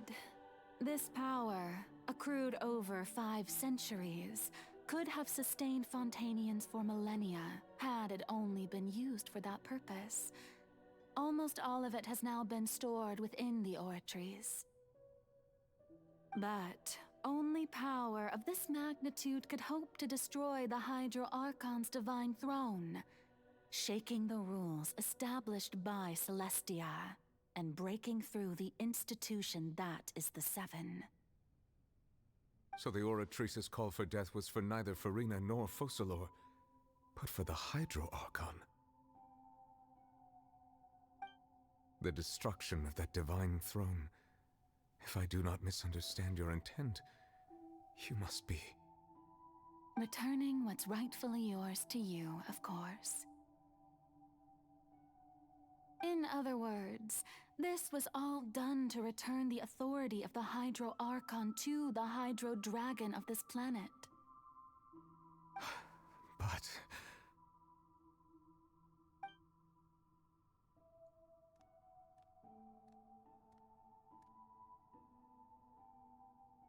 Oh, what? Getting sad again, are we? The authority of the ancient dragons shall soon be yours once more, O Hydro Dragon Sovereign. And this is the face you make. all you've done throughout the years is just so you can sacrifice yourself at the very end.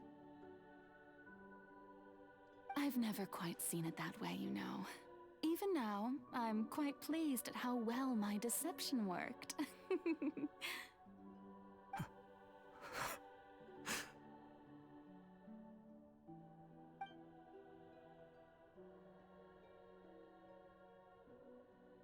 Hydro Dragon, Hydro Dragon, don't cry.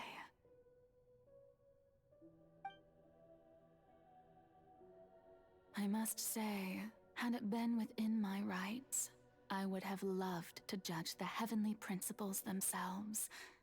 Were they not guilty of essentially the same crime? Egeria stole the power of the primordial sea, and the heavenly principles stole the power you ancient dragons possessed. I, for my part, am the god of justice. And is it not just that your original powers should be returned to you? Speaking of justice, I have always believed that justice lies in the process of pursuing human existence itself. So, if the theft of the primordial sea's might was Fontaine's original sin, then, leaving matters of procedural right and wrong aside, the descent of the Fontainians as humans and their right to exist in this world would be Fontaine's original justice.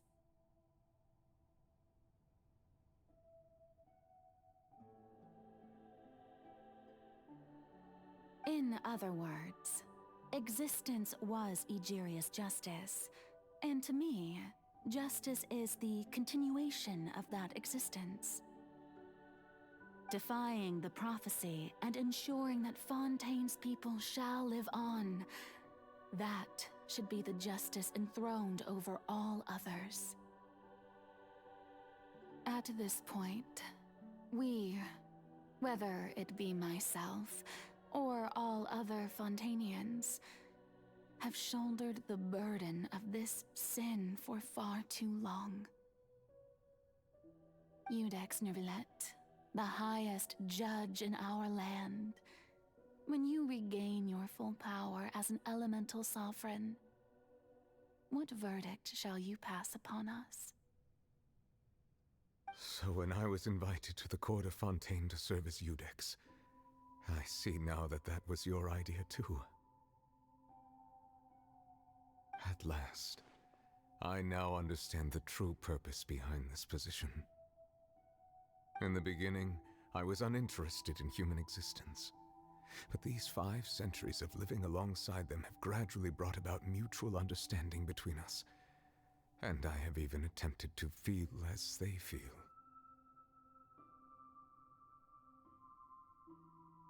You are a devious one, Focalors.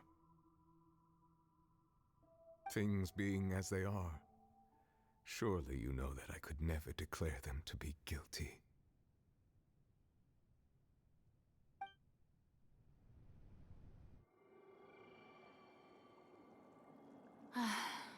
The hour of my execution is almost here. For the sinner, the curtain call has come. I know I may not sound it, but faced with death, I find myself a little afraid. Perhaps this is one thing both gods and humans have in common.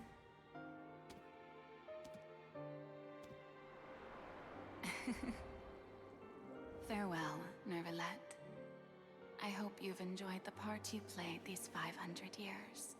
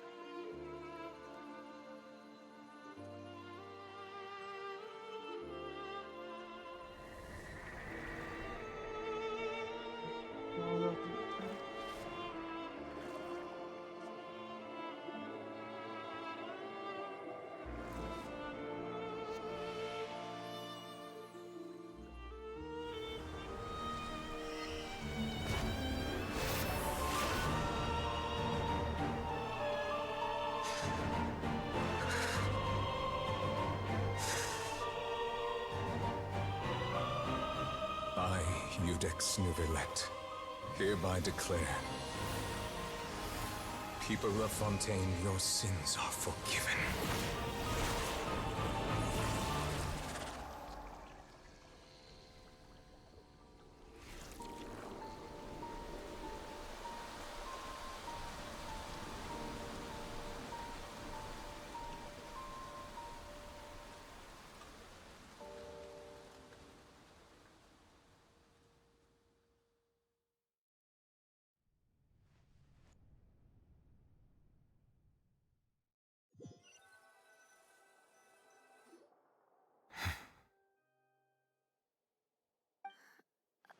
What just happened? Has the death sentence been carried out? Was that bright light some sort of misdirection? I have a feeling that something huge just happened. But since we're all still alive and haven't been dissolved, I assume whatever happened was good for us. It's time to end this. We must mete out punishment to that beast.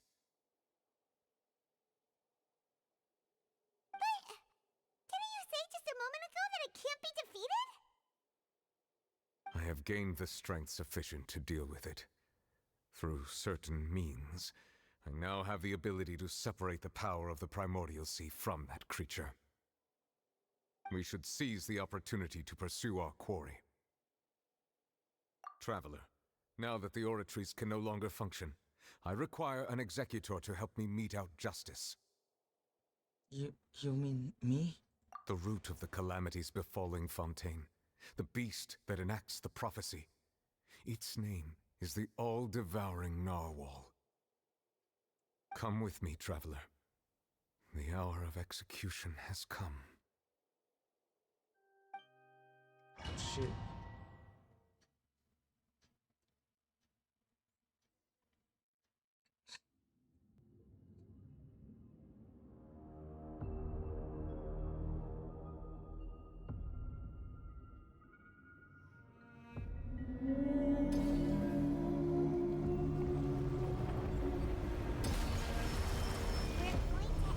Oh shit. But how are we going to do that? It's huge! I've only done my best to separate the power from the way. Considering the size of the beast, I cannot reach the power source. Unless we can find a way to attack it from within. I shall share part of the ancient dragon's power with you. We shall look together. Shit. Hello, Kiori. I'm nearly done with the Archon quest and I can feel its sorrow turning into hostility. it's so heavy right now. I don't know what to feel anymore. Shit.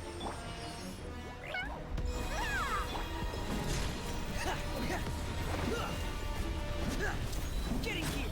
Shit. Go! What's this? The all-devouring Narwhal cannot resist its instinct to devour. Continue to trigger its hostility. Chance will present itself. Oh my gosh.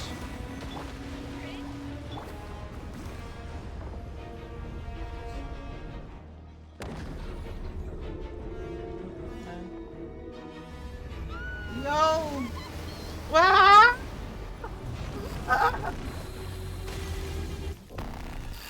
Ah, shit. Hello, D! Hanggang sa dulo ng ating walang hanggan. Hanggang ang puso. Thank you for the raid! Oh my gosh! Yo! How's your stream? I don't know how to deal with this! Granted in my protection. Do not fear. Seize the moment and use my power to suppress its roots from within. I can't read. Wait. I don't have a healer. Why? Why now?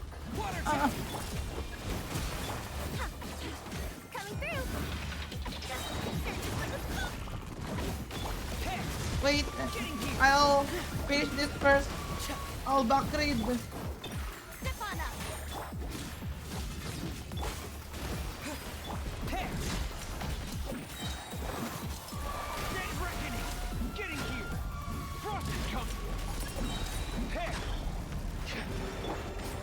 Oh my god!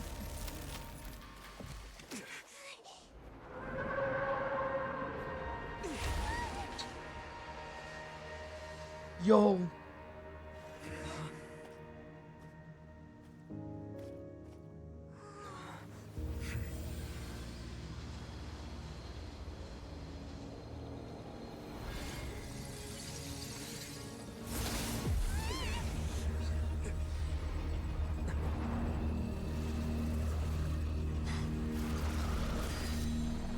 Oh.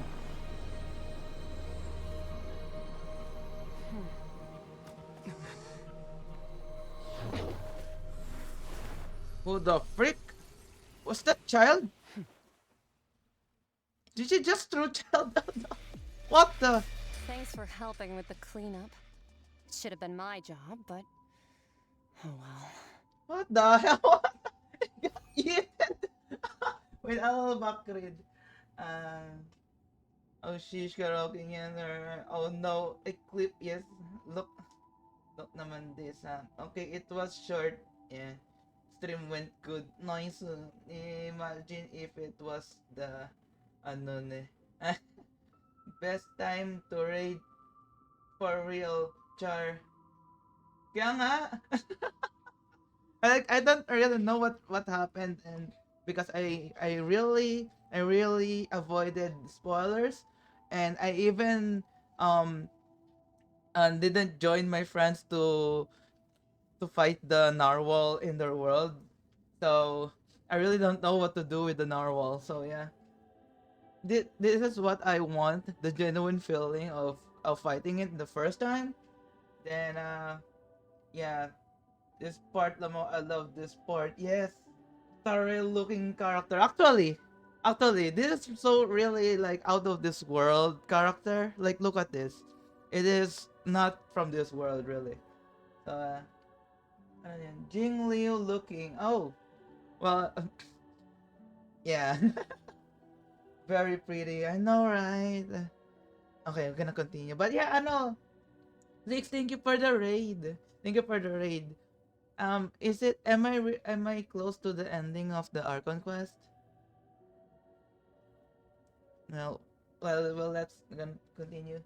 Yes. Okay. Cause she is really out of that world. Well, yeah. True. Actually. So yeah. Okay, let's continue. It was just supposed to be a short private training session for me. I didn't think that my disciple and my master's pet would start brawling in the meantime. Well, actually, I had a feeling that it would happen at some point, but they bumped into one another earlier than I thought.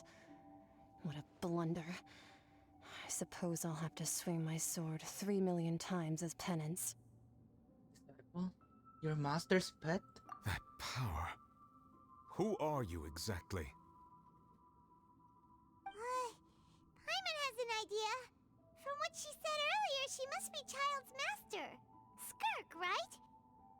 It's just that he gave us the impression that she was the less talkative person. I simply did not have anything to say to the weak.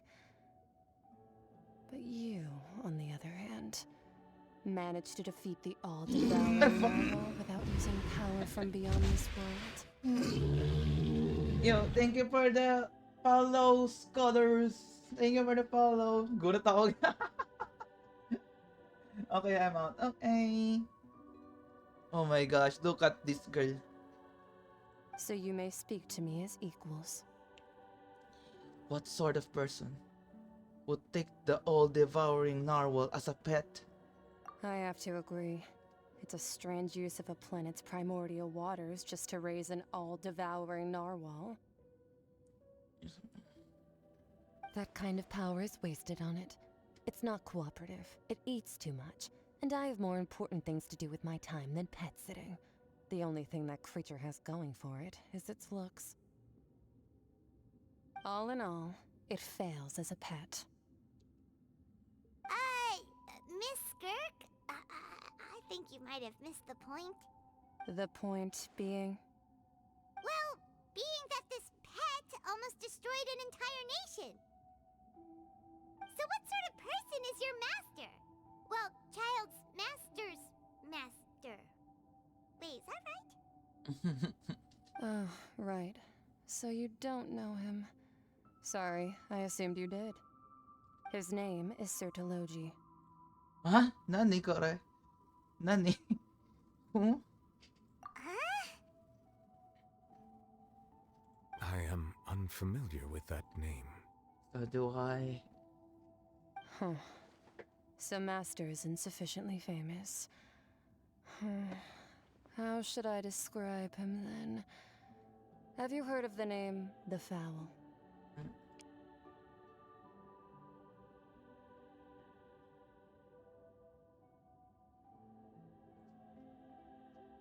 The Fowl? Fowl. Still nothing? Well, how about the Visionary? Vetterfulnir then? Or Gold Rhine-Daughter? Rhine-Daughter? Wait, I think I heard that. Reminds me of Fowl Legacy. The Fowl. The Fowl. I heard of Rhine-Daughter. Wait, Rhine-Daughter. I heard of Rhine-Daughter before. Ooh, that one we've heard. Rhine-Daughter's part of the Hexen Circle. She's Albedo's mom, right? Oh! That's why. Okay, I heard it. Oh, I really heard it before. Okay. Oh, so you do know that name. To be honest, I also heard all of those names and titles from my master. I don't actually know them either. Oh. But I suppose you understand now, yes? My master is likely a similar sort to Rhine-Daughter. They are both pursuing some form of perfection. Wait, didn't you also mention a visionary person? Paimon didn't quite catch their name. Actually, never mind that. I believe it expedient to inform you that the all-devouring narwhal used up nearly all its strength fighting you. Such roiling hydro energies will prove difficult for the planet's deep seas to digest. As such, the Fontaine back on the surface has most likely been thrown into chaos. In other words, the prophecy that you've been fretting over should now be in full swing. What? No. There's little to be surprised about, Paimon. It is natural after all. The prophecy will surely come true. We knew this and accepted it. However... Not to worry. Focalor has already managed to deceive the heavenly principles.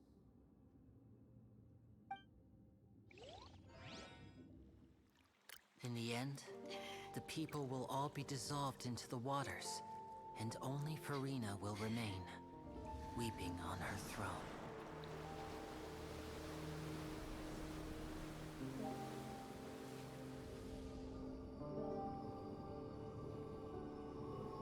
Only then will the sins of the people of Fontaine be washed away.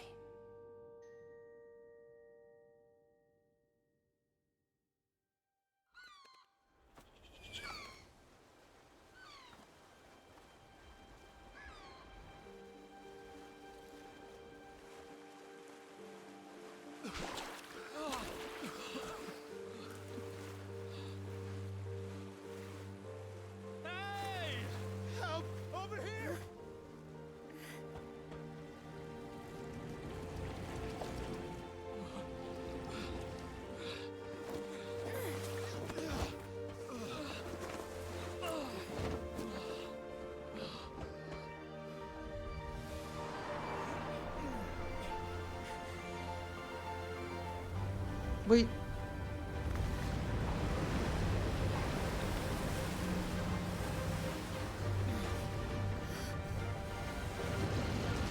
Yo! The Ark! All hands initiate emergency rescue!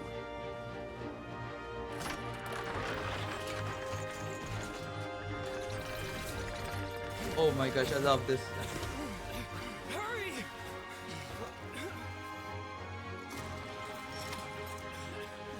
Hey, lend a hand!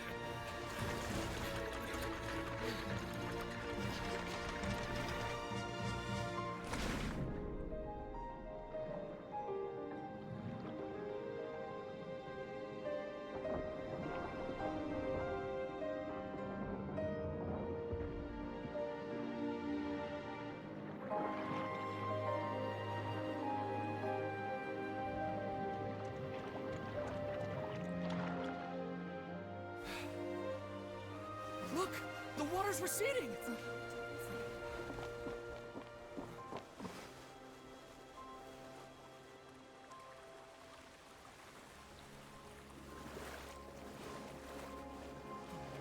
It's a miracle! Water's receding. We didn't dissolve. The prophecy was wrong. The prophecy was wrong.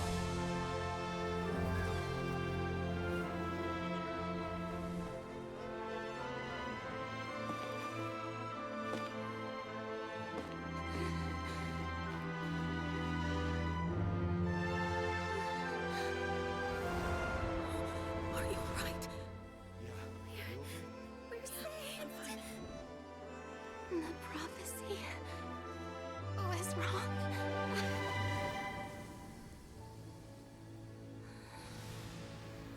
Oh my gosh.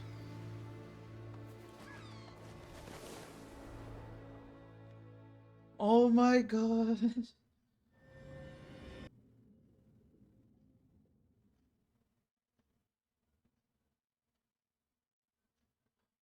Oh. Made al-Bakrid. The Oh, okay. Mood. The Spina Rasula talks post-disaster rebuilding. I recently visited Poisson to meet with Miss Navia, spokesperson of the Spina Rasula, and we spoke about Poisson's present and future. Oh wait, so the people who have been swallowed by the primordial sea before, they're really all dead. Oh, okay. So they're not been saved. No, not Silver and ano, paano na isa? Old soil can still give birth to new bloom, Miss Navia stated. Hope is like seeing a small cookie when you're starving late at night. You just need a little of it. Oh. Skyship Winglet, lunar brain of the Fontaine Research Institute. Melus and Silver, yeah. So, okay, I already knew at some point because of some spoilers, but in the idol animation of Navia, at first I didn't know, but it was Silver's shades. It was Silver sunglasses. No. And yeah, which is why I really want to pull for Navia. I'm sorry I'm going to skip Furina. Because I only have limited Primogems. Oh, yeah, I only have limited Primogems. I am free to play from like yeah. I'm only free to play. So yeah, I'm just gonna skip Furina. Even though I know that she did um she did a lot of sacrifice and stuff. I felt that. But I am free to play. I also want to get her weapon. Escanor's axe. Escanor. So yeah. Ay, wait. Oh no, wait. Here we go. The various disputes that have arisen on account of Mr. Edwin have suddenly become a shield over the Institute, with Jurier turning out to be a once overlooked hidden gem. Mm-hmm. People always call the first researcher mad, but few know what to call the second. And should that latter person achieve a miracle, they would find it all the harder to find a word with which to classify him and his team. Okay, ano, hindi mamaya, share ko mamaya. I'm just gonna say something later. Wow! Paimon barely recognizes the people in the reports. Are those really Jurier and Navia? They sound like real big shots. They might have been real big shots from the start. We just didn't meet them in that capacity. What do you think? Pretty enthralling, huh? The Steambird's idea was pretty simple. With the disaster just having passed, we would print a free edition packed to the margins with good news to calm people down. The value for these big scoops lies in their inevitable follow-ups. We'll publish further reports and go into the stories behind those people. Edwin's assistant, Jurier, created a true flying ship, while Navia is leading people in the reconstruction of their home. I'm sure that these stories could draw even your well-traveled eye. The articles do make me curious about how things will play out. Paimon's curious too! Wait a minute. Didn't we watch everything happen from start to finish? What's there to be curious about? And that's exactly why I'd like you to come conduct interviews with me. You're the best incubators of news, if you haven't noticed. And also, with you around, I'm sure I'll get to see that Duke. Are you sure? Hasn't he turned you down several times already? Oh, this time will be different. Come on, let's head to Poisson first, and then make a trip to the fortress. There are some things you'll only know when you get there. Okay, I'll build Charlotte after, because I haven't unlocked the boss for her. I just did it. So yeah. Finale, talk to Charlotte. Finale, where are you, Charlotte? Take 700 meter. Let's go to Poisson.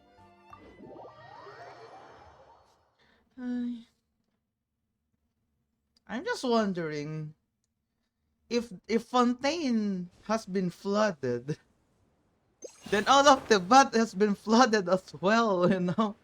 Fontaine is so high that I don't know. Might be, should have been actually, but well, anyway, let's just not overthink those kind of things, I guess. Bruh, I don't. I need underground. What the frick? Not here. SMH. Oh. Oh my gosh. I thought I'm. Anyway. Okay.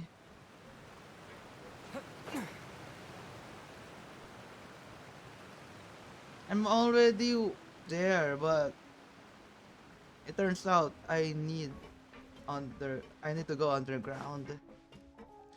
Hello, Navia. Hey, there's a Fatui over there. Navia! Oh, it's you. What brings you all here? Hey, we're just having a look around. I'm here to update myself on how things are going here. Oh, the Fatui are here too. Oh. Let me introduce you. This is Mr. Garunt Snezhevich. He represented the Knave in sending us a large amount of supplies, and is helping with our work. Snezhevich. More like Snezhevich. Our residents are hard at work as well. Thanks to everyone, work is progressing nicely. We've lost a lot of people, but we're moving forward. That will have to be enough. Yes. Hello, Miss Charlotte. I'm a big fan of yours. I especially like that article you wrote last year about Fontaine's stray cats. Aww. But if you don't mind, could you not emphasize our role too much in your report? It's not charity we're doing here. We just happen to share the same interests as the Spina. I get where you're coming from. I'll keep it as simple as possible. Or would you be willing to feature as friendly neighbors? That would be fine. Thanks. Oh, you're back too. How are things? We finished laying down the construction materials. It'll be another hour before the workers are able to go over there. Huh? You're here too, Clorinde? Well, her reputation's greatly risen after that whole duel business with Miss Farina. So she's here in Poisson to wait out the heat. All right. She really came here to help me out. There's too much to consider in the reconstruction of Poisson.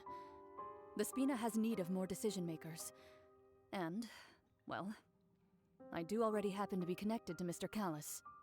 I kinda noticed they all wear hats. Oh, wait just a moment. Do you mind me asking a few questions? You know, about how you felt before the duel, about what it was like facing down a god. There's lots of exciting material there, I bet. Forget it.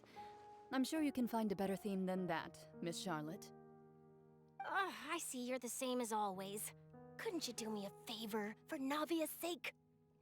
Well, if we're talking about doing things for my sake, you might as well just take a few more photos of me. Or of the Traveler. It's better than wasting time persuading Chlorand at any rate. The face of the Traveler. Of course I will. I'm not gonna let him off that easy. All right, then everyone who wants to be in the photo, gather up. And smile. Give me the photo. No! You could screenshot.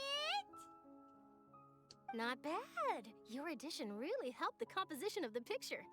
All Ah, right, hang on bro. a moment. Let me snap a few more shots. Bruh. All right, that should do it. I'll be back here later anyway, so let's call it a day.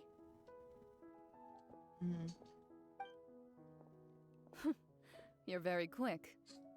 Speed is of the essence when it comes to the news, and freshness is the key. Also, not to brag, but I'm pretty good at building connections. Who knows? I might eventually get that interview with you after all, Miss Chlorand. Bruh. Wow, you really do have that never say die spirit. I'm impressed. I'll hazard a guess that this is how you got that interview at the Fortress of Maripede. You already knew she was going? Whoa, you're well informed. Let me make a guess too. I asked Sijuin, who told Monsieur Nervillette, and he told you, right? That's a very complete information chain. Bro, it's so angular. In truth, all Monsieur Neuvillette asked me was, when did the fortress become so friendly towards the media? I told him that it was best not to speak too soon.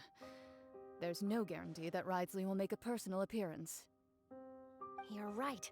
I've got to treasure every moment I have with them. In which case, I'll be making a move first. Stay safe now.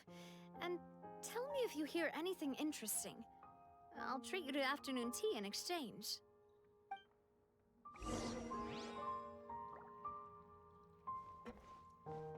Take a picture.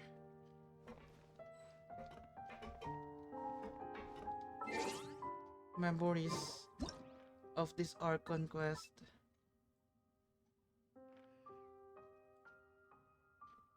Saan mo pwede to?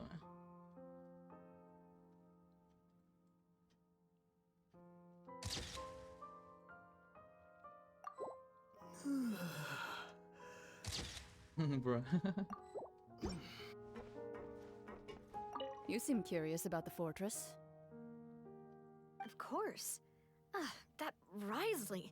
I still remember going down to the fortress to grill him for information on my father's case. Boy, did he take me for a ride. Without telling me anything, of course. But he did invite you to tea, didn't he? 2 large pots of it, in fact. It was good tea, though. I have to agree. The tea there is very good. Speaking of that, would you like to have some today? I mean, you've got time, right? Well, I'd be partial to some shortbread. Wow, it's like we've got a menu or something. Sure. Good. What flavor of biscuits would you like, Mr. Snezhevich? Me? I'm fine with anything. But I would prefer chocolate, should you have it. All right. Leave it to me. I'll go over the newly arrived supplies with you later, Mr. Snezhevich. We should be able to finish the preparatory work today. That works great for me. Is it just me, or did you get a new lipstick? Oh yeah, it came from... ano? Planeta? Yeah. I did. Sijuan, It was yeah. a gift from Sijuin. Sijuin. Want to give it a try? I think the color would suit you too. Ah. Now that makes the Fatui not the that makes the Fatui not bad at all, actually. I mean, maybe the Harbingers, but still no, I guess. Or they're just fighting for something. I don't know, but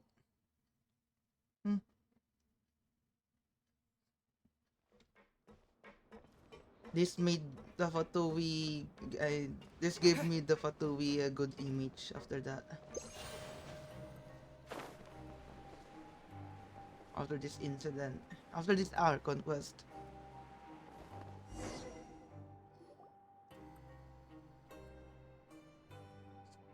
Wow, guess we're here again, huh? There's a real nostalgic feeling to this place. I kind of want to make this kind of place in Minecraft if we're gonna do the create mod thing, especially the most updated one. We can also make a flying machine there, so soon, someday. Looks like you've been missing us. Duke, did you come all the way to the entrance to greet us? Of course. I'm here to welcome you and our dear Miss Charlotte, whom our good head nurse recommended to me. It's an honor to finally meet the much-rumored Duke. Thank you for consenting to my visit to the fortress, sir. No need to thank me. But that said, I shouldn't be the focus of your interview. I trust you recall our agreement? Of course, of course. All right then, this way. And you're gonna make some tea. Oh. Hey, no need to be so nervous. I've already taken all the photos we need. Miss Charlotte, do these pictures really need to be published on the cover of the Steambird? It would seem that Miss Lorvine doesn't want her face to appear beside that of Mr. Jurier, hmm? Yo, thank you for the stretch klamia. Ariko? Sir, please don't say things like that. But it looks like dear Mr. Jurier denies it. Might this interview be very important to you then? No, I just... This is my first time being interviewed, and I'm very thankful to the Steambird for... Now, I might not look it, but I actually did meet Mr. Edwin once. And I'll be honest, I enjoyed chatting with you more. You've definitely got more of that genius vibe going on. The boat that brought about a miracle, the ark that saved the people. Why, you recreated a myth back there, like an emissary of legend. Still, if I might ask, where's that flying ship now? Huh! Looks like Charlotte's trying to get herself another exclusive scoop. I have to apologize, but that ship is presently in the bowels of our factory. I'm afraid it won't be easy for you to get a shot of it. Really? Well, then in that case, could I have an interview with you to make up for that loss? Bruh. Surely does know how to squeeze opportunities for all their worth. You already know my answer, I'm afraid. Best you interview our head nurse instead. Or perhaps you'd like to take another photo of this couple of researchers? Bruh. Did you really have to use the word couple? Well, then, 2 solo photos will do. Is my hair messed up? Please, someone help me have a look. Things sure are getting pretty lively here. We've seen this kind of thing before. Oh, seems like everyone's here. Would any of you like to try this new drink I came up with? Ah, Sijuin. Hey, Miss Charlotte. Why don't you, take some pretty photos of our head nurse? Sure. Come on, Miss Sijuin, over this way. Let's find a brighter spot. Huh? Sure. Do I have to smile? So, how have things been at the fortress? Same old, as you can see. Fontaine's undergone some changes, but this place is still more or less the same. Oh, it's there. Other than that flying ship, it got a tad too much attention, I think. That's why I decided to let the interview go through. We should direct more public opinions toward the behind-the-scenes heroes. Am I right, Mr. Jurrier? Miss Lurvine? You're too kind, sir. I believe that you too should have your day in the sun. Not that you would want that, which is a pity. I'll just leave the spotlight to you two. Resident doesn't really want to be in the spotlight. I see. Lots of things happened that day, huh? Anyway, regarding that Harbinger, I'm not sure you remember, but his 3 young followers are still waiting for his return. He sure did win them over, huh? I'll tell them that there's good news and bad news. The good being that their boss seems fine, and the bad being that they must face extended sentences for abetting his escape. Oh, I think it's child. Oh, actually, what about you? Are things gonna change for you too? What change can there be? The fortress will keep chugging along, and so will my duties. As to what Miss Farina's departure will mean for the nation, and if our laws and governance will be transformed, we'll leave those to the folks in the overworld. Hey everyone, the photo shoot's done.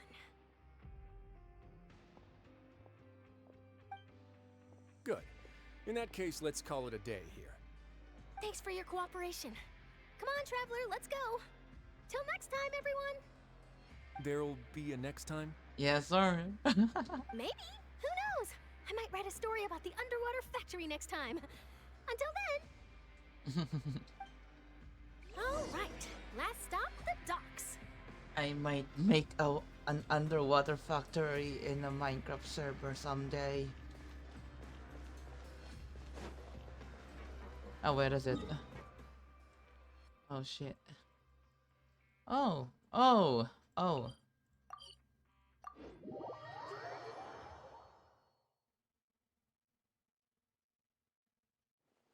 Okay. Oh shit, what the... Wait, should I use the lift? Can I just fall?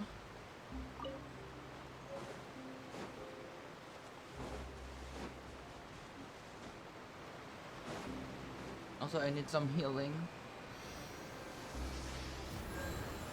Nice.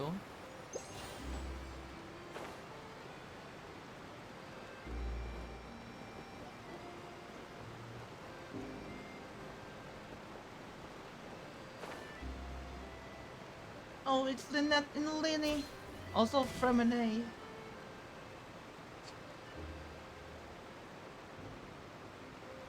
didn't see them! They really are here! How did you know? Navia mentioned that she stayed in touch with Linny and the others after working together. Apparently, they've been at the docks distributing these strange pockets the whole time since. Traveler, Paimon. Ah, and Miss Charlotte, too. Oh. Would you like a magic pocket? Magic pocket. What sort of gadget is it? It's a wondrous bag that can be used to carry many things. The water level has returned to normal, but if you see any of your things floating around, you can use this to carry them. Or you could trick a friend into doing it for you. Trick a friend? I wonder which of my friends would fall for that. Bruh. You could just make a friend like Fremine here. Isn't that right, Fremine? Is this what you meant by I'll help you make some more friends? Yes. To be honest, that sounds pretty sweet. Could I have your contact, please? Bruh. Easy. Sure. Please, write down my address. You sure are working hard to help Fremine socialize. Does someone do someone ship them? He was the one who proposed doing this. He even wants to assist in our magic shows. Sounds like that would suit him. Yes, I was planning to first introduce Pear as an assistant, and later Fremine himself. In the future, I think we can leave underwater escape magic to him too. That said, would anyone want to see a diver escape underwater? Yeah. Oh, it'll work out. Every journey begins with the first step. He'll become a part of our show eventually. Lynette, could you come over? Miss Charlotte says she wants to take a picture of us. Got it. What's with that robot? My, that Charlotte is rather perceptive. She got rid of everyone the moment she realized I had something to say to you. So, how have things been, traveler? I'm doing all right. Father says that you did a great deal during the latest events. She's very grateful for your contributions to Fontaine. That's all right. We were more than happy to help. So, what's she doing now? Oh, I guess you haven't heard. Well... She left. After Lady Farina left, Father and Monsieur Neuvillette opened negotiations, during which he gave Fontaine's gnosis to her as a diplomatic gift. Whoa, no. Wait. Open negotiation during which he gave Fontaine's gnosis to her. Oh my gosh. A diplomatic gift? A gnosis? Oh shit. Yes, I was quite surprised at first myself. But when I thought it over, there were actually a number of things going for it. It could have been done as an apology for the incident with Lord Child, or as thanks for his help in tying the all-devouring narwhal down. Oh. Furthermore, Father did also lend significant aid to Fontaine and Poisson. Okay. Well, that's true, but this is a gnosis we're talking about. Doesn't this seem a bit irresponsible? I would agree, but I've also heard that it seems that Monsieur Neuvillette has had a significant change of heart regarding the matter. So there's some reason for this that only Neuvillette knows about? I suspect you'll have to ask him about that yourself. Ah, yes, speaking of which, I did see him strolling around the entrance to the Fortress of Maripede a while back. Isn't he real busy and stuff? Paimon didn't think he'd have the time for that. But back to the topic. The gnosis was given to the knave, right? What about Child? They say that he's returned to Snezhnaya to recover from his wounds. I hear that the recent disaster really did a number on his health. Well, I guess I can now call him one of my war buddies. Wait, we have Child's vision though. That's true. When you think about it, we've had loads of run-ins with the Fatui. To think we'd be allied with them this time. True, actually. So shocked by such a simple switching of sides? Wait, who's that? Oh shit, he's a knave. Father! Well, what do you know? Come to the docks to see how my children are doing and meet the traveler by chance. Please do not pay my accomplishments in Fontaine too much mind. I would have done them regardless. Are you going to take the gnosis back to Snezhnaya? That is our duty as harbingers, yes. Don't be too preoccupied with sides. The goal of the Fatui concerns not a single place or person, but the entire world. With such a grand goal in mind, it is inevitable that we must wear many masks. Switching my masks is something I've always done. Will you keep to your position? Well, that depends on many things. No one truly knows what the future holds. What good is honesty if you can't rely on it forever? As for you, I very much look forward to our next collaboration. Good things cannot be achieved alone, and you've proved yourselves to be great partners. Actually, I just remembered something. Please help us deliver this. A vision? All right. I'll remember to return it. Thank you for keeping it safe for him this entire time. Yeah, Child's vision. Good thing Aether remembered it. And that's a wrap for me. Huh? You're... Greetings, Miss Journalist. Miss Journalist. Oh my gosh. Charlotte's really had a great time this time, huh? mistaken, there are diplomatic channels I'll need to report to take a photo of you. That is correct. So forgive me, but I will not be able to serve as a subject in your article. However, feel free to write as much as you'd like about our dear magicians and our upcoming rookie talent. I will. The sea breeze is quite pleasant. I shall continue my walk while the weather remains so agreeable. Farewell. Farewell, Father.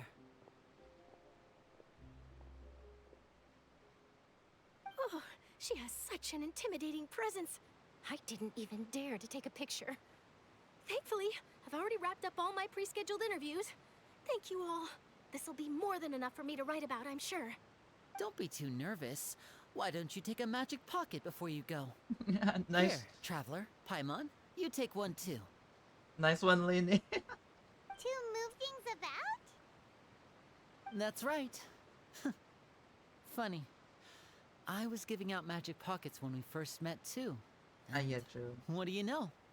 I'm doing the exact same thing right now.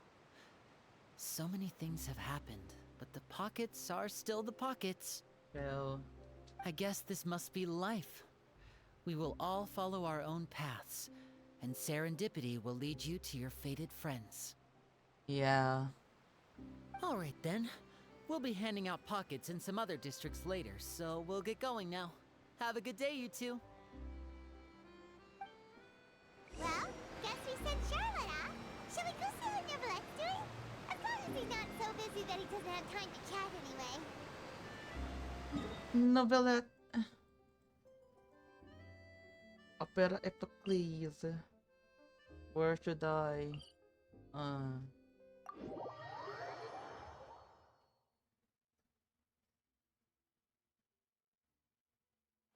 Okay, for faster transportation.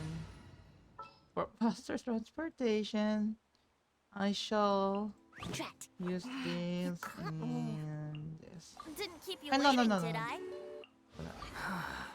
Okay.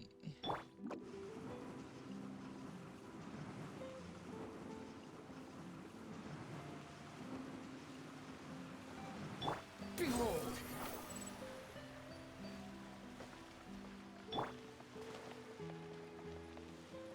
Oh.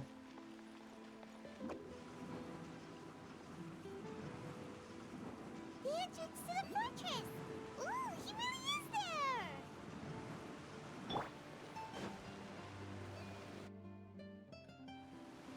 Cutscene. Just kidding, it's not. So, you really are here, Neverlette! Paimon didn't think you were going to have free time this hour of the day. Really? Oh, I suppose you must have met Mr. Linney. He took the time to greet me earlier when he passed this way. In any case, you came at a good time. I was just considering reaching out to you to set up a meeting, so I may explain some things that I haven't had the time to before. Aw, Paimon's glad that you remembered. Thank you for keeping us on your mind, what with you being busy and all. Alright, let's have it then. How was Fontaine actually saved? The whole business is still quite the mystery to us.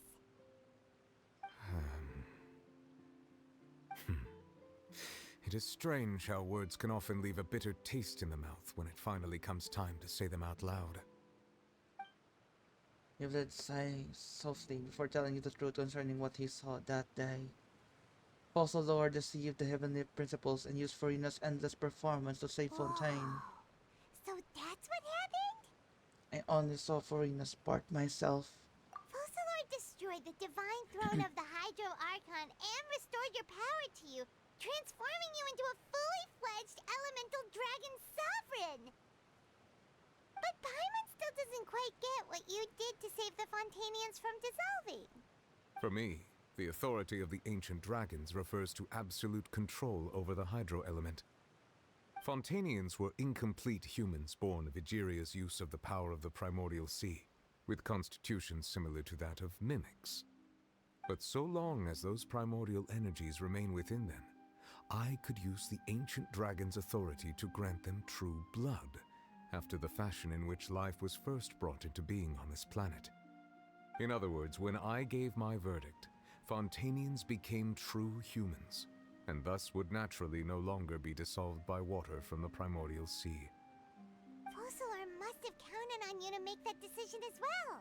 Your verdict was the key to making the prophecy appear to have come true while saving everyone. You could say that it was at that moment that the Fontanians were finally truly born.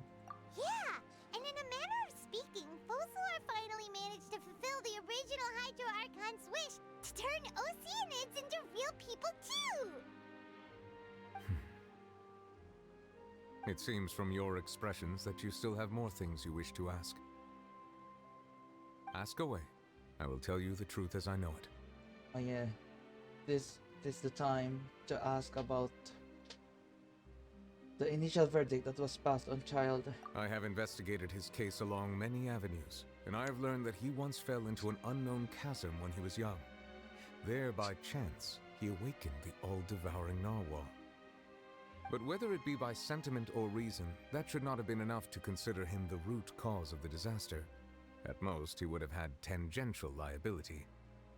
As for the judgment passed by the Oratrice during the trial, whether it was due to that liability by association or Focalor deliberately using him to buy time for us on the assumption that he would be able to hold the creature off, I cannot say. Guess Focalor had Fontanians in mind the whole time. In the end, it was thanks to her that they finally became real humans. Hang on a second. Paimon suddenly got another question. Back when Fontanians hadn't yet become real humans, were the children they had also transformed Oceanids? Yeah, I also have the same question. Life has always flowed like water. Do you recall how Fontanians would often come to the Fountain of Lucine to pray for children? Oh, right. Yeah, Lynette said the fountain is where all the waters in Fontaine converge. In truth, even those couples did not know that such prayers were no mere custom, but instead a form of ritual. Those Oceanids who were blessed within the spring water would later descend as new humans in the coming months. Paimon sorta gets it now. Either way, seems like this ritual won't be of any further use, but it'll probably live on as a local custom. Ask away. I will tell you the truth as I know it. About Fontaine's future. Yeah, about that. Risley said Farina has already left. What's that all about? Ah, Lady Farina. The people are only aware that her death sentence has not been carried out. She abdicated the post of Hydro Archon and left affairs related to that title to me, before leaving the Opera House. I related Focalor's words to her faithfully and completely. After hearing them, she seemed neither saddened nor comforted. She simply said that she was tired and needed to rest. Having said that, she then packed her things and moved out of the Opera House, not unlike how an ordinary person might. But she's still got a place to stay, right? You need not worry. I will make arrangements to ensure that she will not want for food, clothing, board, or travel. In truth, I am somewhat happy for her. The wear and tear on her spirit will, of course, take time to heal. But now that she no longer has to play the role of Focalor the Hydro Archon, she can finally lay down her burdens and lead a normal life. Farina. What about you then? What are your plans now that you've regained your full powers as the Hydro Dragon? After Focalor passed on, the Oratrice also ceased to function. This matter will directly affect our trials. After much careful consideration, I've decided to take over its role in our courts. From now on, I shall hear cases and pass verdicts by myself. Looks like you're still considering stuff from the perspective of the Udex, huh? As an elemental dragon, there are indeed many things that I must do. But this power and this duty, in a manner of speaking, you could say that both were granted to me. As such, before I attend to my other responsibilities, I must first and foremost continue to serve Fontaine as its highest judge.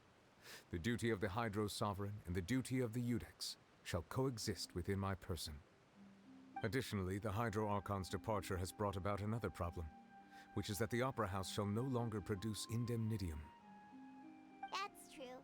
That power was derived from the people's faith in the Hydro Archon, wasn't it? Wait, but the various mechs and machines in the city are all still okay. Where are they getting their energy from? As I am now, I have full command over New Musia, and it can serve as a complete substitute. Another reason why I cannot quite leave Fontaine immediately. Wow. This ancient dragon's authority stuff is really quite useful, huh? Ask away. I will tell you the truth as I know it. About Fontaine's gnosis.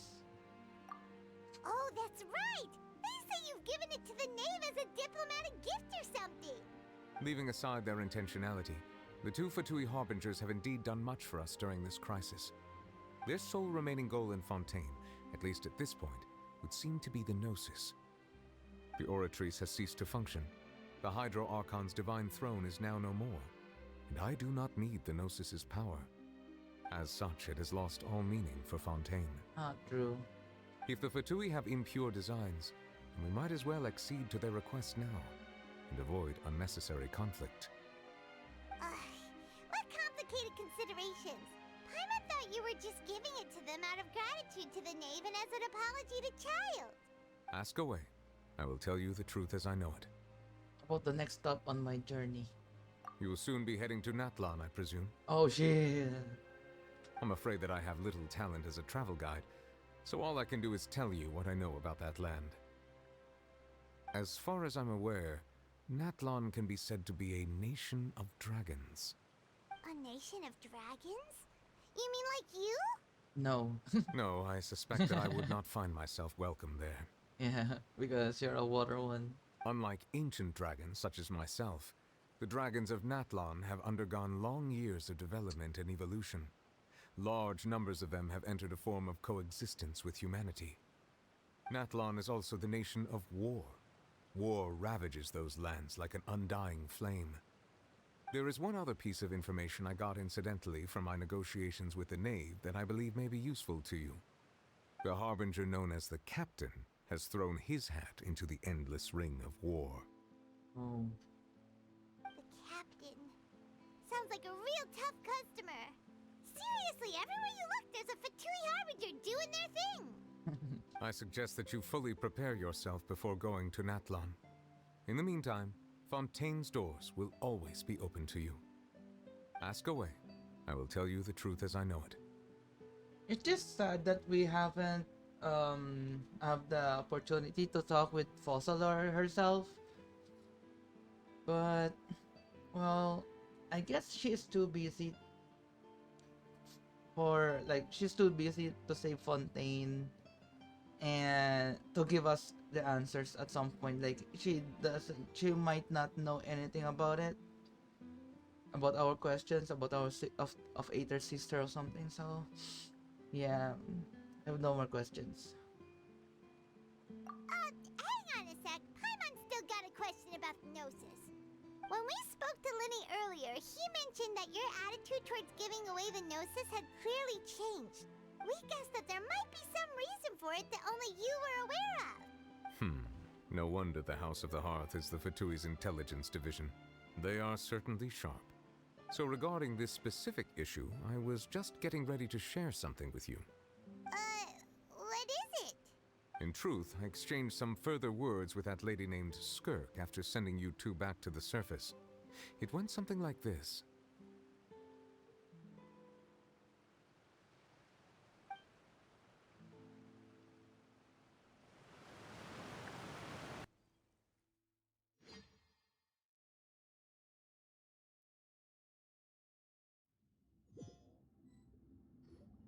Well, we're going to head topside to see what's going on. You hurry over soon as well, all right, Nervalet?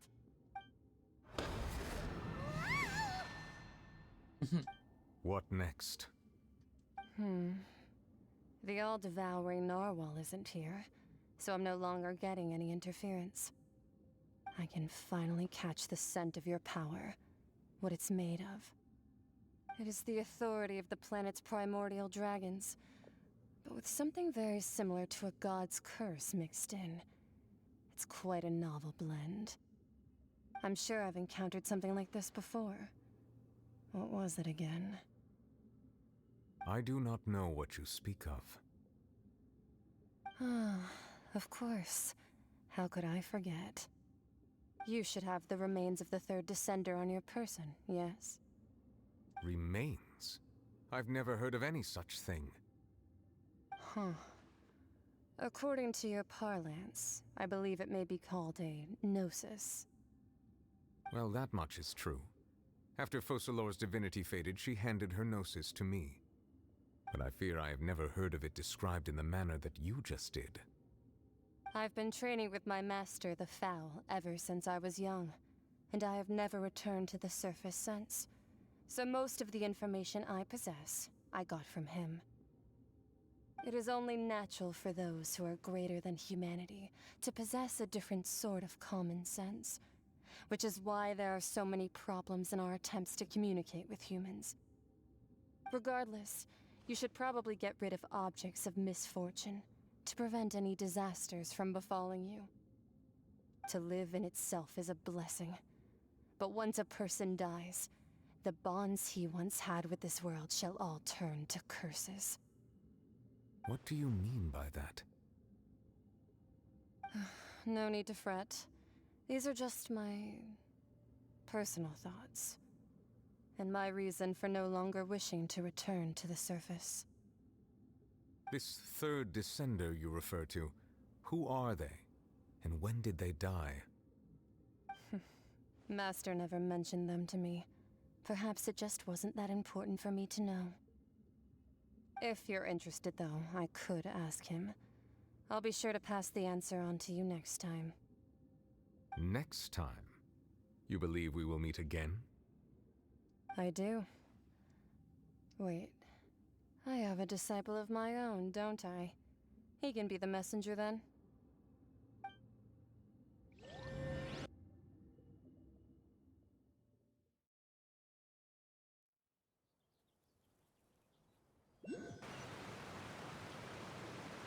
That's what she told me. Whether it would prove useful or not, I wanted to pass that information on to you. The remains of the third descender? So that's what the Gnosis actually are. Paimon just thought they looked like chess pieces. How could they be a person's remains? All the same, assuming that there was no misunderstanding or special metaphor at play, that is what she meant to say. And she said that it would bring misfortune and that you should check it, which is why you gave it to the Fatui. If she speaks the truth, then I would simply be putting Fontaine at unnecessary risk by keeping it here. A descender. She mentioned one of them. I am the fourth descender. For me, this information means two things. That my sister is the third descender. One of the Gnosis are related to the descenders. And two, that the one who came before me, has already died. I guessed that you might already be familiar with this concept, but I did not expect you to be one of them. That means that the Gnosis, which are exceedingly element compatible and can even enhance elemental abilities, do indeed come from the third descender. I wonder, does your body also possess similar properties? Like being able to use elemental powers without a vision. That does sort of count as special compatibility, right? Well, almost 6 hours. Anyway, oh shit. Well, this is the Act 5 of Fontaine's Archon quest after all. No, let's not think about this stuff right now. It just feels creepy. Well, I'm already in the finale, so might as well do this in 6 hours. Comparing the Traveler to the dead third descender and all?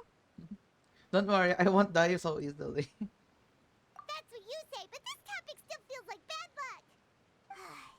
Once Child recovers, let's get some more answers out of him. Or go look for his master and get the answers that way. Lurk lang ako, tagal pa ako dyan eh. Tunay. Maghabol ka, sir. Still shorter than the Aranara quest. Speaking of Aranara quest, I haven't done it yet. I don't know if I'm gonna stream it or not, or just gonna do it. I still love Rana's world quest. Like the the story of Rana, but getting all the Aranaras, like, I don't know, man. And also, I also want to continue, forgot the name, the girl in the desert. I haven't done that also yet. I don't know. I don't know when I shall finish those things, but, well, I too believe it unwise to make too many blind guesses when information is lacking. The same is true of being at court. Alright. Whatever the case, it seems like the crisis here in Fontaine's over for now. Yes. All of Focalor's efforts were for this moment as well. But she sacrificed herself in the end as a god, and she suffered through all those years as a human. Was that really what she wanted? I suppose that would be the mystery of a god's will. Can you understand the will of the gods? I suspect not. But once in a while I too would guess that if wishes were like the clouds in the sky, they will one day return to the earth as raindrops. Life flows like water, and rain is the final answer. The water levels may sometimes tilt one way or another, but the rain falls fairly upon all.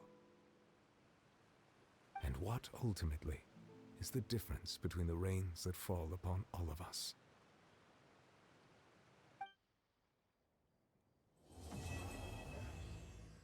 Hey. We're done!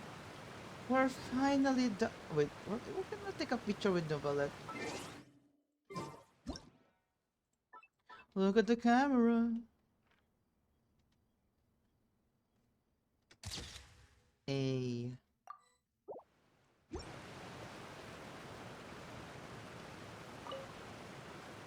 It seems from your expressions that you still have more things you wish to ask.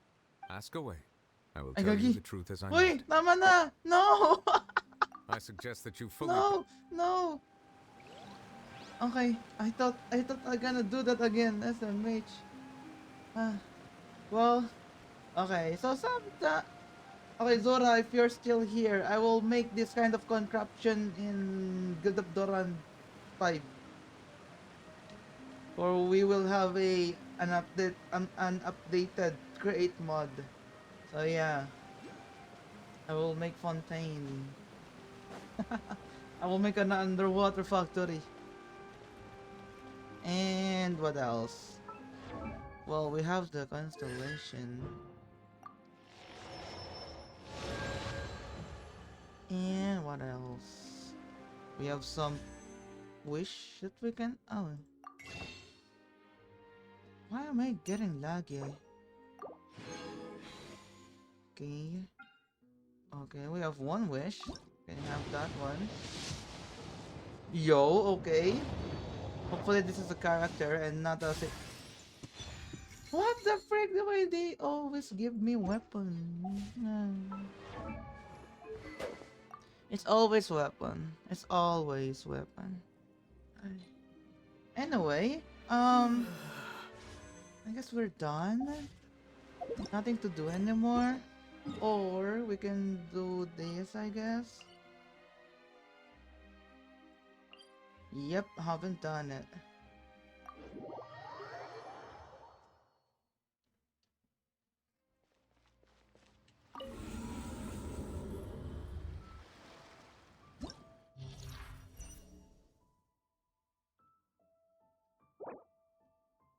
When character speech HP increases or decreases, it will counted when it a shockwave will be okay. Increase or decrease?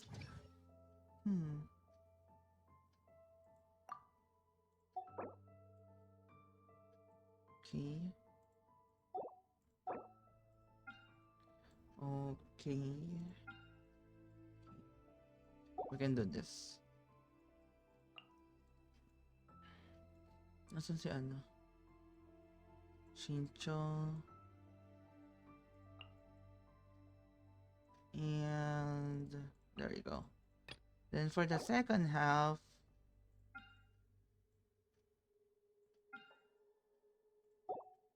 We can do the freeze team.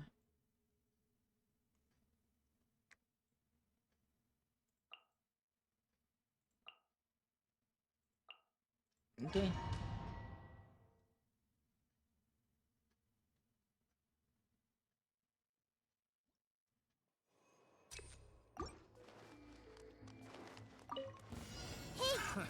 I can't move. Suffocate.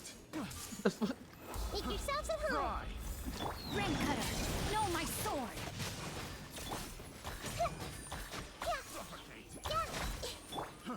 Fry.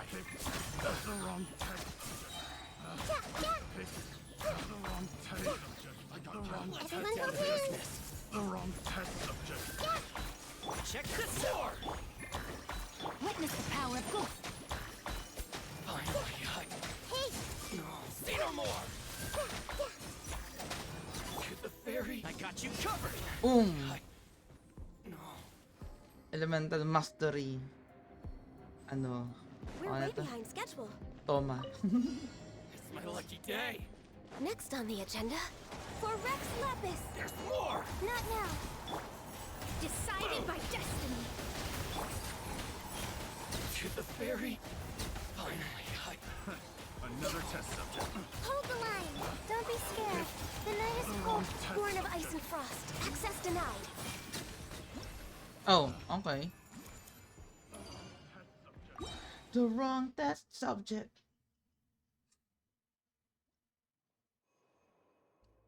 I think I still need my paper mouse pad.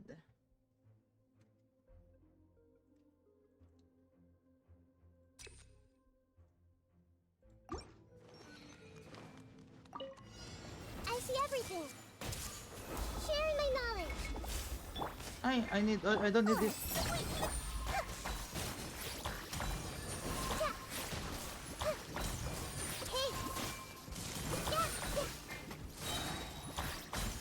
Don't get too close! Oh shit. The Temple of Wisdom. No. No. Your war is Huh? Check this out! I see everything. Ring cutter.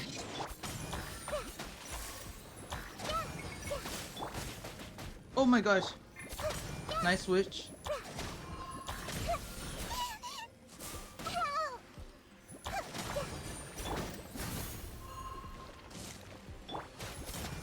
Everyone hold hands.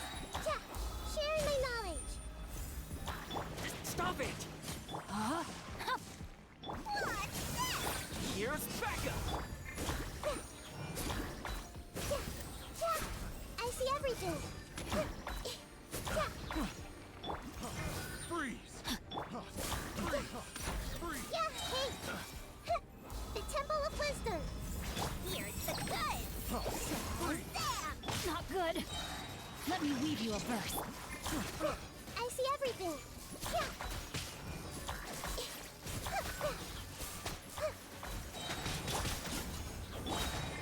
Nice.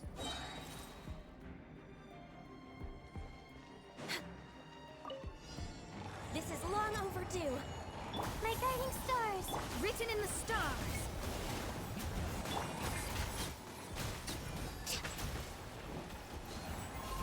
Next on the agenda,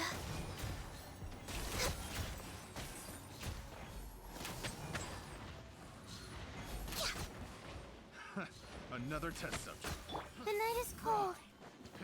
Stars, shine for me.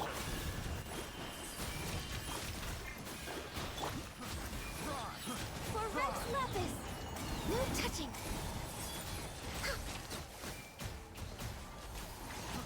Fry.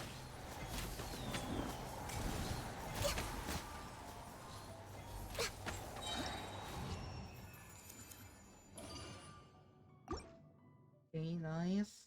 So far, so good. So far, so good. Everyone hold hands. Make yourselves at home. Rain outlines your fate. Know my sword. Witness it. I got you covered! Boom! Hey! Where are you?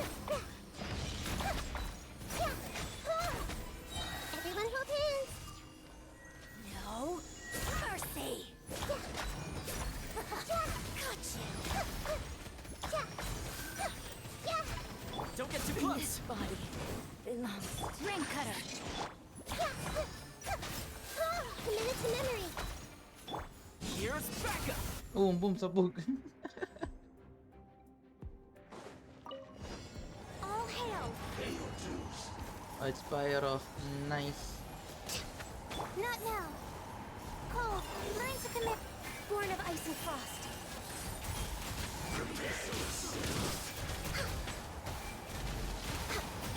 Rusty rebuild. Decided by destiny. Access denied.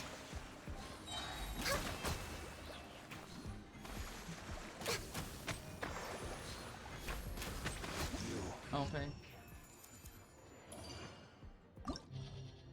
Okay, next opponent.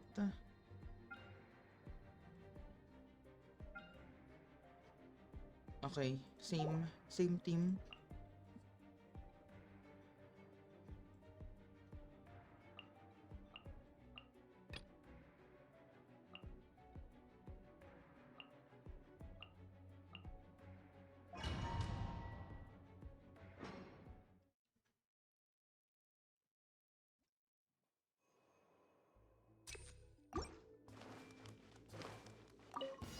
Hey! Share my knowledge. Let me read you a verse. Oh, sweet. Let's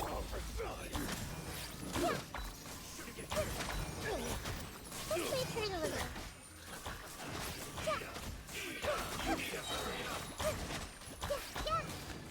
This was well done. Feels plugged. I see everything. Witness the power of Gugwa. An unfortunate fault.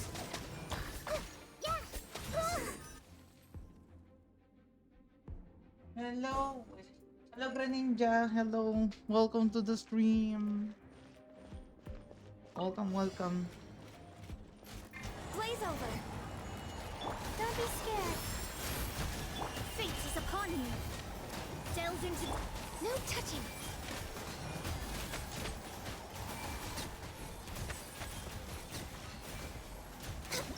Ay, okay.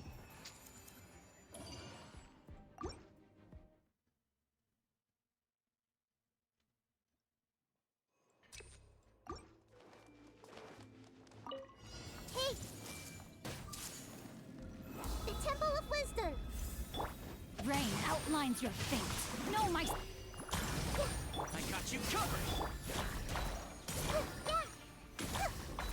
Let me weave you a verse.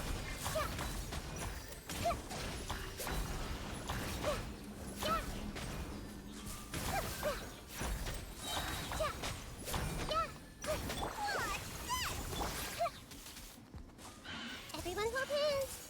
Make yourselves at home. Huh? No, my sword. Fire it up. Here's the good. Ring cutter.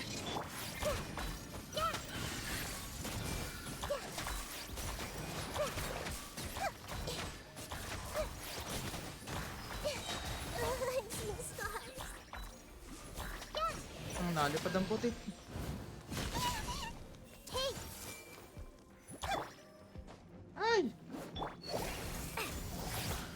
Sa pool. No! Rain outlines your Yun. fate. Oh my gosh.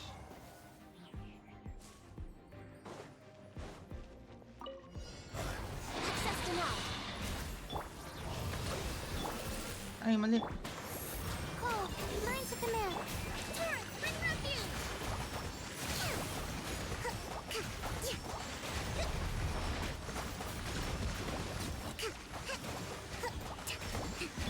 For Rex Lapis. Let me scribe. Decided by destiny. Born of ice and frost. Nice, so...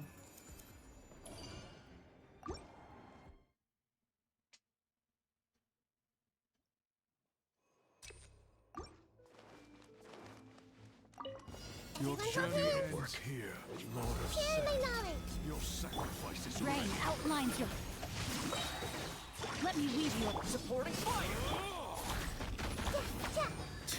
Now you're testing my patience. Will. Pound into the ground. Will.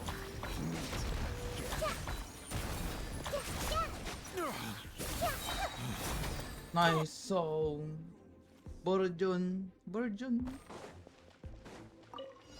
No touching.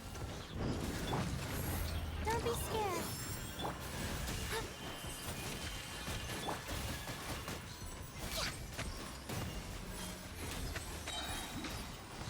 We're way behind schedule. Blaze over.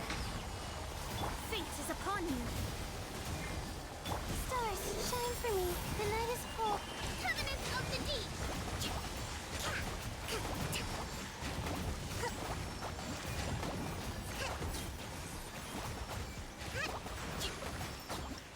Nice. Oh, we're done. Okay. Oh.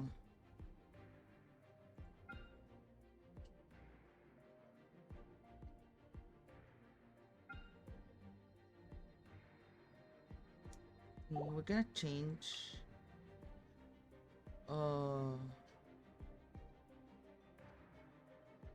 Swap pala. I'm gonna swap teams. There. Ah, shit.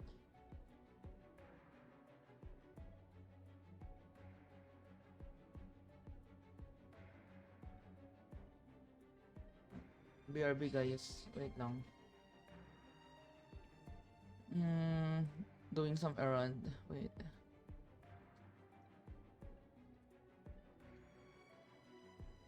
Ay.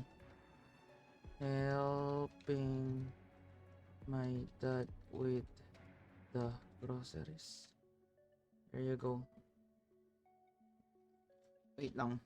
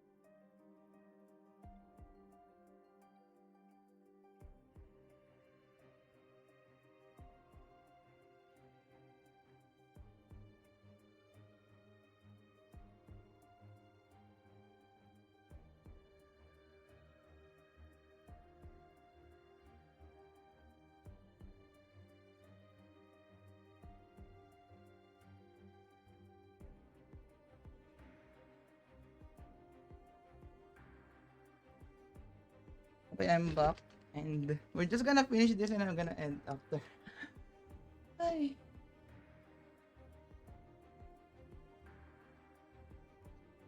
So na yun. There you go. Ito. There you go. Oh my gosh.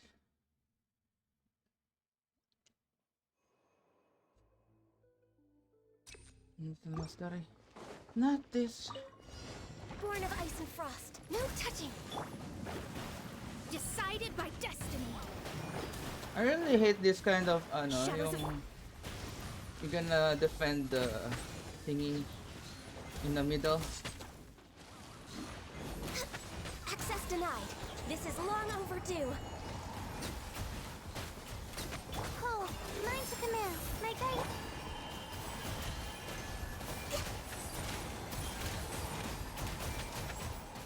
Ubos agad ang putik. Born of ice and frost. Oh my. Again. We should melt that. I vaporize. We're way behind schedule. No touching. Delved into destiny, written in the stars. Blaze over. Stars, shine for me. Billowing surge.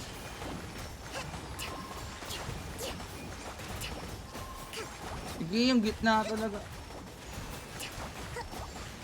Ikaw.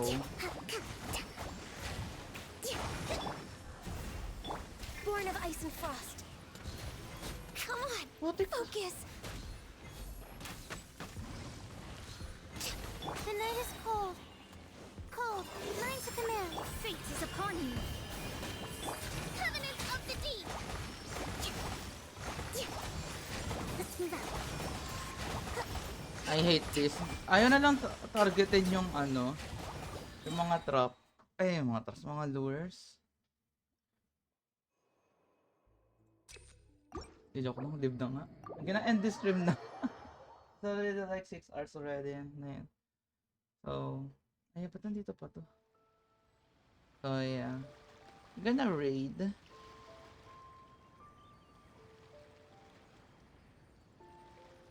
Putik mga nagro-roblox. Ay.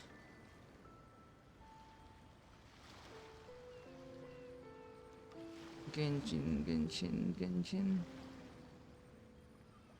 Ginagawa ni Ayun, sige. Let's raid Ryoshi. He's also playing Genshin, so yeah, let's go. Ryoshi Anigins. Yeah, and then let's use this for then this one. Ay, hindi! Ay, ang pangit! Wag yan sub-raid. How to use this shit, but yeah, just use the raid one. Okay? So, yeah, thank you guys for watching. Wait, try ko nga pag finish to. Ay, gumagana naman pala. Okay, you can also use that one if you're sub. But yeah, thank you guys for watching. See you again next time.